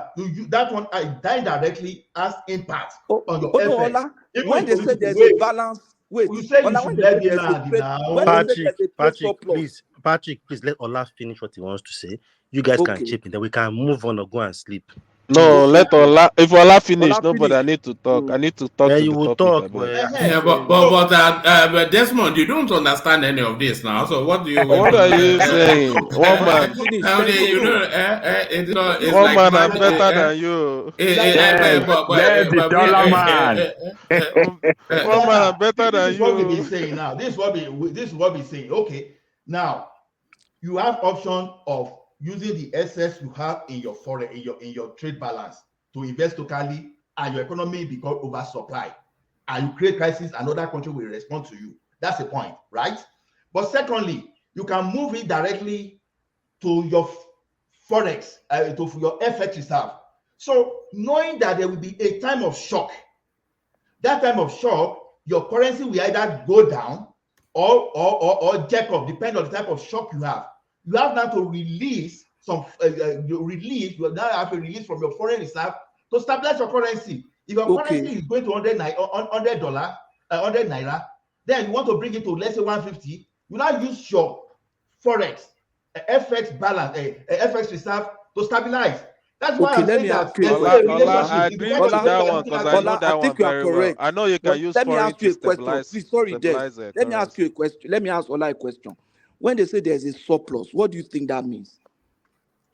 When you have a surplus, a surplus is like simply surplus. You have more than what you are supposed to have to balance of trade. Balance of trade. When you have a balance of trade, it means that what you are exporting is more than what you are importing. Correct. Now, the people exporting those products is not the government; they are companies. I know. Wait, now let me finish so that people will understand. When companies are exporting products to foreign country, the dollar belongs to the company, not government. I sell my product to bring the money back into the system, right? Yeah, I have a domiciliary account in so Access but the money Bank. comes into the system, right? Into the country system. I have a domiciliary account in Access Bank. I export my product to the US. My US partner pays me dollars into my account. I decide on how to spend that money. Domicile? Eh? Where's the account domicile? The account is domiciled with Access Bank in Lagos. In Nigeria, right? Yeah. So it goes through the CBN, and the CBN has a record of it, right? That dollar comes to my account. That's what I'm saying. What I'm saying is this: Nigeria has that money. I mean, not Nigeria government per se, but I mean, it's in Nigeria. Nigeria as an economy have that money. So the Nigerian government will not say, I want to put that money in reserve. Patrick, I want to ask you a few questions to make this thing as easy as possible for everybody to digest. There's nothing you can say. We understand where you're going. No, wait. Let's move on. This economic something. Mona, go WhatsApp. They argue this thing. Obi has a point. Mona, change number. Obi is right to some extent, but it's always the only. Patrick. You're only taking it too far. Hold on. Patrick, can I please ask Patrick some? You go ask him a question. Let me make this my point. You ask. You see, only that you're taking it too far. That's what some of us do here.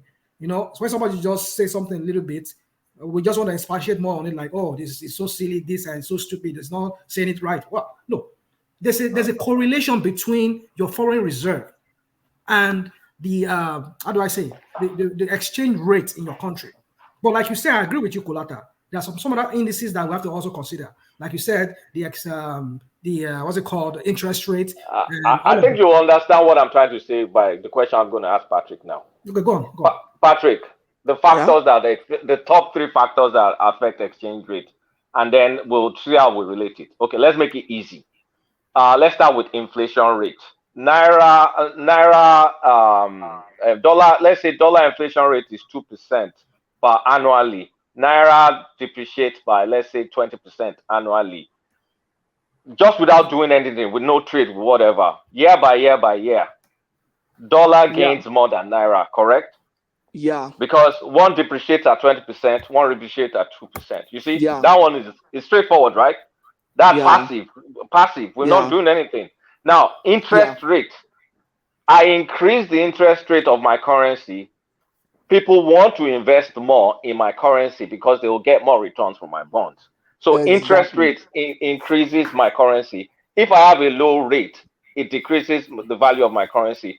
That's passive, right? We're not trading. If you increase, this is how it happens.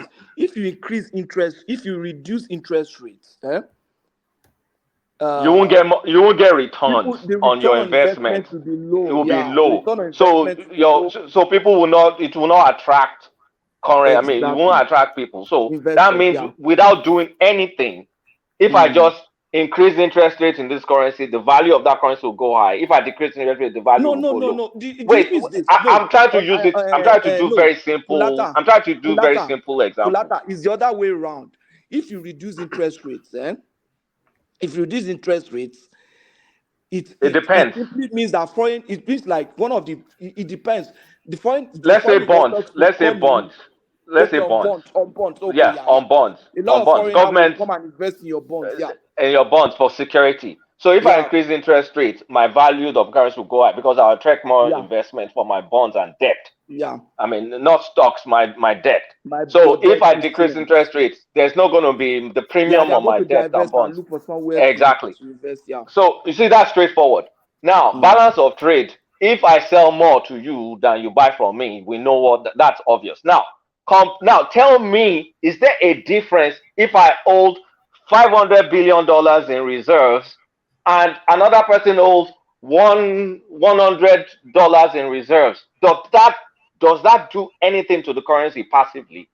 If you hold so much in reserve, this is the way people are going to understand it. If you hold that much in reserve, it doesn't affect your balance of trade.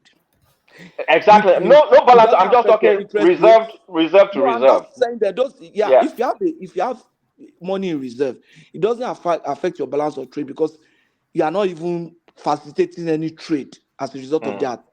So no effect on your exchange rate. It doesn't affect your inflation rate, so no effect on your exchange rate. It doesn't affect your interest rate, no effect on your exchange rate. So you know why I asked this line of question? I isolated each factor that determines exchange rate. The first three factors that I went through, you can see clearly how it affects exchange rate. The fourth factor that I did on purpose just to talk about reserve, it has nothing to do with your exchange rate, except you want to use it as a tool. You pull action on it. So I agree with you. See, Patrick, I agree with you. Hold on. Of recession and shock. Hold on, gentlemen. Desmond Nwadike, have you understood anything you've been listening to in the last 1 hour? No. I wondered if I was listening to a Chinese. I thought I was just in some Chinese space. Let them go to WhatsApp and. When I said that, I'm more confused than understanding. It's only Ajale Coco. It's only Ajale Coco that understands what they are saying. It's because we speak on top of each other and we don't seem to agree on everything. That is why everybody's just. No. You guys I feel like you guys are speaking Chinese, to be honest with you. You know what's going on. You see, when you have people that have a strong knowledge in something, then it becomes like a school of thought sort of argument. So it's almost like a school of thought. Somebody coming from an economic set of principle and a different set of I don't know. I just one man. Yeah. Do you know why this is different? There are models, mathematical models designed for these things. So I don't know why it's like saying selling price is equal to cost price times quantity times it's like saying selling price is cost plus profit margin. You know, when you define your profit, your selling price, you say what you spent, maybe 10 naira then plus your profit. That's a mathematical model for determining selling price, right? And the mathematical model for determining profit is selling price minus your cost, right? The same way you have foreign exchange models. You have models that have been designed. Foreign reserve is not one of those functions. So Obi is wrong then, is what you're saying. Way off. Why did you put this up again now? We have heard. Let's move on. Obi is wrong. Can we just heard everybody. I beg. Thank you very much. Let's move on to something Let's else. move on. Let's move on. I think the national Wow. that day for this. Yes, unbelievable. Baba, I said I'm taking motion, sir, because God, you. Oh, God. ẹlòmíì ò mọ̀ ó fẹ́ béèrè question kò tún ní jẹ́ kí ẹ tó fẹ́ sọ answer question gan sọ̀rọ̀ gan. At the question at the answer, I'm not understand what you are saying. Speak English, I beg. No, One Piece, I'm sorry. One Piece, I'm sorry. Some people are asking questions. It's the same person that wants to answer the question. One Piece and this. One fẹ́ sọ̀rọ̀ wọ́n jẹ́ àwọn economists ò jẹ́ sọ̀rọ̀. I felt when I come here, I talk because he's a sweet one man at that time. He said, no, he don't understand. Now, one man is more confused than his. One Piece. No, yes. And DOG. All these economists don't let them talk. Like, economists minus bread minus. For One Piece, you understand the Japan example. I know. No, One Piece, I know that Japan. Sorry, I'm trying to contribute to that TINUBU stuff. Can I be given just a minute or two to contribute? Patrick, you talk back. Patrick, just come. No more economics. Wait, want to contribute not to economics. the topic of today. All right. What we'll do is we have a 5-minute slot for just a monologue to land on Ajan Lekoko. So we start from confused.com, which is Rational Mind. So Rational Mind, I'm sure it all made sense to you. You look at that. I'm here. I'm trying to. All right. On mute. Sorry. All right, carry on. You mean the confusion here from what we were discussing about the? No, it wasn't actually confusing because I was following it along. But I don't know where I landed. Because we have so many things to say. Everybody has to say that to say as to this and how to go about it, how to bring down the inflation in Nigeria. That is not as a result of our foreign reserve. No, there's a correlation with that. However, anybody wants to spin it. Because if they're not, why is it that we're having problem with inflation in that country? I understand the other indices that also has a role to play, like the interest rate and all of that. But then I know if there are more dollars in circulation in Nigeria, manufacturers can access it. Because if you remember, a lot of the manufacturers are talking about they don't have a way of getting dollars to go buy machinery parts and all of that. And we see the capital flight in the form of investors moving out their money from the stock and all of that, and you know what that means too. When investors will bring in their money and putting out their money out of the system, that's going to be more loss of foreign exchange that will be needed locally. Because when somebody who has to go to China and buy goods, man, that's why this guy Obi tried to talk about it in a more layman language. That when I go to something I sell that's $1 today, because I have to buy the dollar that I use to buy that product. So if I have to come back from China or from Asia to come and sell that same product, I'll sell it for $2, which means you'll be paying 2 more naira again. You'll be paying more extra 1 naira again. So that would drive all, that will cause inflation. And that will mean also you have to devalue your naira because you're not producing. So all of this, they are all correlated. Maybe it's not saying it elegantly, as some people would want to say, expect him to say it more like an economist, but I'd still give it to him that, yeah, he knows what he was talking on that. Let me just leave it at that. All right, brilliant. Thank you, Rational Mind. Brilliant. So from Rational Mind, War Peace. You wanted to come in at the Edo space, War Peace. One man, I'm making a spaghetti or Chinese rice for my daughter that is sick. Come back to me later, please. All right, Chinese rice. Okay, then let's go to Patrick, who's quite keen to have a say. Patrick, to you. Yeah, I'm just trying to bring your attention to something on the TINUBU stuff. I think the National Economic Summit Group, they must have given them the question ahead. And it's nothing strange, you understand? So those questions are not necessarily spontaneous. So you could see that could be one of the reasons why TINUBU really performed very well. And he had a note, so it was but if that's the case, then it's even more damning that Obi was so abysmal. No, I think it was probably overconfident that he can answer them, and there's nothing wrong in making references to notes. It shows that you are organized, you are prepared, you understand. It shows that if you come to me and start talking, it shows that maybe this guy didn't even prepare anything. So the fact that you have a note suggests, it does not necessarily mean if you don't have a note, it does not necessarily mean you have not prepared. But somebody that has a note, it suggests that he has prepared, definitely. So I think Tinubu was more prepared for that. And because people had been saying, oh, this guy can't speak. So I'm sure he was really ready, trying to convince them that he could do that. And he was very tactical. He said he would not reveal everything. I wanted to believe that he had, he could not articulate further those points. That's why I came up with, look, I will not reveal all my secrets, you understand? I'm not a small boy. I'm a batified person, but I think that at that point, the thing was no longer flowing. And I say that's all you will hear for now. It's just because it wasn't flowing. Not like he doesn't know what to say, but he's not a very articulate person. And it doesn't mean that he's not intelligent, no. It's just that he doesn't know how to express it in a way that will be very, very clear to everybody. So that gives it to him. Who expressed better, Peter Obi or Tinubu? Actually, I've not really heard Obi's own, so I can't really speak much on that. I've not really sat down to hear this exchange rate thing. I'm not bringing it out of the NESG thing. I'm bringing it out of his previous arguments on it, because I think we once discussed this on this platform. So yes, but I've not heard Obi's interview in National Economic Summit Group, so I can't really say. But Tinubu really did well. He must have prepared, his team must have also prepared him, which is okay. That's what presidents do. And they must have given him the question ahead. It's okay. That's what very good forums do. In short, as analysts and as people prepare or conduct interviews, we are advised to not to embarrass our guests, to prepare the questions, tell them everything, so that they come up with information if they need to prepare charts, if they need to even show you some things, they can go ahead.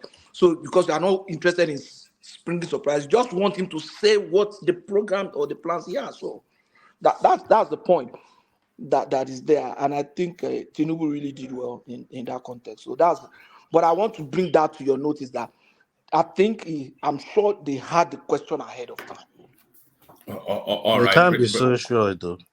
Yes, because people are standing up to bring out their individual questions to him. So Okay, but I mean the question that the number I can of the see those question, people are actually even thinking about the questions before they say it, ask him the question. They are like all the people that have asked him question, they will be making the question, then they will remember something and say it. So there is no way those people have given him the question. Maybe not. Hold on. Maybe not necessarily the questions, but the area of discussion. Of course, yes. Exactly. And then another thing is that this towards the close of the interview, I'm sure a lot of issues have been raised over time, and his team must have been compiling all those likely questions from series of interviews that Obi has had, Atiku have had, discussions they had in town, that Tinubu have had in town halls meeting and everything. So they have an idea of what an average Nigerian, what they will be asking. So to be honest with you, Patrick, the flow that he had and the nuance that he infused into his delivery, it did not suggest that he was overly rehearsed. It sounded as though he was instinctually responding to, unless he's a very good actor, which is always you can't discount that, but it didn't sound as though he was overly rehearsed. It sounds as though he was instinctually responding to an area within an area that was comfortable in. Actually, from what I've seen, I could read some things that is probably not very obvious. One, he must have had some assurance from Buhari again. The pressure he had in the time past and all these things, that when he was fumbling, those pressures probably have been resolved. Reassured with the northern governor support, reassured with the way things are moving with the Naira stuff and the fuel stuff. And I think he feels more comfortable now. Like when he was, because at times, some of the things he said in the past, even as a batified person, I find it to say, why is this man say like the Bala Blue? That was a blunder. Patrick, how's stuff moving with the Naira? Because I don't know.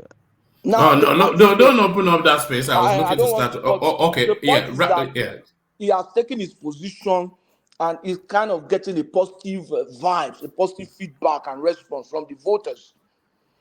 I agree with you. There was a place he was dining with people that he was dancing. They were just eating, not like anything. It was really, you can see it feels in high spirit. different. The spirit is high now. I agree with like you that on time that. when he was under pressure and especially look at that primary, he was under pressure. His hands were shaking. They thought, oh, the man was not hit. It was nervousness. Do you know Tinubu had never ran for office since Nervous. 2007? That's a long time now. He had not rehearsed, he had not had the experience, Buhari had done it over Wait, time. Patrick, I beg. Let me, Oh, oh, because oh, as you oh. did, economics, where they na biology, they science. Don't expand it too much because I'm wanting to round off. But go on. Okay, let's round off. Let me not go far. All right, thank you, Patrick. So let's. All right, brilliant. Patrick, you are always sitting every time you turn up. It's a wonder that you are not my size yet. You are headed towards my. You are headed towards my size. The kind of things I'm eating now.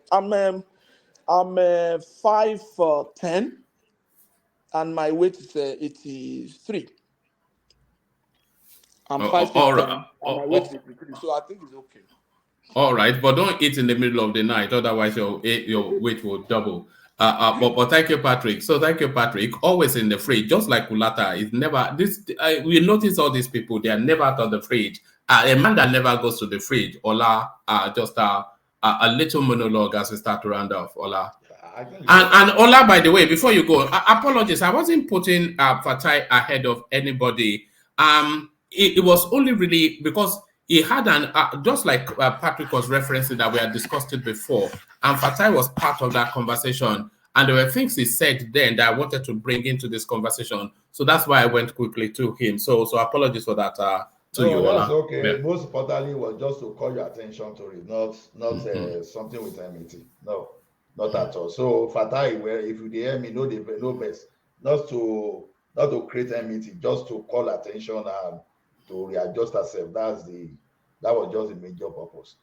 So Kulata, Oga Patrick, and Fatai, just when I just want finish or be totally as if the guy did not know what he was saying. See, the guy may not be eloquent, really. The guy may not be so articulate, but then what the man was saying was not total rubbish as people would like to present it. So I know that all this economic theory we were dragging today, I know, I don't know. I know Oga Patrick said, where we say he gets some background in economics, but let me just throw a banter that his own economics don't hold.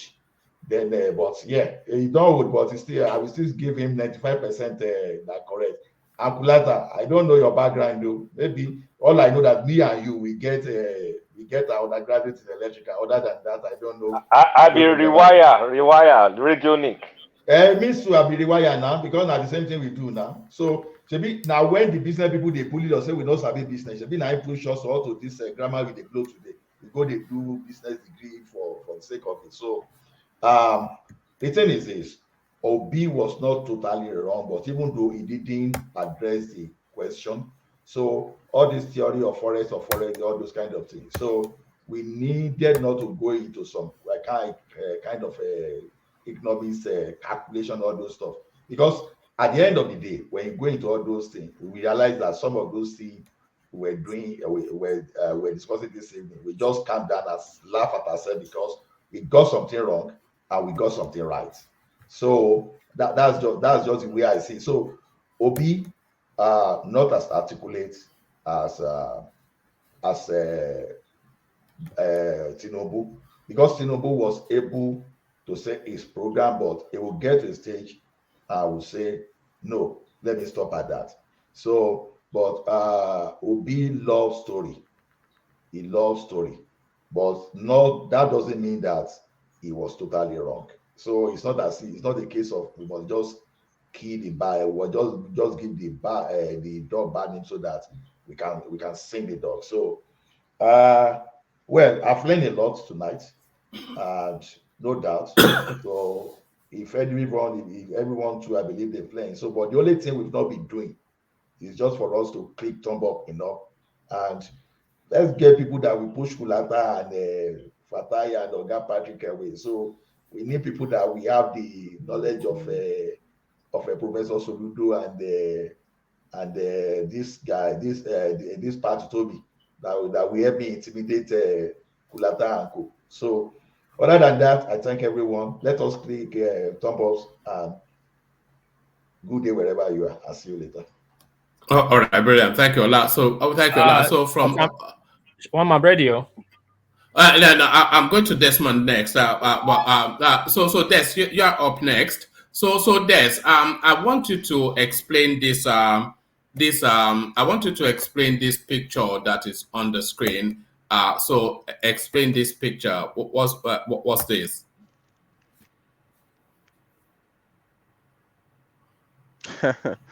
That's me and Pat. Yeah, and Pat, your party man, your beer drinking body, have you? Eh? It no be beer, and my boss. So. All right. So when did that take place? What was going on there? We're going to Abuja for something. Yeah, go to Abuja for something as though he was your party man. If you know him, can you arrange for him to come and join us? It's not that easy, one man. I mean, your platform is not something that you know a lot of obedience would want to come. Do you get? I don't know if you Why? understand what I mean. Because they'll be pushed hard. No, it's mostly because the biasness is too much, you know. The biasness. What Look at that. biasness? You meet that man at the airport, Nija. You snap his Hey, I picture. don't mind No, doing. He met him What kind at of the excuse airport, is that? and they what did are Which you fan. show where guys you come? talking How many about? show where supporter is Who is the there? man? I did not see the picture. Who is the man? Flash. It's Pat who told me. Oh, Whatever. that useless guy. Yeah, he met him at the airport, and he's now saying It's now they are saying best they are of going to do friends. something in And Abuja. You can't come he here. was running after him, Mr. Pat, Mr. Pat. He was running like a gazelle. Yes, These yes, guys, don't they use Igbo sense for I us, met man. him. I met him at the airport. Yes, you're right. Oh, all right. Have we closed the case? All right. Carry on. Let's hear Uh, from you. yeah. What was I gonna say? Yeah, all this English about economics. I mean, the thing they time man, no lie. I mean, whether we supposed come here speak layman's language, may everybody understand. You get. But today I didn't really watch the interviews or whatever. But with the subject that everybody was talking about, I tend to deduce that most of what we are talking about is what P2B has actually said before. When it comes to exchange rates, he's always talked about production to conduct consumption. So I think that is where he went to again. So if that is the case, then he didn't say anything wrong. I'm not sure why Golata is trying to bully him today when he's been saying the same thing for all his interview. You haven't come and bully him then. But now maybe he made a few instances that didn't rhyme. He's just trying to escalate the whole thing, but I don't see it as the wrong thing. I can explain, but there's no point explaining in a layman's language. One man, you have a video I sent you that will probably get you to understand what all these things that they are trying to confuse us here. With their big grammar. But anyway, the subject of today, I don't know. I didn't get to say anything about it. But the one I think I heard of before I came into the show about the people that was threatening to use gun and whatever. Yeah. Just yeah, and the election or the obedience, like you said. What I would say in that case, yes, I don't believe in violence, but I've never really seen when self-defense is a crime in any part of the world. I've never come across any constitution that said self-defense is a crime. So if what happened in Lagos was tragic, and if it's how you know the PDP or APC touts wants to take this election, then I encourage everybody to, you know, be armed because you don't have to sit still and get killed and not do anything about it. One man, I have 2 guns. I have an AR and No, SMG. no, settle down, settle down. Yeah, so I'm I'm not. just making an instance, right? Hold on, I don't like I don't like the tone of where you're going. We're not advocating. You know full well that I can't allow you to say things like that. I'm in US, one man. It's nothing. There's not. It's lost like a normal word here. So, I mean, people move around with it all the time. Yeah, So, but in the Nigerian setting, it's a different. Yeah. one man, I actually took my pistol to Nigeria. So that's not, this last time I went. So it's something that. Did you declare it at the airport? Yeah. I mean, you declare it here. You get you have to do a lot of paperwork for it. They box it, the policeman checks it, at the airports, you have to declare it here in US, and that's it. So I mean, it's something that I feel like if Nigeria um tweet to us trying to, I don't know how it's gonna go, but I think a lot of people would think twice, knowing that, whoever they're trying to come beat up or come rob or come, is probably armed. So when you're going towards that person, you might, okay, think twice, or am I gonna die? Or, when your life is a threat, you don't just go and harass anybody. You have to, you know, calm down first. So I don't know if they're trying to just go all out violent. I don't advocate for that, but if they're saying it in the sense of self-defense, but by all means, there's nothing wrong with self-defense. We have seen already how this election is going, and it's becoming violent, especially the one that just happened in Lagos, which is sad. What happened in Lagos? You keep saying what There- happened. What There's a happened in lot. Lagos? One man, I can show you so many. I mean, this is a first-hand, knowledge that I know. Um, reliable sources, have told me so many things. How Reliable sources it's like it has to. Elvis from Edo Watch is not reliable source. No, it's not. It's not I Elvis. see One you. man, I see you do you there know? being fed all the time. No, do you know? I go to Elvis. I don't even. I just support them and move. I don't even watch it. That's the truth. No, Why would I I hear go? you. Do you I hear you expect on me? there. I hear you No, on there no, all the time, being fed their usual lines. no. One man. If you go to Elvis, you probably hear me once. That was last week, and I've not been there for like 3 months or 4 months. I just go there, maybe every day, put in like $10 and leave, every day. That's just what I do. But I don't listen to it. I just support it, like I do in so many platforms, you know. Um, what was I going to say? So there's a lot of violence in Lagos that happened, and if care is not taken this election, if they go, The language that you speak is the language of that space. He's it, one of them now. He's an Yeah, Obimbo. I know it. I know it's And he one of lies them a now. lot. He lies It a does. lot. I don't know. I won't go that far. It doesn't He lie, lies but a lot. There's lies a lot, man. He no, lies a no, it lot. doesn't. Yeah, I go to wherever that channel is, and he says he goes there. He tries to chip in and leave. You listen there, and you don't even just chip in once. I've I never been don't, there, but the one my time I've brother. been there, I saw you there, and you were. It was like 2 weeks ago, and you were chipping How in, and many you were minutes there. was I You there? just go to a platform, you chip in, and you leave. How many minutes was I there?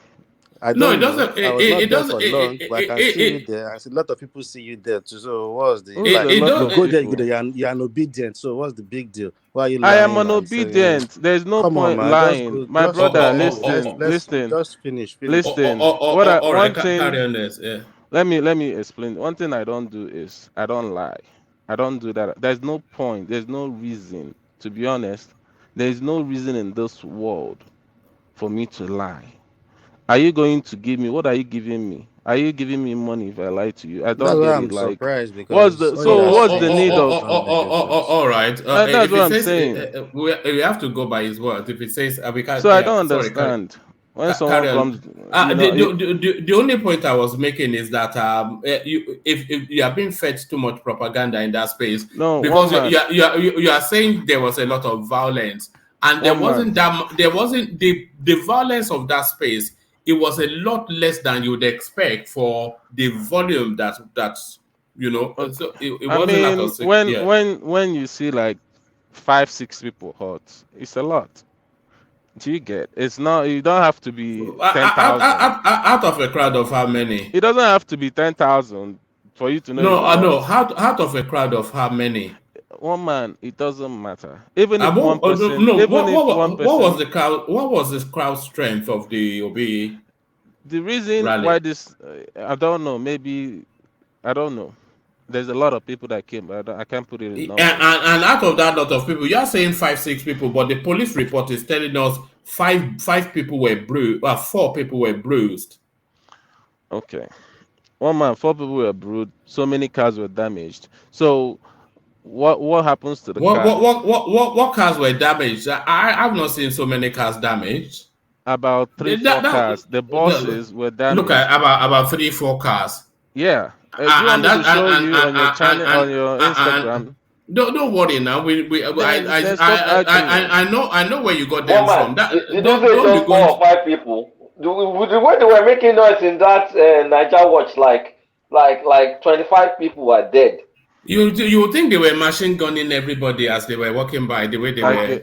That's why I said I've not heard about this 25. It's like that's why I said Niger watch. I go there, like maybe I stay there maybe max 10-20 minutes. Max. Look at this guy. Max, one man. I'm all telling right. you this. Yeah. That's where you're being fed all these things. They are radicalizing. No. They are radicalizing you there. You should stay with us. No, one man. Where we can keep an eye on you. I was there before I came here, right? Yeah. And I met you. I even met you there when you spoke. That was when I used to come there, right? But when I understand, stay with the truth. Listen, the truth is here. Yes, listen. Let me tell you the truth. If you want to believe it, fine. If you don't want to believe it, fine. I used to be in Niger Watch. If you go back maybe 4 months ago, I was there constantly. Till one man came and was like, platform that. I'm like, this person does not be there. There's something that is wrong with this person. I have to come to this platform, and I understand that, okay, this platform, I need to convert people here. That is what I always told my mom. My purpose here is to convert people that you've probably been misleading towards obedience. That's my purpose, nothing else. People that one man is misleading. Look at that. Look at the language. Will Elvis tolerate that from you? What I Yes, please round up. I want to. But that's just the truth about it. So I'm here to do that. Anytime my purpose here is finished, you probably won't be seeing me here that much. That's just it's impossible. I'll be coming to support, but I mean that's just me anyway. And yeah, you know when you're on your truck, this is the one place you always go to when you're on your long journey to wherever it is that you're trucking to. I've been driving truck forever, right? I've been a trucker. I've been into businesses, a lot of stuff, but how long have I been in this show? Like how many months now? So I've had other things, but that's why I said the main reason for me to be here is it that you listen to us or country and western? Those are your 2 choices, isn't it? What I just probably listen to music. But anyway, man, the fact is people were hurt. Whether we are even de-escalating this because nobody died. That's why this is not being heightened as much as it's supposed to be. Because believe it or not, this is an example of what's to come. And when people are hurt, they can't imagine, it's not even an election yet, and this kind of violence is coming in. And which brings me to when they said it was under the bridge that they came out, and we saw what happened where the soldiers packed people under the bridge. Now you can see they're all criminals. This brings me to that point that we can't just say, oh, they're sleeping, they're just that. Maybe they should blow up the bridge. What do you think? See, should they blow up the which bridge? brings me up to that those people came from under the bridge and attacked them.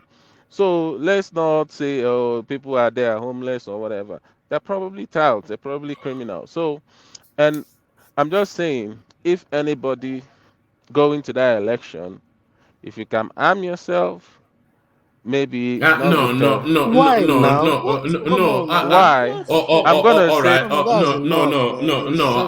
just enough, man. Sorry. I have to stop you there. I cannot. Uh, we're not advocating any form of violence on this space. But thank you, Desmond. Please, Desmond, for the future, that's just not the language of the space. But to your work, please. One man, I greet you and I greet everybody. I greet the panelists and on the comment section. Well, what I wanted to say, I think I've lost the steam, but let me quickly say this: I'm not an economist, but Nigeria is in the best position right now to turn the economy around. Right now, that our dollar is naira is about 800 to 8,000 naira to whatever to a dollar. If we can get it right now, Nigeria in 10 years will be in the same, almost the same state with China, because this is what China is doing to reduce their currency, the value of their currency. Now the economy system of the value of our currency, whether the president that will come in and stabilize it and give it value, will be good to go. That economy space I see. Tinubu did well, Obi did not do well this time around. It's not what we argue about. It's not every time one have to do well. The other time Tinubu didn't do well, and we said it here. And today he did well. We have to give him his praises too. He did well. Obi didn't do well. That's in that space. Those space I wanted to talk about. It's unfortunate that Rational Mind, Des, and Tiger is not here, and my brother Progressive and my other brother Aaron Nuselu. Now, one man was wondering why people could not pronounce Ero properly. And one man.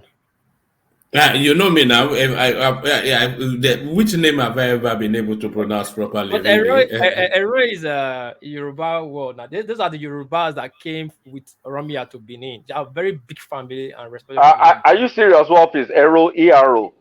Yes, now it's we that spell Ero. I think it's a Yoruba Mm-hmm. word like Ero or that you people pronounce it. It's Ero. What about Nosa? Because I know, let me know. No, if I Nosa is Benin. mentioned it. Nosa has nothing to do Yoruba. It's Nosa is But Benin. I know someone called that name and the last name. Well, I probably have put that person on blast now. We No, went to secondary Ero school is a together. very big family in Benin. They have just tied to the West and Benin. Very big family. Very close family. Yeah. So the guy was talking, and then what he was saying and what I've been saying is not there's no different to it. And please, I want this obedient. Before I go to this obedient, there's something I don't like. Samuel Ekpa is out there threatening there's no election. Now he has come out with a new one. There's no election in this place, there's no election in this place. Ikotek Bene, Wari, Abudu. No, he said Agbo. Now he has put our attention now. He did not say Benin anyway, but he said Agbo. When he said Agbo, you are put Benin in. How can you be sitting in Finland? You'll be giving order that there will not be election in these areas. And I've not seen any obedient online going after him the way they went after Shokuti or after they went after Brimo. Even up to this end, they have to sign signature to remove Brimo from the edits or what they was going to get and something like that. They are very good in pointing fingers at others and pointing the bad side of others. But when one of their own do such, they don't talk. They just keep quiet. You understand? So these are the things I don't like. And the Obìnrin can come out and say they were attacked in Lagos, which I'm not promoting any violence. But what is happening is why are they not talking about it? It's baffling me and is getting me tired. You see, in Benin, people that is supporting Obi are still saying, look at what Samuel Ekpa is doing. Not like we are supporting Obi because we feel we are featuring or whatever, but we just feel right now is the best candidate. I understand it's one more. I'm talking. So they just feel like okay, it's the right candidate to support. So that is that. The opinion in this platform, before you come to this platform again and talk about other people's state and whatever, first of all, go back as you take, go back to Anambra, go to the East and settle your issues. Because people don't want to support Obi at the end of with all their strength, their blood, at the end of the day, their own will mess it up. It would not be funny. Everybody's formidable. It would not be funny. It would not be funny. Now, coming back to Edo. First of all, Aunchi. Oh, sorry. Before I go to Edo, let me talk about Tinubu and the Oba of Lagos not seeing Obi. One man, do you know Tinubu has been to Benin, Edo State, 3 times in this campaign, from the consultation time to campaign? Now, do you know? I don't know. It's been 3 times, but I know it was there recently. Oh, it's 3 times. The first time he went during consultation, when we were consulting around Nigeria, said that he was consulting to contest. The second time was when he went there for his own campaign. Right? They did it at Uniben, but he could not see the Oba of Benin. The Oba didn't see him because Oba of Benin was busy. The Oba could never see anybody because it was the first ceremonial this thing the Oba would do after the first rain. So the Oba did not see anybody. Then he went back 2 weeks ago for his appointment. Did you get that? That was the third time he went to go see the Oba privately, because Oba did not see him during his campaign. So if the Oba of Lagos did not see Obi, it's not a political move. You don't know what the Oba of Lagos is doing at that time. That require not to see no human being. So you do not make everything is not politics.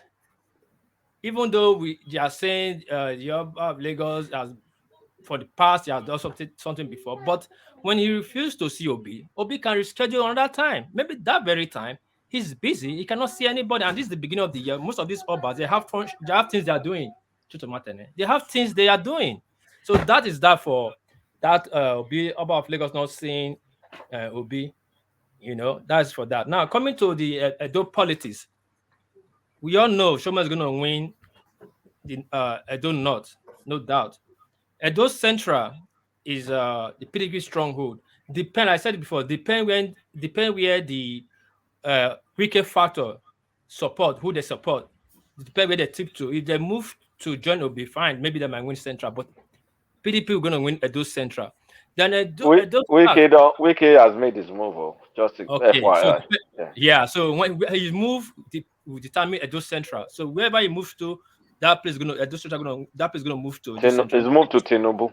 And if he moves to APC is going to win Edo Central because they are very strong in Edo Central. It's PDP stronghold. Now, let's talk about Edo South. Edo South, where you have everybody, and PDP and APC they are very strong in Edo South.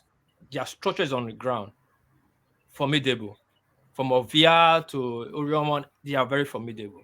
Now, obedient there are just praise singers and sympathy vote and youth and whatever. Fine.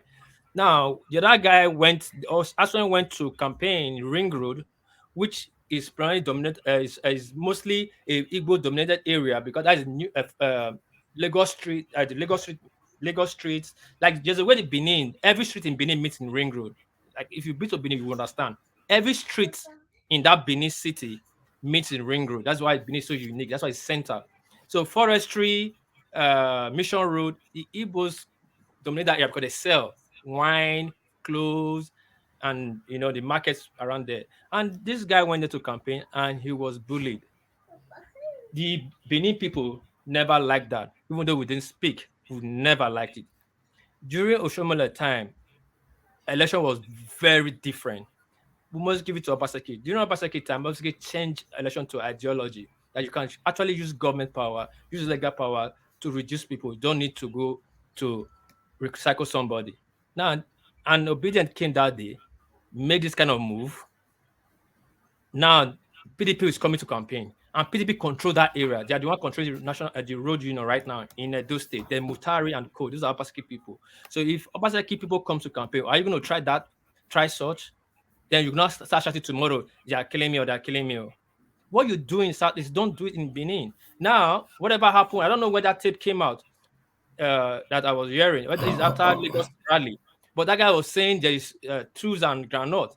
That guy is strange, alien to Benin. If you know the Benin is speaking about, he will not dare it. Oh, all right. Do you know the Benin you are speaking about? Yes. Yeah, all right. All right. Then look at your screen. I have 1K. Obi will win. I don't. I mean, leave this guy. How much do you think he has? Do you have money? Guys, if you have money, let's do Nigeria account 100 million to 100 million now, cash. What do you mean 100? What do you mean 100 million? Look at that. It's only when you. I don't do all these such children. Well, let me tell you, I'm not as $1,000 people that you can hear me. I'll give my address in Alaba. I'll send you there now. I'll call my manager. Then you go there. Let's do 100 to 100 million to 100 million. I don't bet. That sounds like a no, but carry on. Not like no. I don't know if it's no, but I'll send I'll put the number here. I'm sorry, Ekpa'S had my number to my manager. I'll say it's not like I'm making mouth. Send money to make the calls to my manager. They should put 100 million as charity. I don't say what I cannot do, but I don't bet. If you have 100 million to bring out this, then let's start. Stop all this nonsense. All right, carry on. Okay. Yeah. Okpo. It's 50 million. I say 100 million. I did just say it because my cash app cannot do 100 million here. It's 10 million per year. I don't want to do 10 times. I'll send to my manager here, and I will do a good favor. I'll call Matic to just call my manager. So I give the order. They'll do the money for Bros, move on. You don't talk, say you know the bet. Carry on. Round up. And then, so what I was saying is this. Now, I don't know when that thing happened. For that voice, if because of the attack in Lagos and because we condone that, we do not accept that is totally unacceptable. But if because of that attack, they are saying anything is going to happen in Benin, that everybody will collect, and that guy was a purely Igbo voice and all that. That Igbo guy is a stranger in Benin. Probably those ones that ran away from the southeast when there's this IPOP, whatever is, and coming to Benin to sell one thing, and you feel Benin is like that. Or sorry is the case. Benin is not what you joke with. Benin is not like when they are fighting like in Keja, then you'll be working in Etinosa. No. Benin is so bad that when problems start in one area and one man, before you could say Jack Robinson, and I don't want to say the name. I don't want to say that. I know that I don't want to say them. Things have happened in other areas. No, it's not even. It's not even the name. Des don't have money.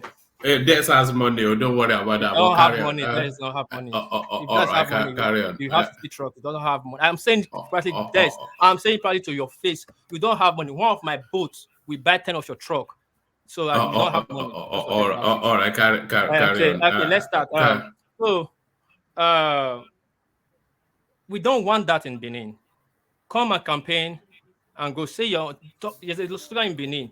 Talk your own, I talk my own. That's how we say in Benin. Just campaign and let the other person go. Not this obikere.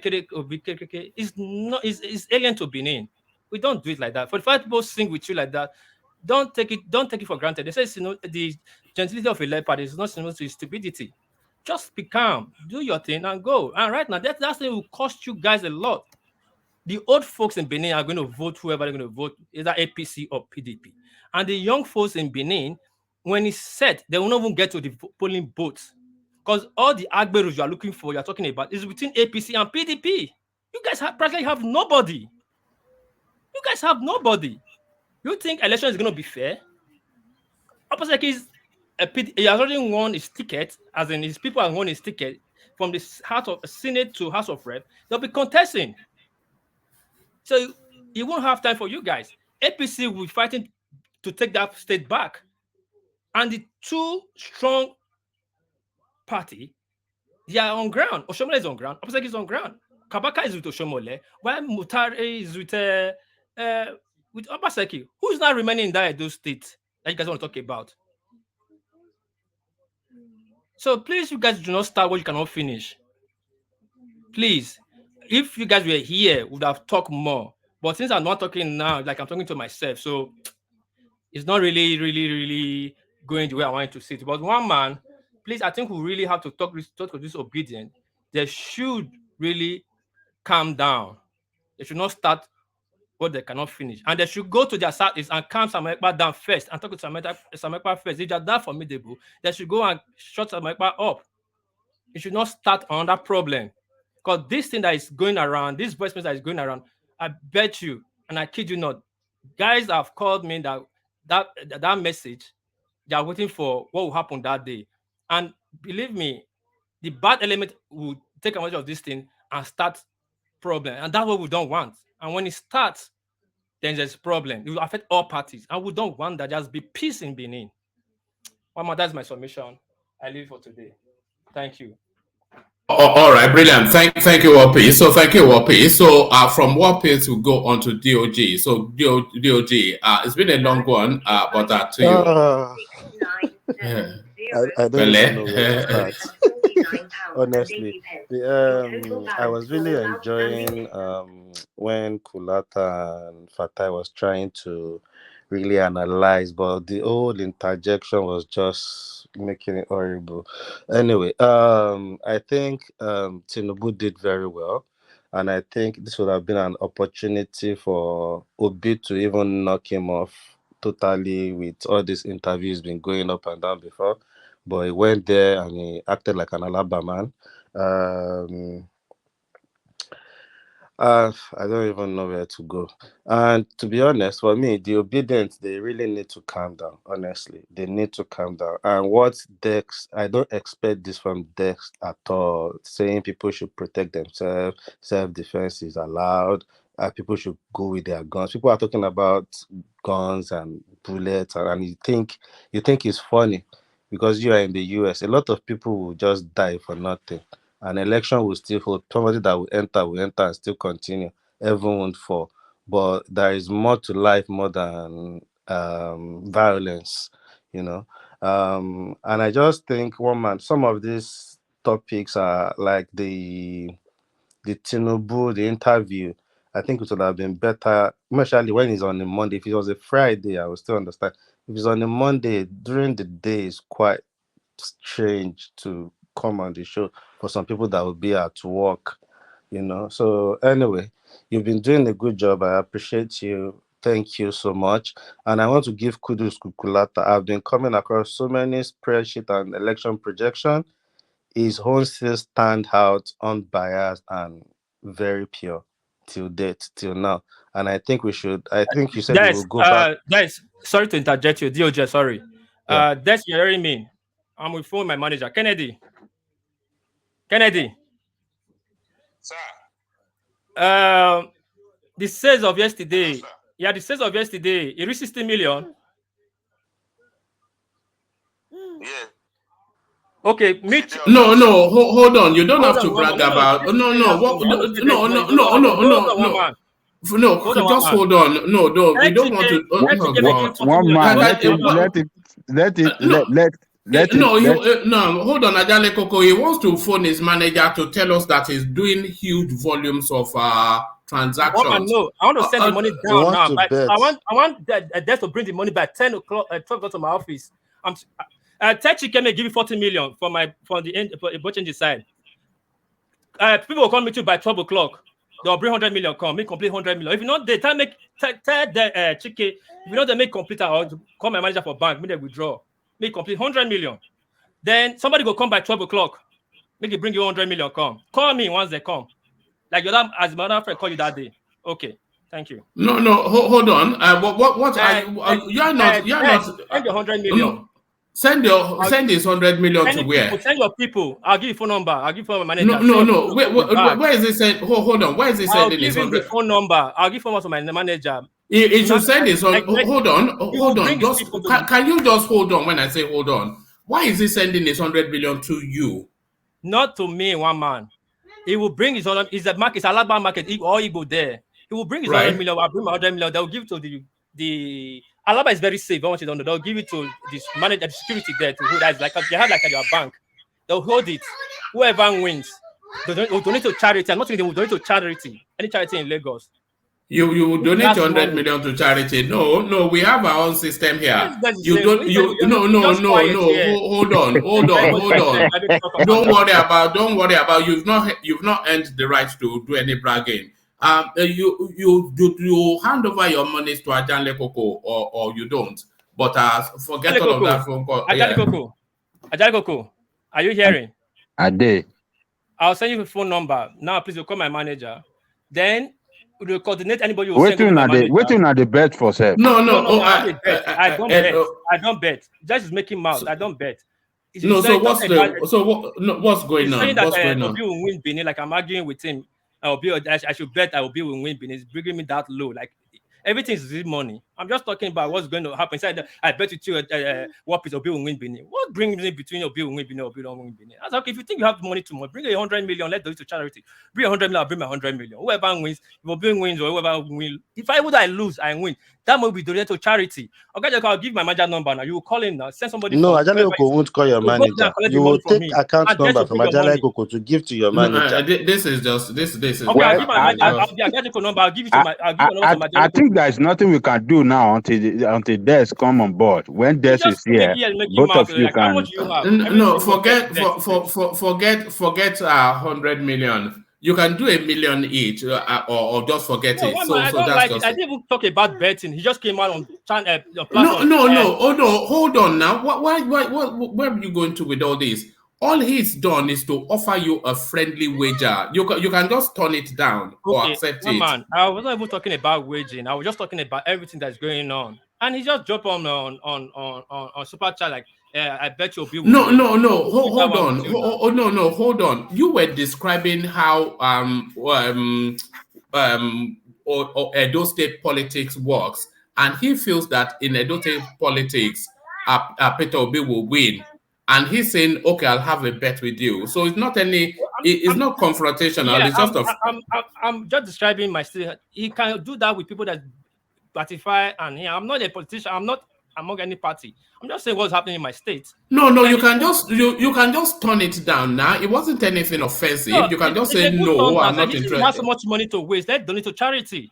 If he has so much money to waste, let's donate to charity. Win or lose, maybe you don't enjoy the money. We'll give to charity. Or just we'll look for a charity in Lagos. If you win, we'll give you 200 million to charity. If you have that money so much, I let you to bet.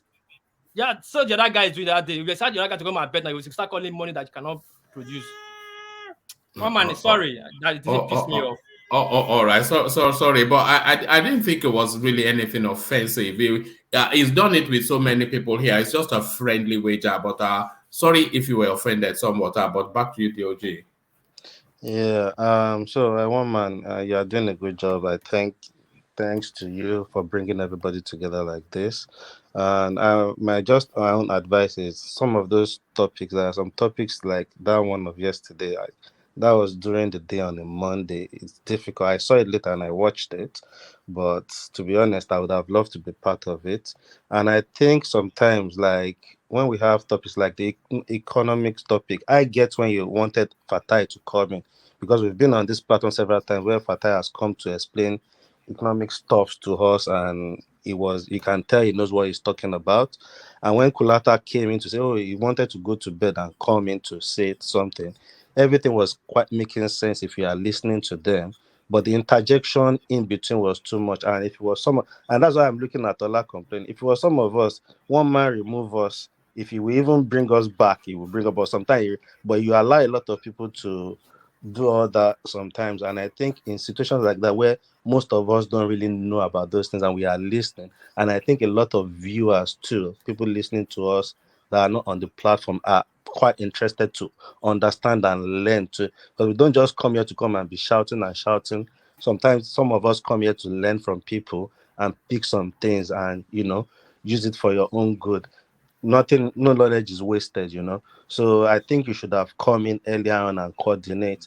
And a lot of things happen on the platform today. A lot of people will insult people. Some will do it directly sometimes or indirectly, but when they give it back to them, they don't want to hear it. And I think people should be removed on comment section too. I don't go to any platform, to be honest. But if I have a chance to see a platform by chance, I see them removing people commenting or abusing people almost immediately. We don't want people like that on the platform. We don't want that number of people that wants to come to be abusing people. There was one guy, Ike or whatever his name is, he was calling people a lot of names, stupid, calling people stupid, foolish. There was a time Ajaliku was talking. I was really angry. I wish I could delete him off the chat at that point, but I just kept quiet because I don't want to interrupt who was talking at that point. So I think a lot could be done on that too. Thank you. Don't let me waste your time. All right, brilliant. Well done, DOG. So all feedback àwọn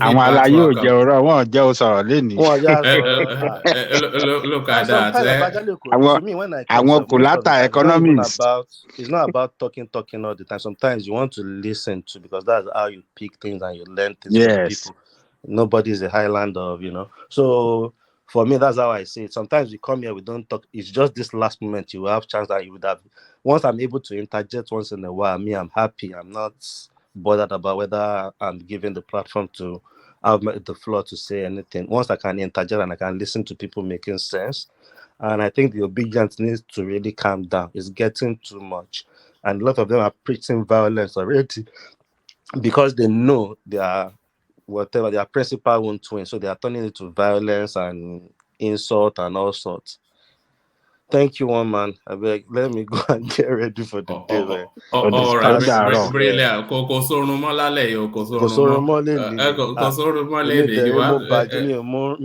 I'm not good with sleep. You can't see me sleep again once it's morning like this. Don't worry, you start to feel rough by midday. You start to feel rough. No, I'm used to it. I used to run clubs. So sometimes during December period, sometimes I didn't even sleep like 7 days in a row back then. So I'm used to it. All right, Kwele. Yeah, thanks. Have a nice day. Yeah. Thanks, bro. All right.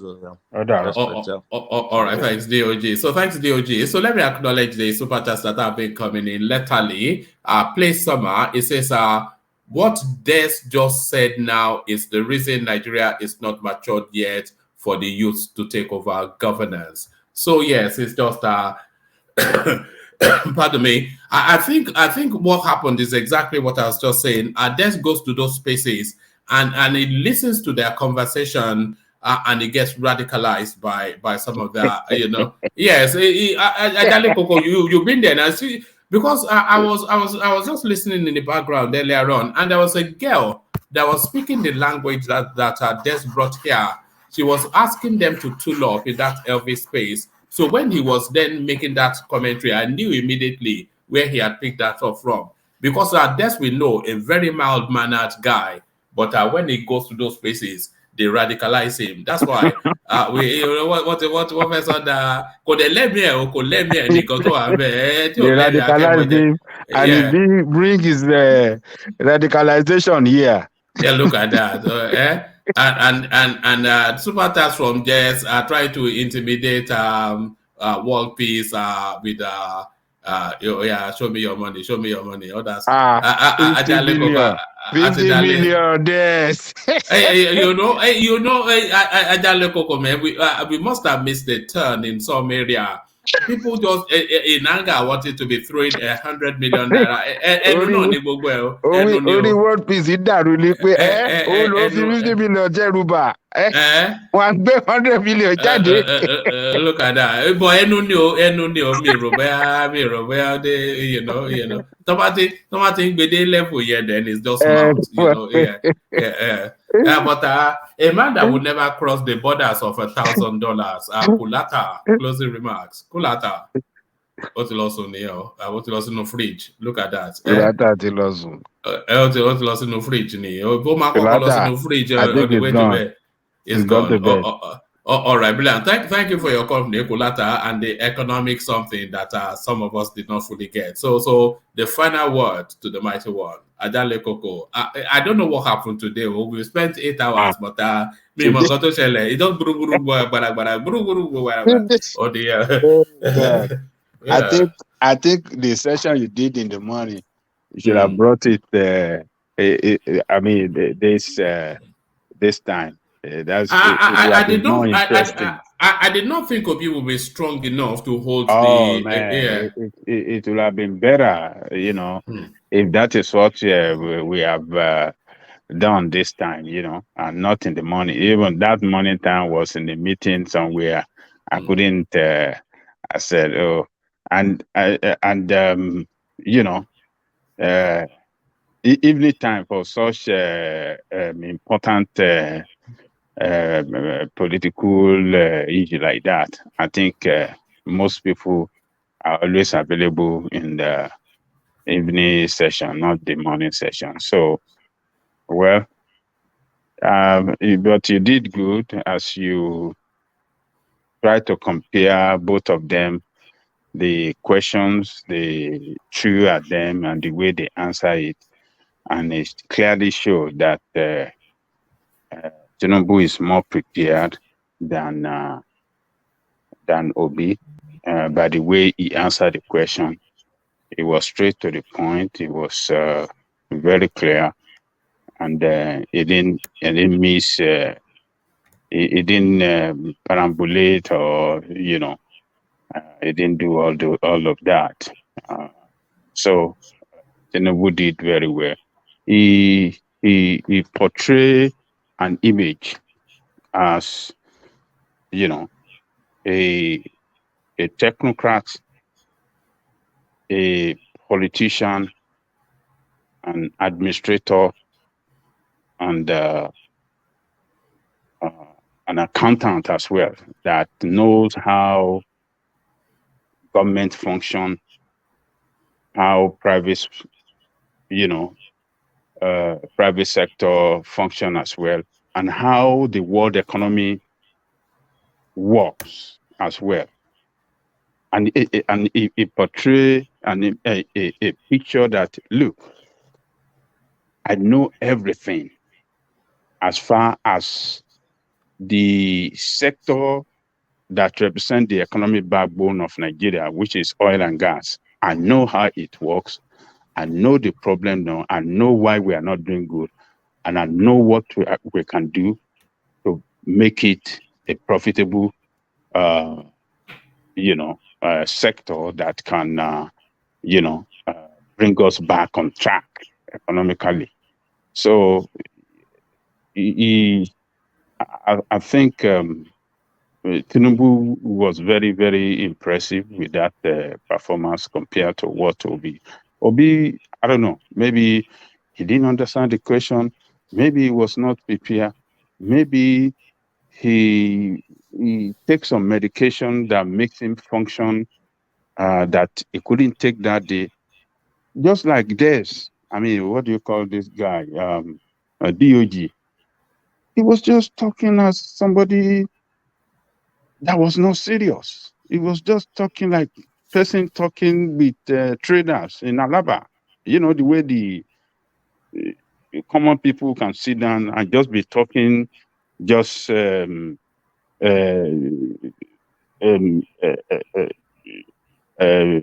parlor talk, economic talk, and political talk. That is the way. And I was shocked. I couldn't believe it. I said, "What is wrong with this guy?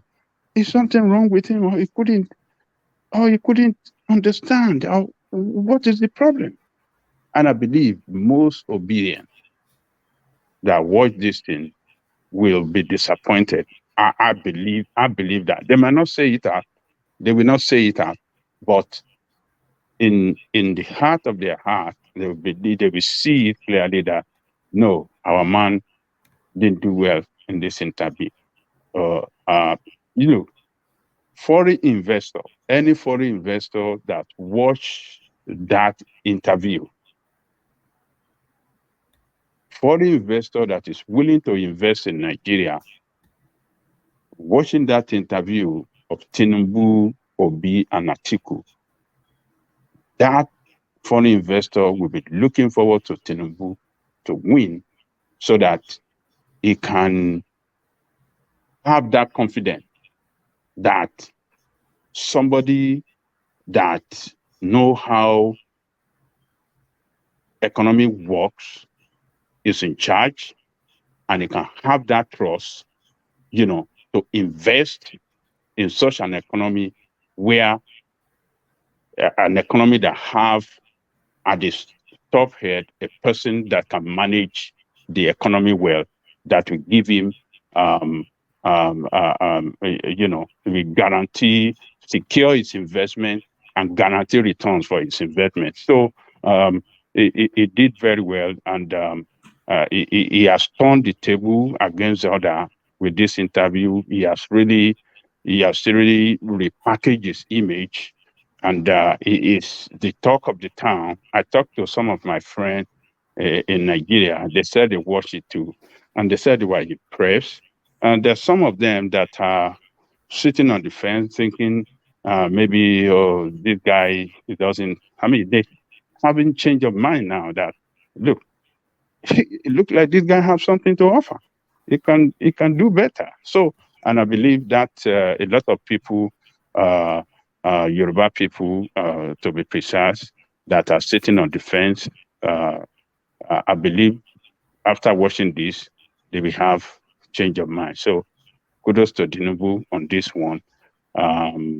You know, other than that, let me just thank our listeners around the world. Click on the like button, share and subscribe if you haven't done so. Our people at the comment section, I give it to you all the time. You are the strength of the platform. Keep doing what you know to do the best, and keep on coming back and let us be doing it together every day, anytime that one man come on alive, and one man, another day, another dollar. That's the language in America. Today on your show, another day, another session. 8 hours, 6 minutes is not a joke. Thank you for a good job. And tomorrow, we'll be looking forward to you, the Eagle. Have a good morning in Britain. Our friend in World Peace in Japan, good afternoon to you. Thomas in Australia, good afternoon to you. And Ola and Patrick in Canada, good night to you, and all American Des, Jewels, and everybody. Good night to you all. And DOG, good morning to you in Britain over there. So we'll be back tomorrow. Thank you, one man. See you tomorrow. Good work. Good job. All right. Thank you, Ajane Koko. So thank you, Ajane Koko, and thank you, one and all. Just like Ajane Koko said, the likes not anything like mirroring what the traffic has been. But then, of course, that's something we are getting used to. So to the super chatters, so that's Ken coming in, and then Ken again. We have Alexander Gomez double dipping twice. And then we had Rotimi Olu-David, who has become an increasing member of that space. And then a regular in that space too, RB, he does as he often does. James S, we see you. RB comes in again and again. So RB now just slowly unfurling that wallet somewhat. Emeka only comes with a complaint. Ayo, the official sponsor of the Woman Went to More platform, double dips with both coffee and super chart. James S, we see you. Play Summer, there you are. Des only comes in really to pick a fight, just really to prod at the space. But then he continues to prod, Des again, and Des again, and Des, that's the final super charter. So there they are, and there they were. And then from that on to you know what's coming next, of course. The Lord and Master of the Buy the Coffee space. This is Ola, who does as he always does, regular as clockwork. And there he is right there. Not Ola, but Ayo. So thank you, Ayo. There he is. So thank you, Ayo, and thank you, one and all. So to the super chatters, the coffee buyers, the happy clappers, and the in-betweeners. We do it again. We will. So I'll leave it here. Kind conversation now within the comment section, but here I say peace.